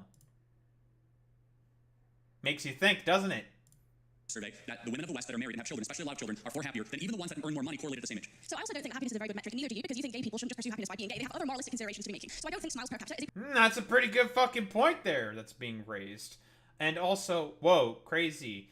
Like, again, another fucking deflection here by Charlie Kirk. He can't fucking engage fundamentally with, like, the main fucking topic at all.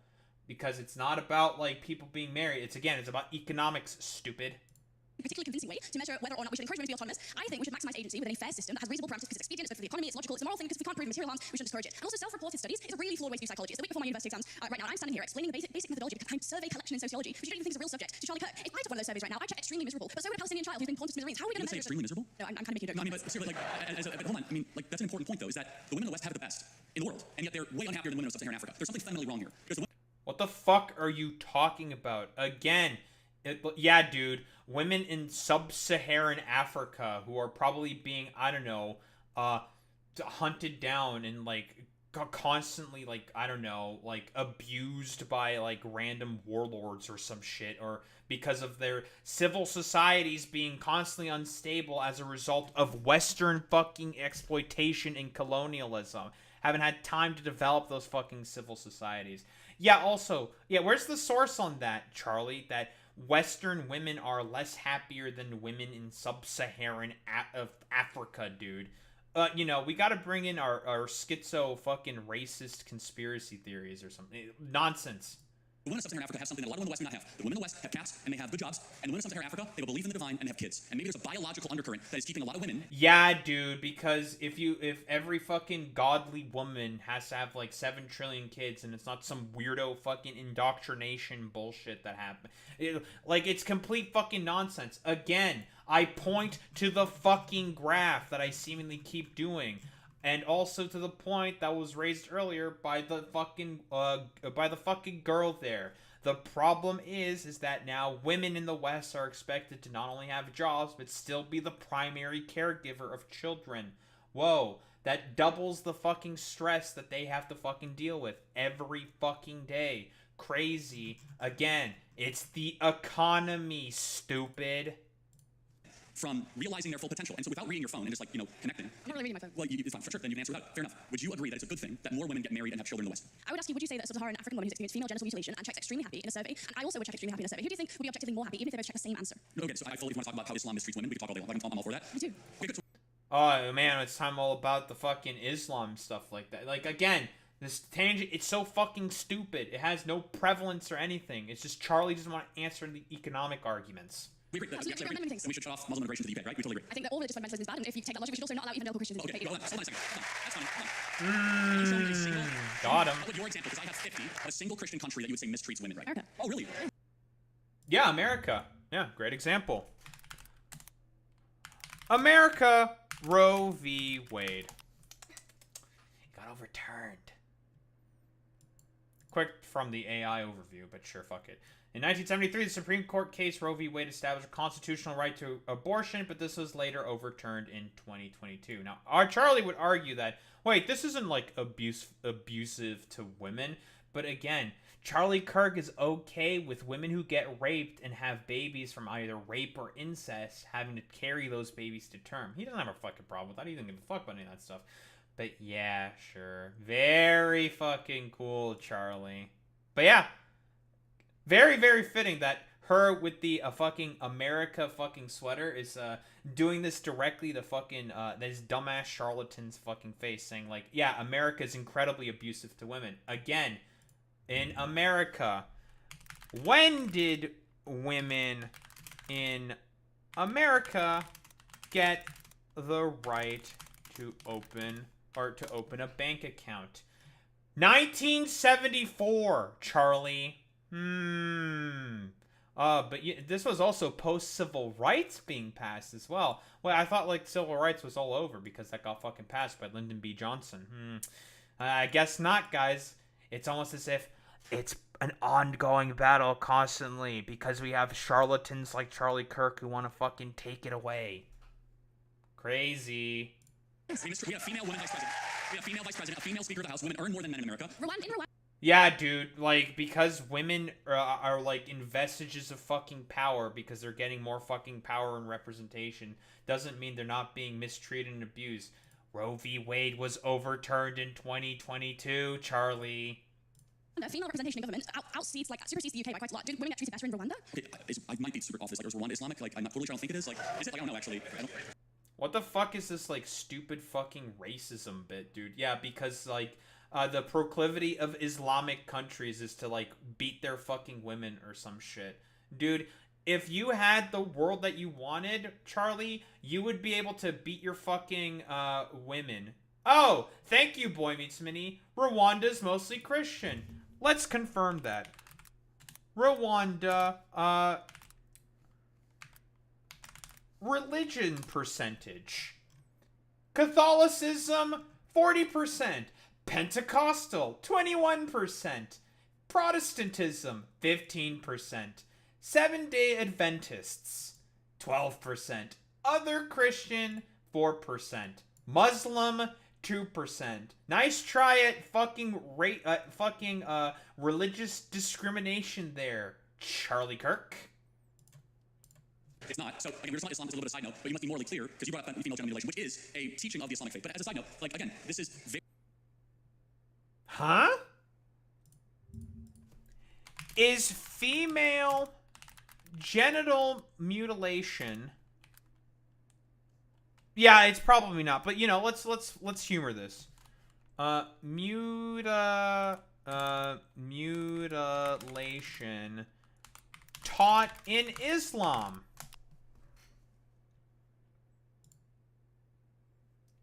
FGM in the context of Islam. Fuck it. On the contrary, female circumcision is a mutilation of God's almighty creation by cutting and inflicting injury. Oh, the prophet forbade such alteration. Well, that didn't take very long to see. Whoa. Crazy. They're against it. The Prophet Muhammad did not agree with fucking female genital mutilation. But a lot of Christians seem to be okay with male genital mutilation. What do you think circumcision is? That makes you think, doesn't it? Very important, which is I'm not here to require you to do anything or not. I'm making a simple observation, which is objectively true regardless. The women of the West are miserable, and they're miserable for a reason, because we told them to suppress how they are made by God and pursue something else. It's this. How many times have to... I keep bringing up the fucking graph over and over and over again, but Big Bitty, it keeps coming up. This is why people are fucking miserable, you fucking idiot. Not because they're not getting married and becoming brood mares for the state or whatever the fuck nonsense. And get a bunch of trinkets and get a bunch of promotions, and they end up at 38 years old with a big flat in London, and they're miserable. And we should tell them to stop freezing their eggs and start finding their partner earlier and have lots of babies. Yeah, okay, I think I bring two just final points to this. First one. Stupid. It's because no one's getting fucking paid, you dumbass. Not because they're not having babies and freezing their eggs or whatever the fucking idiotic bullshit. It's nonsense. Kids are fucking expensive, Charlie. But again, this isn't a fucking problem with you because, let's see, where do we put it? Charlie Kirk, you do own a $4.7 million home and also net worth allegedly $12 million. Wah, wah, wah, wah. Also, tithing to mega churches doesn't help that situation. Meanwhile, pastors live like kings. Yeah, how many fucking, like, Kenneth Copeland private jets does he have that he needs to in order to spread the gospel of God or some shit? Nonsense. One is just really intuitive, right? Which is that if you actually care about women's happiness, then the solution is to structurally support them. That means universal childcare, shared legally enforceable parental leave, and in Nordic countries where women have high workforce participation and also some state support, they report higher life satisfaction than in more conservative countries, including America. So if you're measuring happiness, satisfaction surveys, they're BS. So our satisfaction surveys bullshit or not? Because you told me do you acknowledge satisfaction surveys or not? I just told me that they're BS. Do you think they're objectively used as data? I don't think that it's the only sole data set, but it's the Charlie, don't fucking do this. You're the one who initially brought up a satisfaction fucking survey first. And now you're having a fucking problem like this, pointing out a fucking fake double standard? Get the fuck out of here, dude. Complete fucking nonsense. You tell me there's a flaw in your self-report. Okay, by the macro self-satisfaction data, I'm correct. And you're right. When you have paid family leave... Buddy, you're the one who brought up those dumbass fucking surveys to begin with. But okay, whatever, dude. You are happier. I'm actually a proponent of that. At Turning Point USA, we pay for 6 months when somebody has a child. I think there's a lot of agreement we can have on that. We need to encourage having more children. I think the Hungarian child policy is phenomenal. We should look at that. Because the greatest thing that is plaguing the West. Hungarian birth rate has been going down. And they're thinking about opening up to immigration again. Yeah, because, like, the policy is, like, some pseudo-Hitlerian attempt at also fucking having more white fucking children. And guess what? It's not happening because, again, the same problem always is persistent in fucking Hungary. People don't fucking have any money in fucking Hungary. That's the main problem. Meanwhile, Viktor Orban... why don't we take a look at the estate that Viktor Orban lives in? That's a very nice little palace that he has there. I wonder why he has that. I wonder why Victor fucking has that. I wonder why. Orban's Versailles near his home village of Hadvanspusta, or whatever the fuck. Yeah, I wonder why. Kind of like Versailles. I wonder why he wants to have a Versailles-like palace. I wonder why children in, why the birth rates in Hungary are starting to go down. I can think of some reasonings. Is we're not having enough kids. And it's not just bad because we won't have a future, it's also bad because the present is awfully miserable for too many women as well. Okay, in which case I think we get... Do you want to start bringing this to a close, please? Okay, I think just one final thing, which is in which case we get to a really interesting argument about what parts of womanhood can be demarcated to the social, and what kinds of womanhood can be demarcated to the biological. So, for example, my anatomy is demarcated to the biological, but the fact that I might potentially be a better nurturer than a man, I would demarcate that to the social, you might demarcate that to the biological, in which case we have differing moral scales of value. I would ask why we should necessarily prioritize your moral scale of value, which prioritizes things like the birth rate, when in actual fact there are various other moral scales of value. And if you yourself are a free market American, why is it the case that you would not, like the previous speaker noted, extend personal freedom towards all spheres, including your private sphere? I believe in absolute freedom, and it's absolutely wrong and bad when a society stops having kids to replace their own population. And then you have to import the third world and you become the third world. It's bad. I disagree, thank you. Ah, great replacement theory. Oh, the little black stick figures are coming to replace the little white ones. Very fucking cool. Yeah, because that's totally what the fuck is happening, Charlie. Again, you want white people to have children? It's the economy, stupid. But again, this motherfucker will never fucking acknowledge any of that because, well, his net worth is allegedly $12 million. And he lives in a $4.7 million estate in Arizona. Whoops. I wonder why. But yeah, it's all about the fucking importing of the third world. That's the main problem for as to why there aren't enough white fucking children in America. Nonsense. Okay, thank you.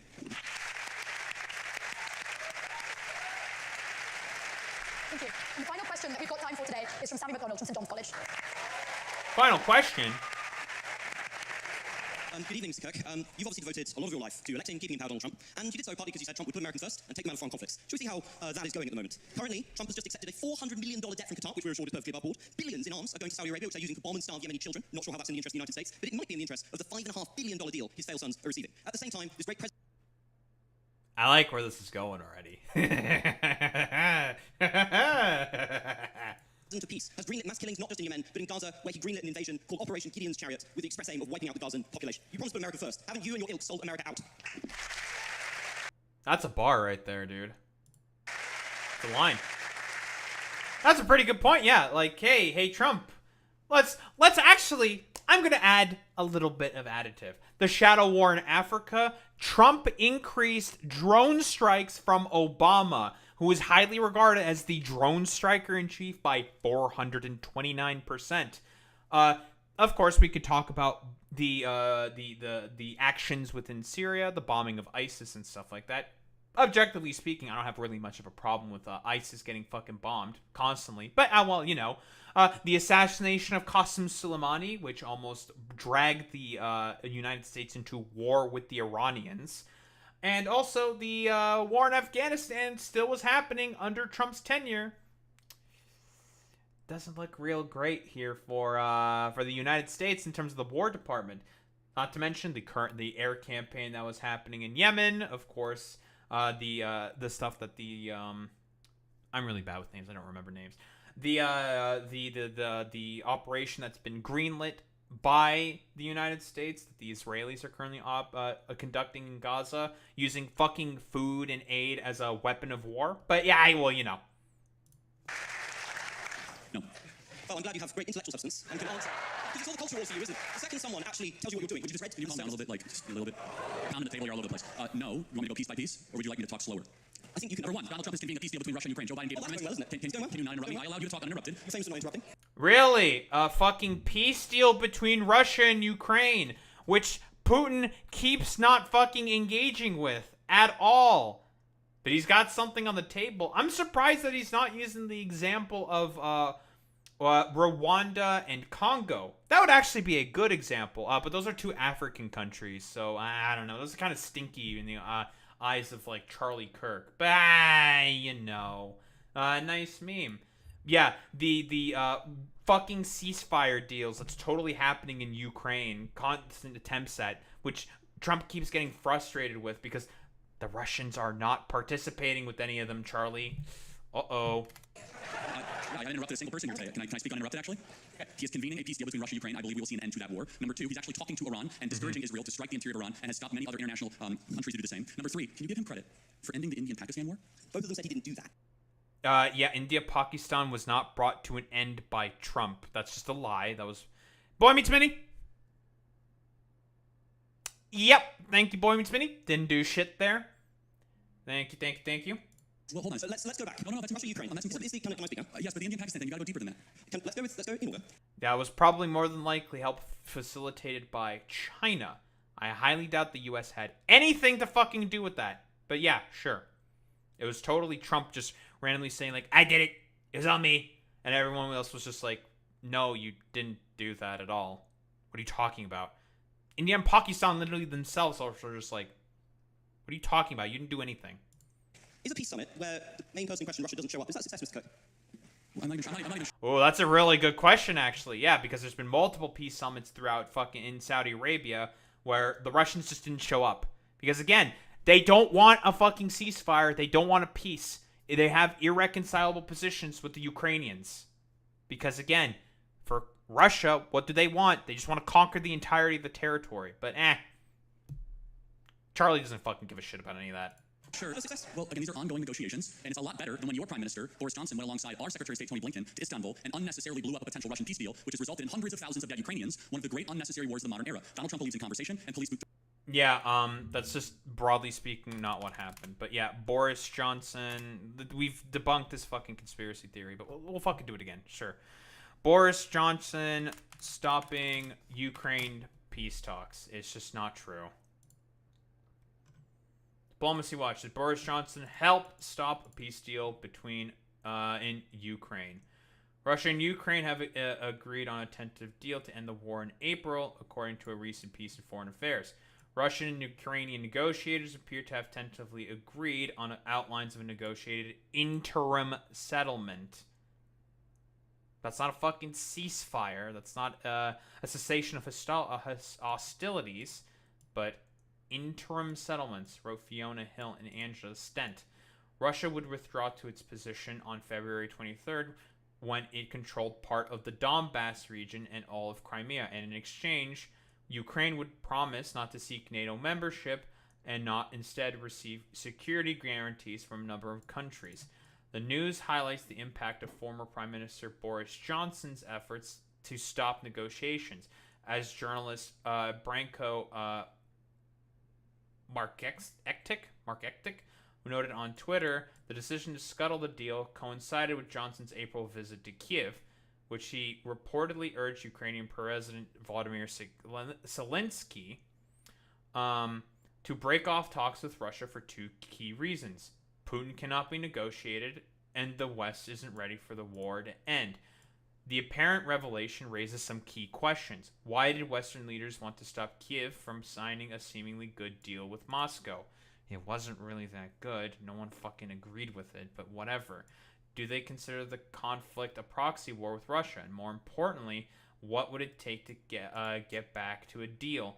For now, we can only speculate about the answers of the first two questions. The third is perhaps no less challenging, especially given the fact that both Russia and Ukraine, at least publicly, hardened their negotiating positions significantly in recent months. But there are some clues that could help us answer it. One possible path back to a peace deal is to build on July's grain agreement. That's right, again, because this was brokered between Turkey, right? Turkey, the Russians, and the Ukrainians. The Ukrainians were allowed to ship out their grain shipments, out through the fucking Black Sea, through the Dardanelles, which is in Turkey, which is a deal that the Turks, helped sort of help facilitate, in which Kiev and Moscow agreed to restart wheat exports from Ukraine's Black Sea ports. The deal was held strong despite continued hostilities, allowing more than 1 million metric tons of grain to enter the world market so far. This accord shows that each side is at least interested in reducing the global impact of the war. And then a bunch of fucking shit changed, and Zelensky really wanted to have to fucking get the fucking territory back. Crazy. Which is what the Ukrainian people also wanted, because they got unjustly invaded. The other option is more complex, but no less important. Just yesterday, a team of international inspectors arrived at the Russian-held Zaporizhia nuclear power plant, which has been threatened by nearby shelling in recent weeks. The visit, which will allow experts to ensure the plant remains in safe condition, is a result of intensive talks. Because again, during that time in particular, what were the Russians doing? They were using it as an outpost to shell Ukrainian positions and attack the Ukrainians. Meanwhile, they were using the nuclear facility itself as cover to ensure that the Ukrainians can't shoot back because, if they do, they'll cause a nuclear meltdown, and that would be really bad, wouldn't it? Which is illegal. They can't do that. Backed by pressure from the international community. In this case, both Russia and Ukraine are signaling their commitment to avoiding a nuclear catastrophe. Apparently, 51% of conservatives consider themselves happy, and that's considered the majority. Apparently, all liberals are miserable because they care about, or all they care about is politics, and none of them have hobbies or anything else that makes them happy. Apparently, the happiest time for liberals was during lockdown. Yeah, it's very ridiculous and silly to fucking say that. If conservatives fucking say that shit, it's stupid. But fucking, have you seen what conservatives, how they act and behave? They're miserable fucking people. In other words, Kiev and Moscow have both shown that they want to mitigate the secondary effects of the conflict, and they're willing to negotiate with the enemy in order to do it. But as long as this war drags on, people around the world will continue to suffer, and the specter of a catastrophic event, whether through an air strike on a power plant or an uncontrolled escalation to nuclear war, will continue to loom. It's time for Russia, Ukraine, and the West to recognize there's only one way to end those risks: lay down arms and come to the negotiating table. See, here's the thing. People always agreed with this position. Again, so far, what this article is ignoring is that the Russians and the Ukrainians have had irreconcilable positions. Even back then, they were willing to make some fucking deals, but the Russians were not willing to give back any of the territory, which was what the fucking Ukrainians were asking for. Because again, who got fucking invaded? Or not willing to fucking give like some sort of like semi-autonomous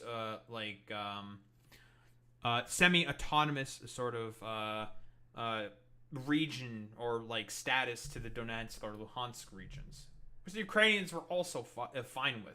But the Russians didn't agree with that. They wanted to conquer the territory.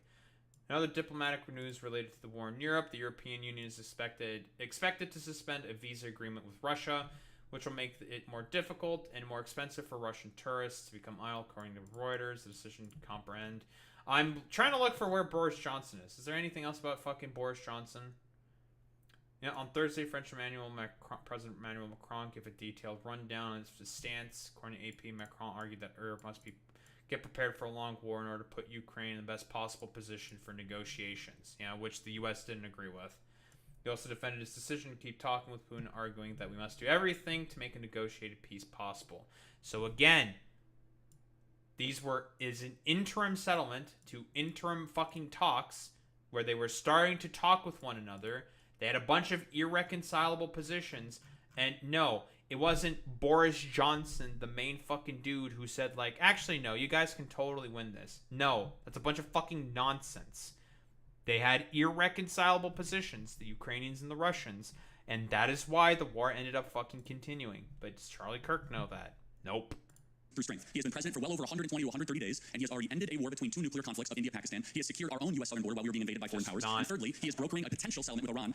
Yeah, dude. Fucking,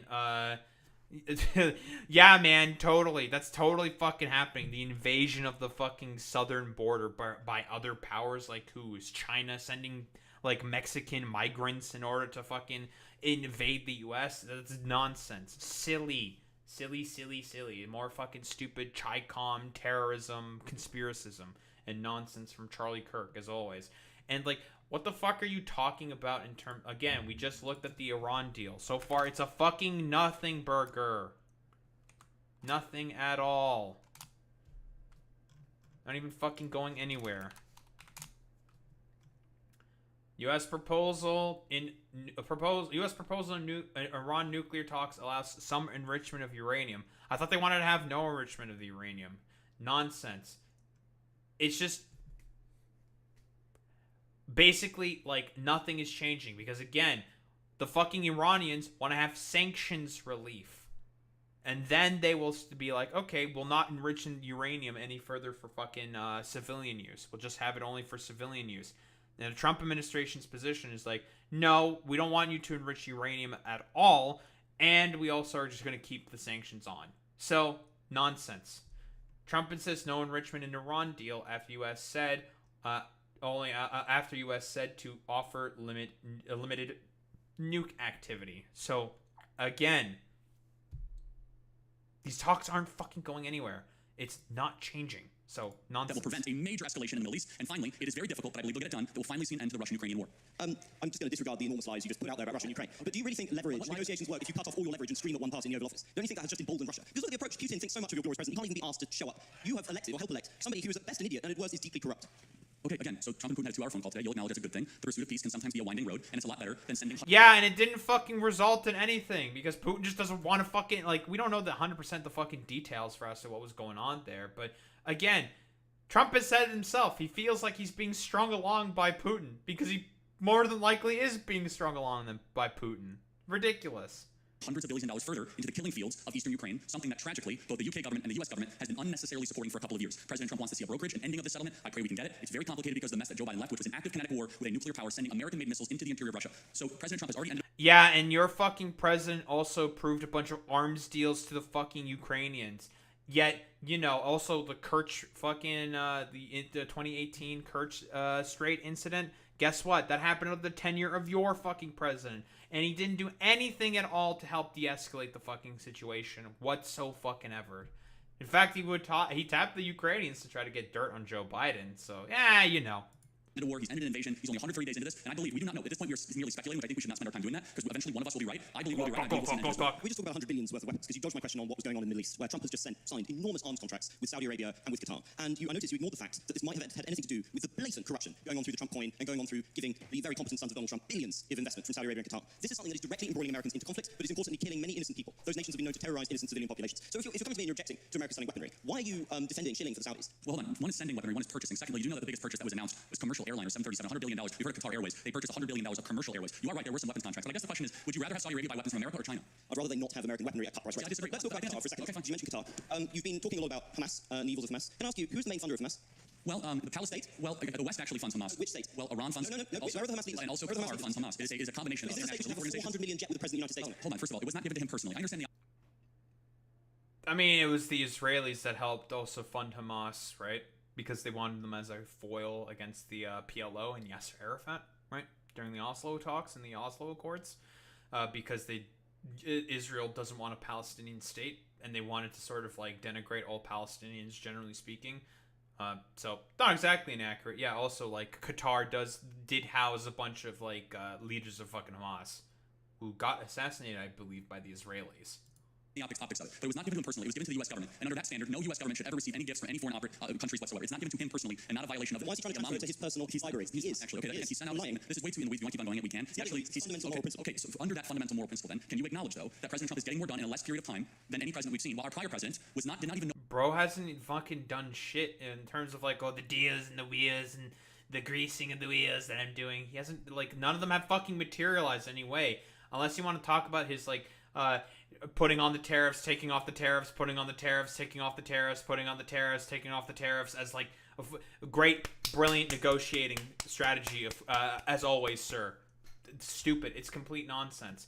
Like, he sold a bunch of fucking arms to the Saudis and the Qataris. Otherwise, that's, like, pretty much the only thing that he's done, to be honest. He's made that deal. I guess. Know what year he got elected. You understand the contrast? What about again? I'm not a defender. No, I'm not saying President Trump is far better. You have to defend the person you spend millions. I will defend every day of someone who ends an invasion, who brings down the price of oil, who is revitalizing the American economy, who's brokering peace. I wonder why he brought down the price of oil. Oh, because of his idiotic fucking tariff policy, which made it fucking unstable. Whoopsie. But yeah, totally, dude. Because he didn't end the fucking invasion or end the fucking conflict in fucking India and Pakistan. He didn't do it. He just didn't. Who stopped the potential nuclear war, who is bringing Iran to the table and bringing Russia to the table, someone who does not want armed conflicts with the greatest powers of our time. I will defend that endlessly. You are living in a fantasy world of your own creation, so it's quite hard to engage. But let's check on how Trump is doing in terms of diplomacy. Look, with the war in the Middle East, do you think it was a defensible decision to tell the Israelis you wanted Trump Gaza to agree for Israel to invade the Gaza Strip and to continue to murder thousands of innocent children and civilians in a pointless war? Is that in America's interest or is that in humanity? Well, first of all, you should know something about Trump. There's something, you realize that Trump over the last 10 years, he is quite the social media user and uses hyperbolic language at times. But let me ask you, in the conflict of Israel versus... Ah, yeah, dude. It's all because of hyperbole in fucking language and stuff. That Trump decided to make a stupid AI music video about Trump Gaza, #1. Yeah, dude, that's totally hyperbolic. Just nonsense. There's nothing here. Like what are you supposed to debate with? He's just going. That's his argument so far. Who's the good guy? I believe both Hamas and the Israeli government are evil, but I think also that there is no justification for the murder and mutilation of thousands of innocent people and children. Like the futile. There is no justification for invading hospitals, for bombing innocent populations, and dragging out a war which is damaging Israel and the West. You made that point, but that's not a point. It's a moral truth. Well, yeah, again, like, hey, Charlie, you're the one who brought it up about, oh, who's worse, Hamas or Israel? It's just like, that's not the fucking question. Like, who the fuck gives a shit about that? I don't care about who's good or bad. Both organizations are just bad. Who is the one fucking constantly doing triple taps on fucking goddamn refugee camps, hospitals, schools, mosques, World Heritage Sites? Who's constantly killing doctors and fucking aid workers? Oh, it's Israel. We're doing the meme again, you know? Israel bombing aid workers. Whoa! It turns out Israel's really fucking bad, dude. Maybe you can even make the argument that they're the worst ones here. Okay, yeah. It was also a moral truth that the war started because 1,300 Jews were killed and 200 were taken hostage. And when you declare war on Israel, expect a firestorm in reaction. Let me finish, I let you talk. Israel, at its holiest day of the calendar year besides Yom Kippur and Rosh Hashanah, Samat Torah, the 50-year anniversary of the 6th Day War, Hamas invaded Israel, deciding to go recklessly to music concerts, to homes, to kibbutzes, and taking 200 plus hostages. They knew what they were doing. In one of the most... Hey, Charlie. Who was the main guy who basically backed Hamas into that political position in the fucking goddamn... who backed Hamas in that particular political position? Who did that? Oh, it was the Abrahamic Accords. And those were negotiated primarily by Trump. Ooh, I wonder why Hamas felt desperate enough in order to do an attack like that on October 7th. Oh, it's because Hamas felt like they had no other political out at all, so they were backed into a corner and they decided to fucking lash out because that was the only option that they had left at the time, Charlie. That was the only thing that they could have done, Charlie, was lash out, and lash out they did. Because guess what? They were being squeezed out politically at the behest of Israel and Benjamin Netanyahu. You know, as he said to Trump. Because Netanyahu just wants to kill the Palestinians. That's it. Cloistered urban environments on the planet. 2 million people live in a place where it's impossible to wage war. Impossible. Where they wear civilian clothing, they violate every tenet of the Geneva Convention, and the IDF, when they do something right, they get no credit. When they do life-saving surgeries for the guys in trial, they get no credit. When they drive fleet Yeah, dude, totally. I totally believe that the IDF is constantly doing life-saving surgeries of Gazan children when they keep bombing the fuck out of them, dude. Totally, man. Drop leaflets, they get no credit. But when they happen to bomb a place where they're operating... Yeah, dude, dropping fucking leaflets is totally going to be the main sort of thing that's going to be effective in making people fucking move from their homes that they don't want to fucking go from, Charlie. Stupid. From which we now know from third-party verified sources, hundreds of Hamas military operations are in mosques, schools, and hospitals. I'm sorry, the country where they were living in relative peace on October 6th, that all of a sudden we had a war, and Hamas started the war. And I don't see people that were really upset about the 2 million Germans that were killed in World War II civilians. A tragic truth of war is that civilians die. I don't like it, and you don't like it. And they brought it upon themselves. The only operation entity to blame... Yeah, dude, we're doing all the fucking victim-blaming bullshit when Hamas, the reason why they did the attack to begin with was, again, because the Abrahamic Accords. They had no other option politically. That's it. They had to do the attack because otherwise they felt like they were being completely and utterly squeezed out. It's the leadership of Hamas, not the Israeli government, for fighting this defensive war after they were invaded.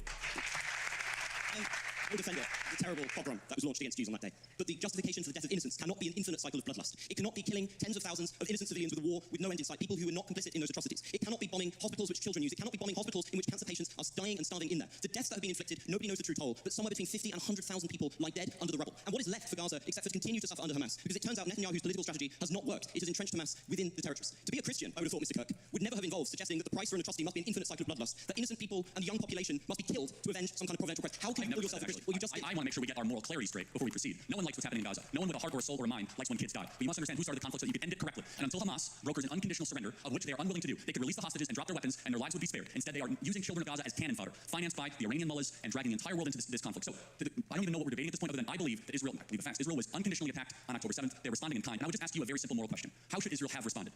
Not with the blanket carpet bombing of the city, not with bombing hospitals. Of course, some kind of military operation might be necessary, but not murder on this scale. There is no justification for what is happening with the enormous death toll that is being produced. I really cannot see how you come here and you have gone to lecture us on Christian morality and then sit here and justify the murder of thousands of civilians. Is it working? Is Hamas I've never said that. You just did. Well, no, this is your in war, these are called casualties of a war. Okay? Again, I'm not going to justify every military maneuver of a 100,000 person army. Instead, what I will do is I'll be clear that there is a good guy and there is a bad guy. I honestly, not the morality of a child. Yeah, dude, because the good guy in this fucking conflict are the fucking dudes who are constantly bombing women, children, refugees. I'm not saying that Hamas is good, but sometimes in politics and in geopolitics specifically, there's a bad guy and there's a guy who is much fucking worse. Silly. Well, hold on. And all zero-sum game bullshit. A child who knows that Israel's the good guy, Hamas is bad, has a lot more wisdom than a student like yourself at Cambridge University. I will be glad that I will not have been somebody who has defended the genocide of the Palestinian people, and I think you will have to reckon one day that you have reckoned with... Interesting. I want to ask you this. So can you tell me what African country is currently undergoing a civil war? Believe it or not, I know about Sudan. Okay, good. How about what Southeast Asian country has an ethnic cleansing going on? I know. Good. And you have strong opinions on both sides? Unlike you, I take an effort to be informed about foreign policy and to come to conclusions. You are a culture warrior. I believe when everything is done, Mr. Kirk, people will see you and the people you supported as corrupt. Yeah, I don't know why this dumbass is bringing up fucking Sudan and Myanmar, right? Like, yeah, there's a civil war in fucking Sudan right now because of, well, a lot of it can be sort of attributed to a lot of Western exploitation and also exploitation by the Russians. Well, you know, tomato, tomato, potato, potato. Yeah. And also Myanmar, which guess what? Is currently in a civil war because of a military junta that took over the country from Aung San Suu Kyi. But, you know, Charlie Kirk is just doing that because he just wants to be a fucking stupid, like, culture war fucking racist. As selling the country out to the lowest bidder and of doing irreparable damage to a country I'm sure we all deep down love. The difference, we'll have to reckon with that. The difference is when...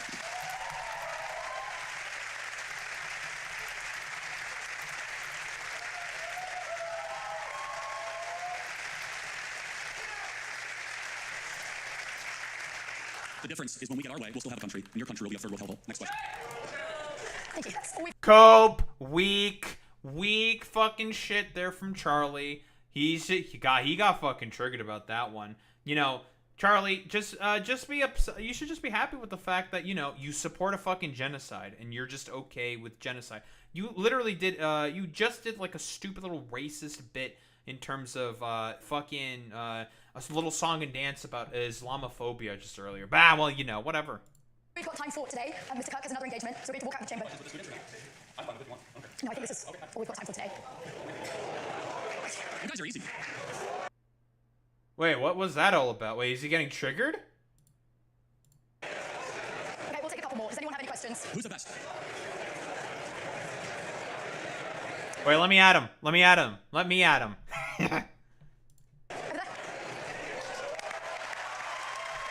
Oh, it's the this is the professor then that decided to come up.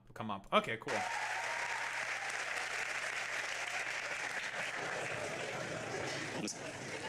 Thank you. A very, very short question. Israel versus Hamas. Good guy versus bad guy. Russia versus Ukraine. Who's the good guy and who's the bad guy? Both are bad, one is worse. Which way round? Of fucking course. He thinks both are bad, but Israel is good and Hamas is bad.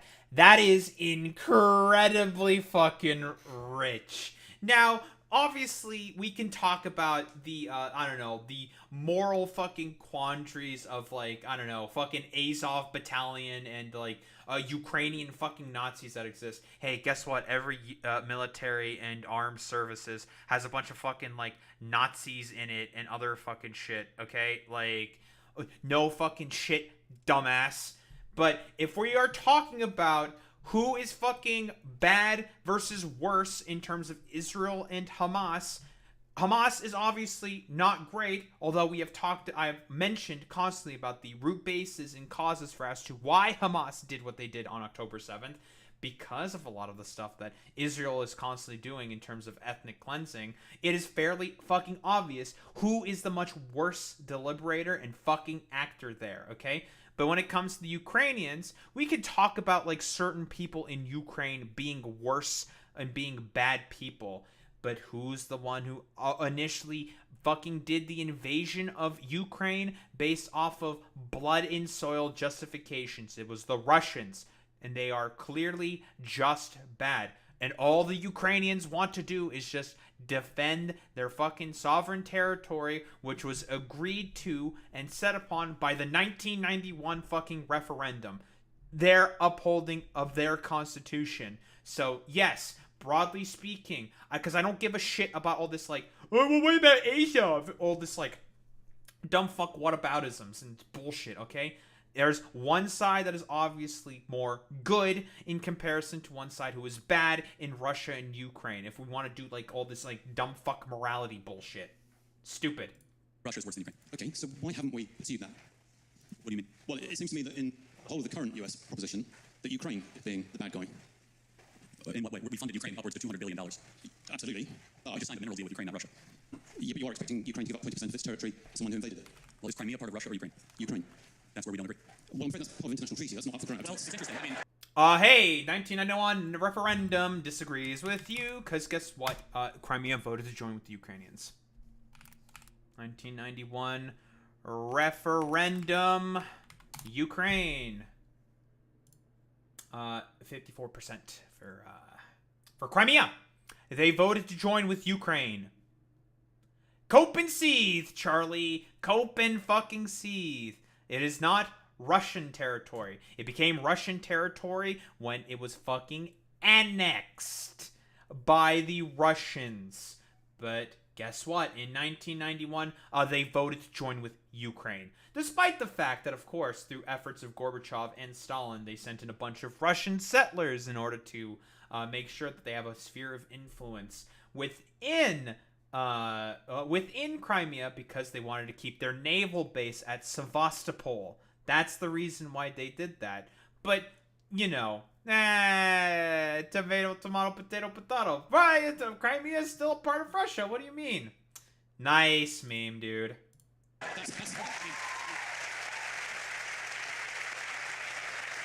Zelensky has said he's willing to give up Ukraine. No, America signed the agreement that gave Ukraine Crimea.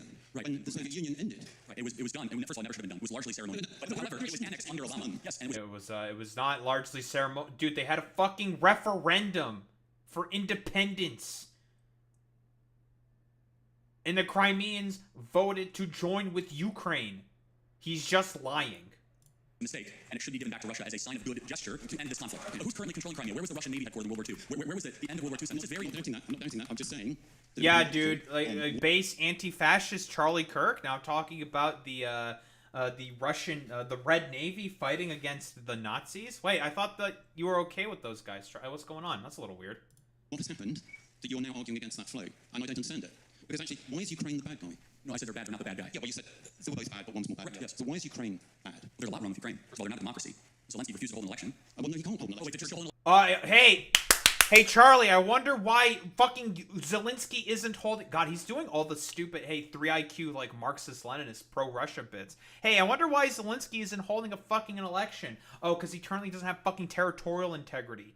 And guess what? Gonna be kind of hard to have a free and fair election if a bunch of fucking people living in the eastern parts of the country, of which is of their sovereign fucking territory, gonna be kind of hard to get their votes and properly count them. Especially all the fucking refugees that have left the country. Gonna be pretty fucking hard to hold an election because of that. Also, part of their fucking constitution says, like, well, we're currently in total fucking war. We can't really have an election right now. Election during the war? It's on his constitution. Lincoln held an election during the war. That's not true. You can call an election. You can call a snap election. He's full dictator of the country. No, because he knows that the people of Ukraine would kick him out immediately because he's deeply unpopular. In fact, if he wanted to show a statement to the world, he would call an election. Whoops, don't want that. Victini. What is it? Zelensky approval rating. What's his current approval rating? Well, apparently it's risen 10 percentage points ever since his White House staff. 4% approval, as Trump claims. While the U.S. and Russia label Ukraine's President Volodymyr Zelensky as illegitimate and unpopular, opinion polls shown he's recently has seen a bump in popularity. Yeah, approval of 4%. Totally, dude. In November 2024, his approval rating hovered 53%. Going up slightly earlier in 2025 to 57%. Wah, wah, wah, wah. Yeah, dude, he's deeply unpopular. But, you know, gotta go with the Trump, the good... Good fucking suck. And win by 80% and say, see, I'm super popular. So that's number one. I have a problem with that. I have a problem with a person being propped up as a government we're sending $200 billion to that refuses to even face his voters. I can't agree with you, frankly, on that at all. Constitutionally, Ukraine is not able to hold an election because it's under military law at the moment, and that's just a matter of fact. Yeah, that's a pretty good point. Yeah, they're just under martial law because they're at war. Whoa! Crazy. Okay, Prime Minister or President, he can do whatever he wants. He can't sign an executive order and change the Constitution. Neither can the American president either, so hopefully there's no doubt. He could even do a ceremonial election to see where he actually stands with the people. We call those opinion polls. So, currently he's popular, pretty popular, 57%. Pretty popular. I can't say the same about Trump. What's Trump approval's rating? Donald Trump approval rating rises to 2-month high at 44%. Still underwater there, Charlie. Yes, and they're very negative. Again, but you would agree that a person that holds on to power without the election of the sovereign is pretty questionable. No, not in those circumstances. Okay, then we disagree. No, okay, that's fine. But give me another reason why they are the most corrupt country in Europe and never even met the most remote standards of doing NATO. Do not know where a lot of this money is going. I don't disagree that there is a problem with corruption, but the most corrupt country... It's been fucking cracked down upon significantly, but, you know... Europe, are you sure about that? I'd have to double or triple think about that, but they're very corrupt. Okay, so that's a little bit down. It's not absolutely... Would you corruption? I mean, let's face it, we are talking about comparison with some of the states we're doing business with in Gulf. Well, of course, but we're not giving them money, they're giving us money. That's the difference, right? Saudi Arabia so it's fine. Well, hold on a second. Morally acceptable. Take money from corrupt people. Well, hold on. First of all, as far as morally acceptable, we do what's best for the benefit of the country.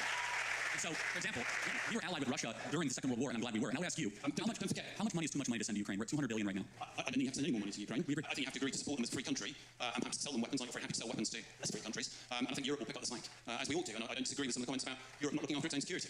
I just don't get this approach, which was supposedly to end the war quickly, which now seems to be elongating it, and in doing so, throwing up a smokescreen of very variable facts, if they are facts at all, about how things occurred, which actually isn't helping things. And if people can't see that Putin is stalling, I agree with you. I think he might be stalling. And therefore, and I think even your president has acknowledged the fact that he thinks he might be I wonder why he might be stalling. Oh, because he thinks he has strategic initiative, and he wants to conquer as much territory as possible to use his leverage in negotiations. Crazy. Still correct. So we don't have a disagreement there. No, we don't. No, we have a disagreement about the efficacy of tactics. And we don't know. And I'm willing to say we could be wrong. No. Oh, well, of course you could be wrong in life. I mean, we could all be wrong. But actually bringing that war to an end, consistently, actually isn't going very well. And I would just suggest to you that whatever tactics have been used are perhaps not the best. And they are certainly inconsistent with what's going on in the Middle East and how America has been treating parties in the Middle East. But I've had enough of your time. That's a fair contention. Thank you very much. Very much indeed. Well, Charlie Kirk lied the whole time about every fucking fact about Ukraine, so that's cool. Just completely agreeing with the fucking, with the Russian side. Anything else? I think we're done here. Leonard Leo. Oh, God. Jesus Christ. That fucking moron. Well, don't think there's really much else to say here. I think we're pretty much done. Lovely. All right. Charlie Kirk. I don't know. He either just lied or he barely understands what he's fucking talking about most of the time. Like, he's definitely really lost the fucking sauce in terms of the fucking debate sort of sphere. But, you know, shit like that when, like, people are just, they have a pretty good idea for as to, like, what they are talking about. Charlie Kirk can never really fucking contend with those people, like, at all. Like, the stuff with, like, Russia, Ukraine, Israel, Palestine, completely lied. The whole stuff with, like, the feminism part, like, he was just, like, totally and completely wrong. Never really addressing any of the economic arguments, and it makes you think why. And again, for everything else, in terms of all the other, like, stupid culture war talking point bullshit that fucking Charlie Kirk loves to engage with in all the time, what is it all about for him ultimately? Maintenance of hierarchy and control. When it comes to abortion, women's rights, religion, that is the most important thing for Charlie Kirk in particular. Maintenance of hierarchy and control. Never ever fucking forget that. When it comes to, like, these dumbasses, all these stupid fucking conservatives, all they have ever considered, all they ever fucking think about constantly is how they can be the ones on top. Because again, Charlie Kirk, he's totally okay with doing all the bidding of the billionaires who pay him because he himself is a millionaire who's allegedly worth $12 million. So, you know, Charlie Kirk is totally fine being a little fucking stooge for whatever fracking billionaires want to give him fucking money. Like, there's really not much else to say about that besides, like, Charlie Kirk and his activism is purely just non-grassroots. It's all AstroTurf fucking bullshit, and a lot of the shit that he fucking believes in has very often completely zero basis in reality. Nice. Bit of a long one there. That's okay. Oh, fun. I haven't done a fucking big epic debunking and shitting on like that for a while.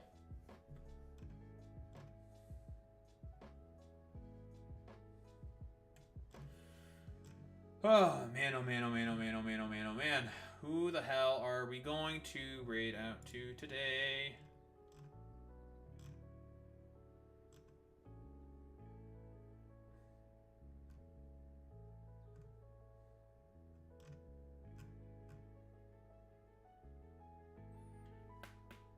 Oh, yeah.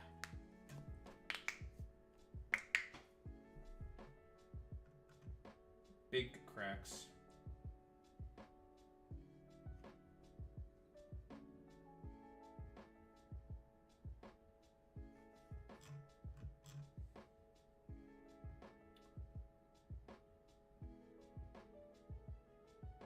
Why don't we raid out to Jason's Society? Why not? Alright, gamers.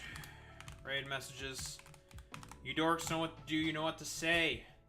Transide with the Daho raid ba. If you're a sub, if you're not sub, you do the wowee with the Daho raid ba. Tomorrow, I guess we're gonna start. We're gonna play some Pokemon. Emerald Imperium. From what I've seen, it's Radical Red but Emerald, which means right up my alley. Instead of just with Radical Red only having Gen 1, Gen 2 like gym leaders and fights, it's gonna be Gen 3 and Gen 4. Lovely. But I'm looking forward to playing well, basically Radical Red but in Emerald. The better game. Fire Red's good too, but Emerald?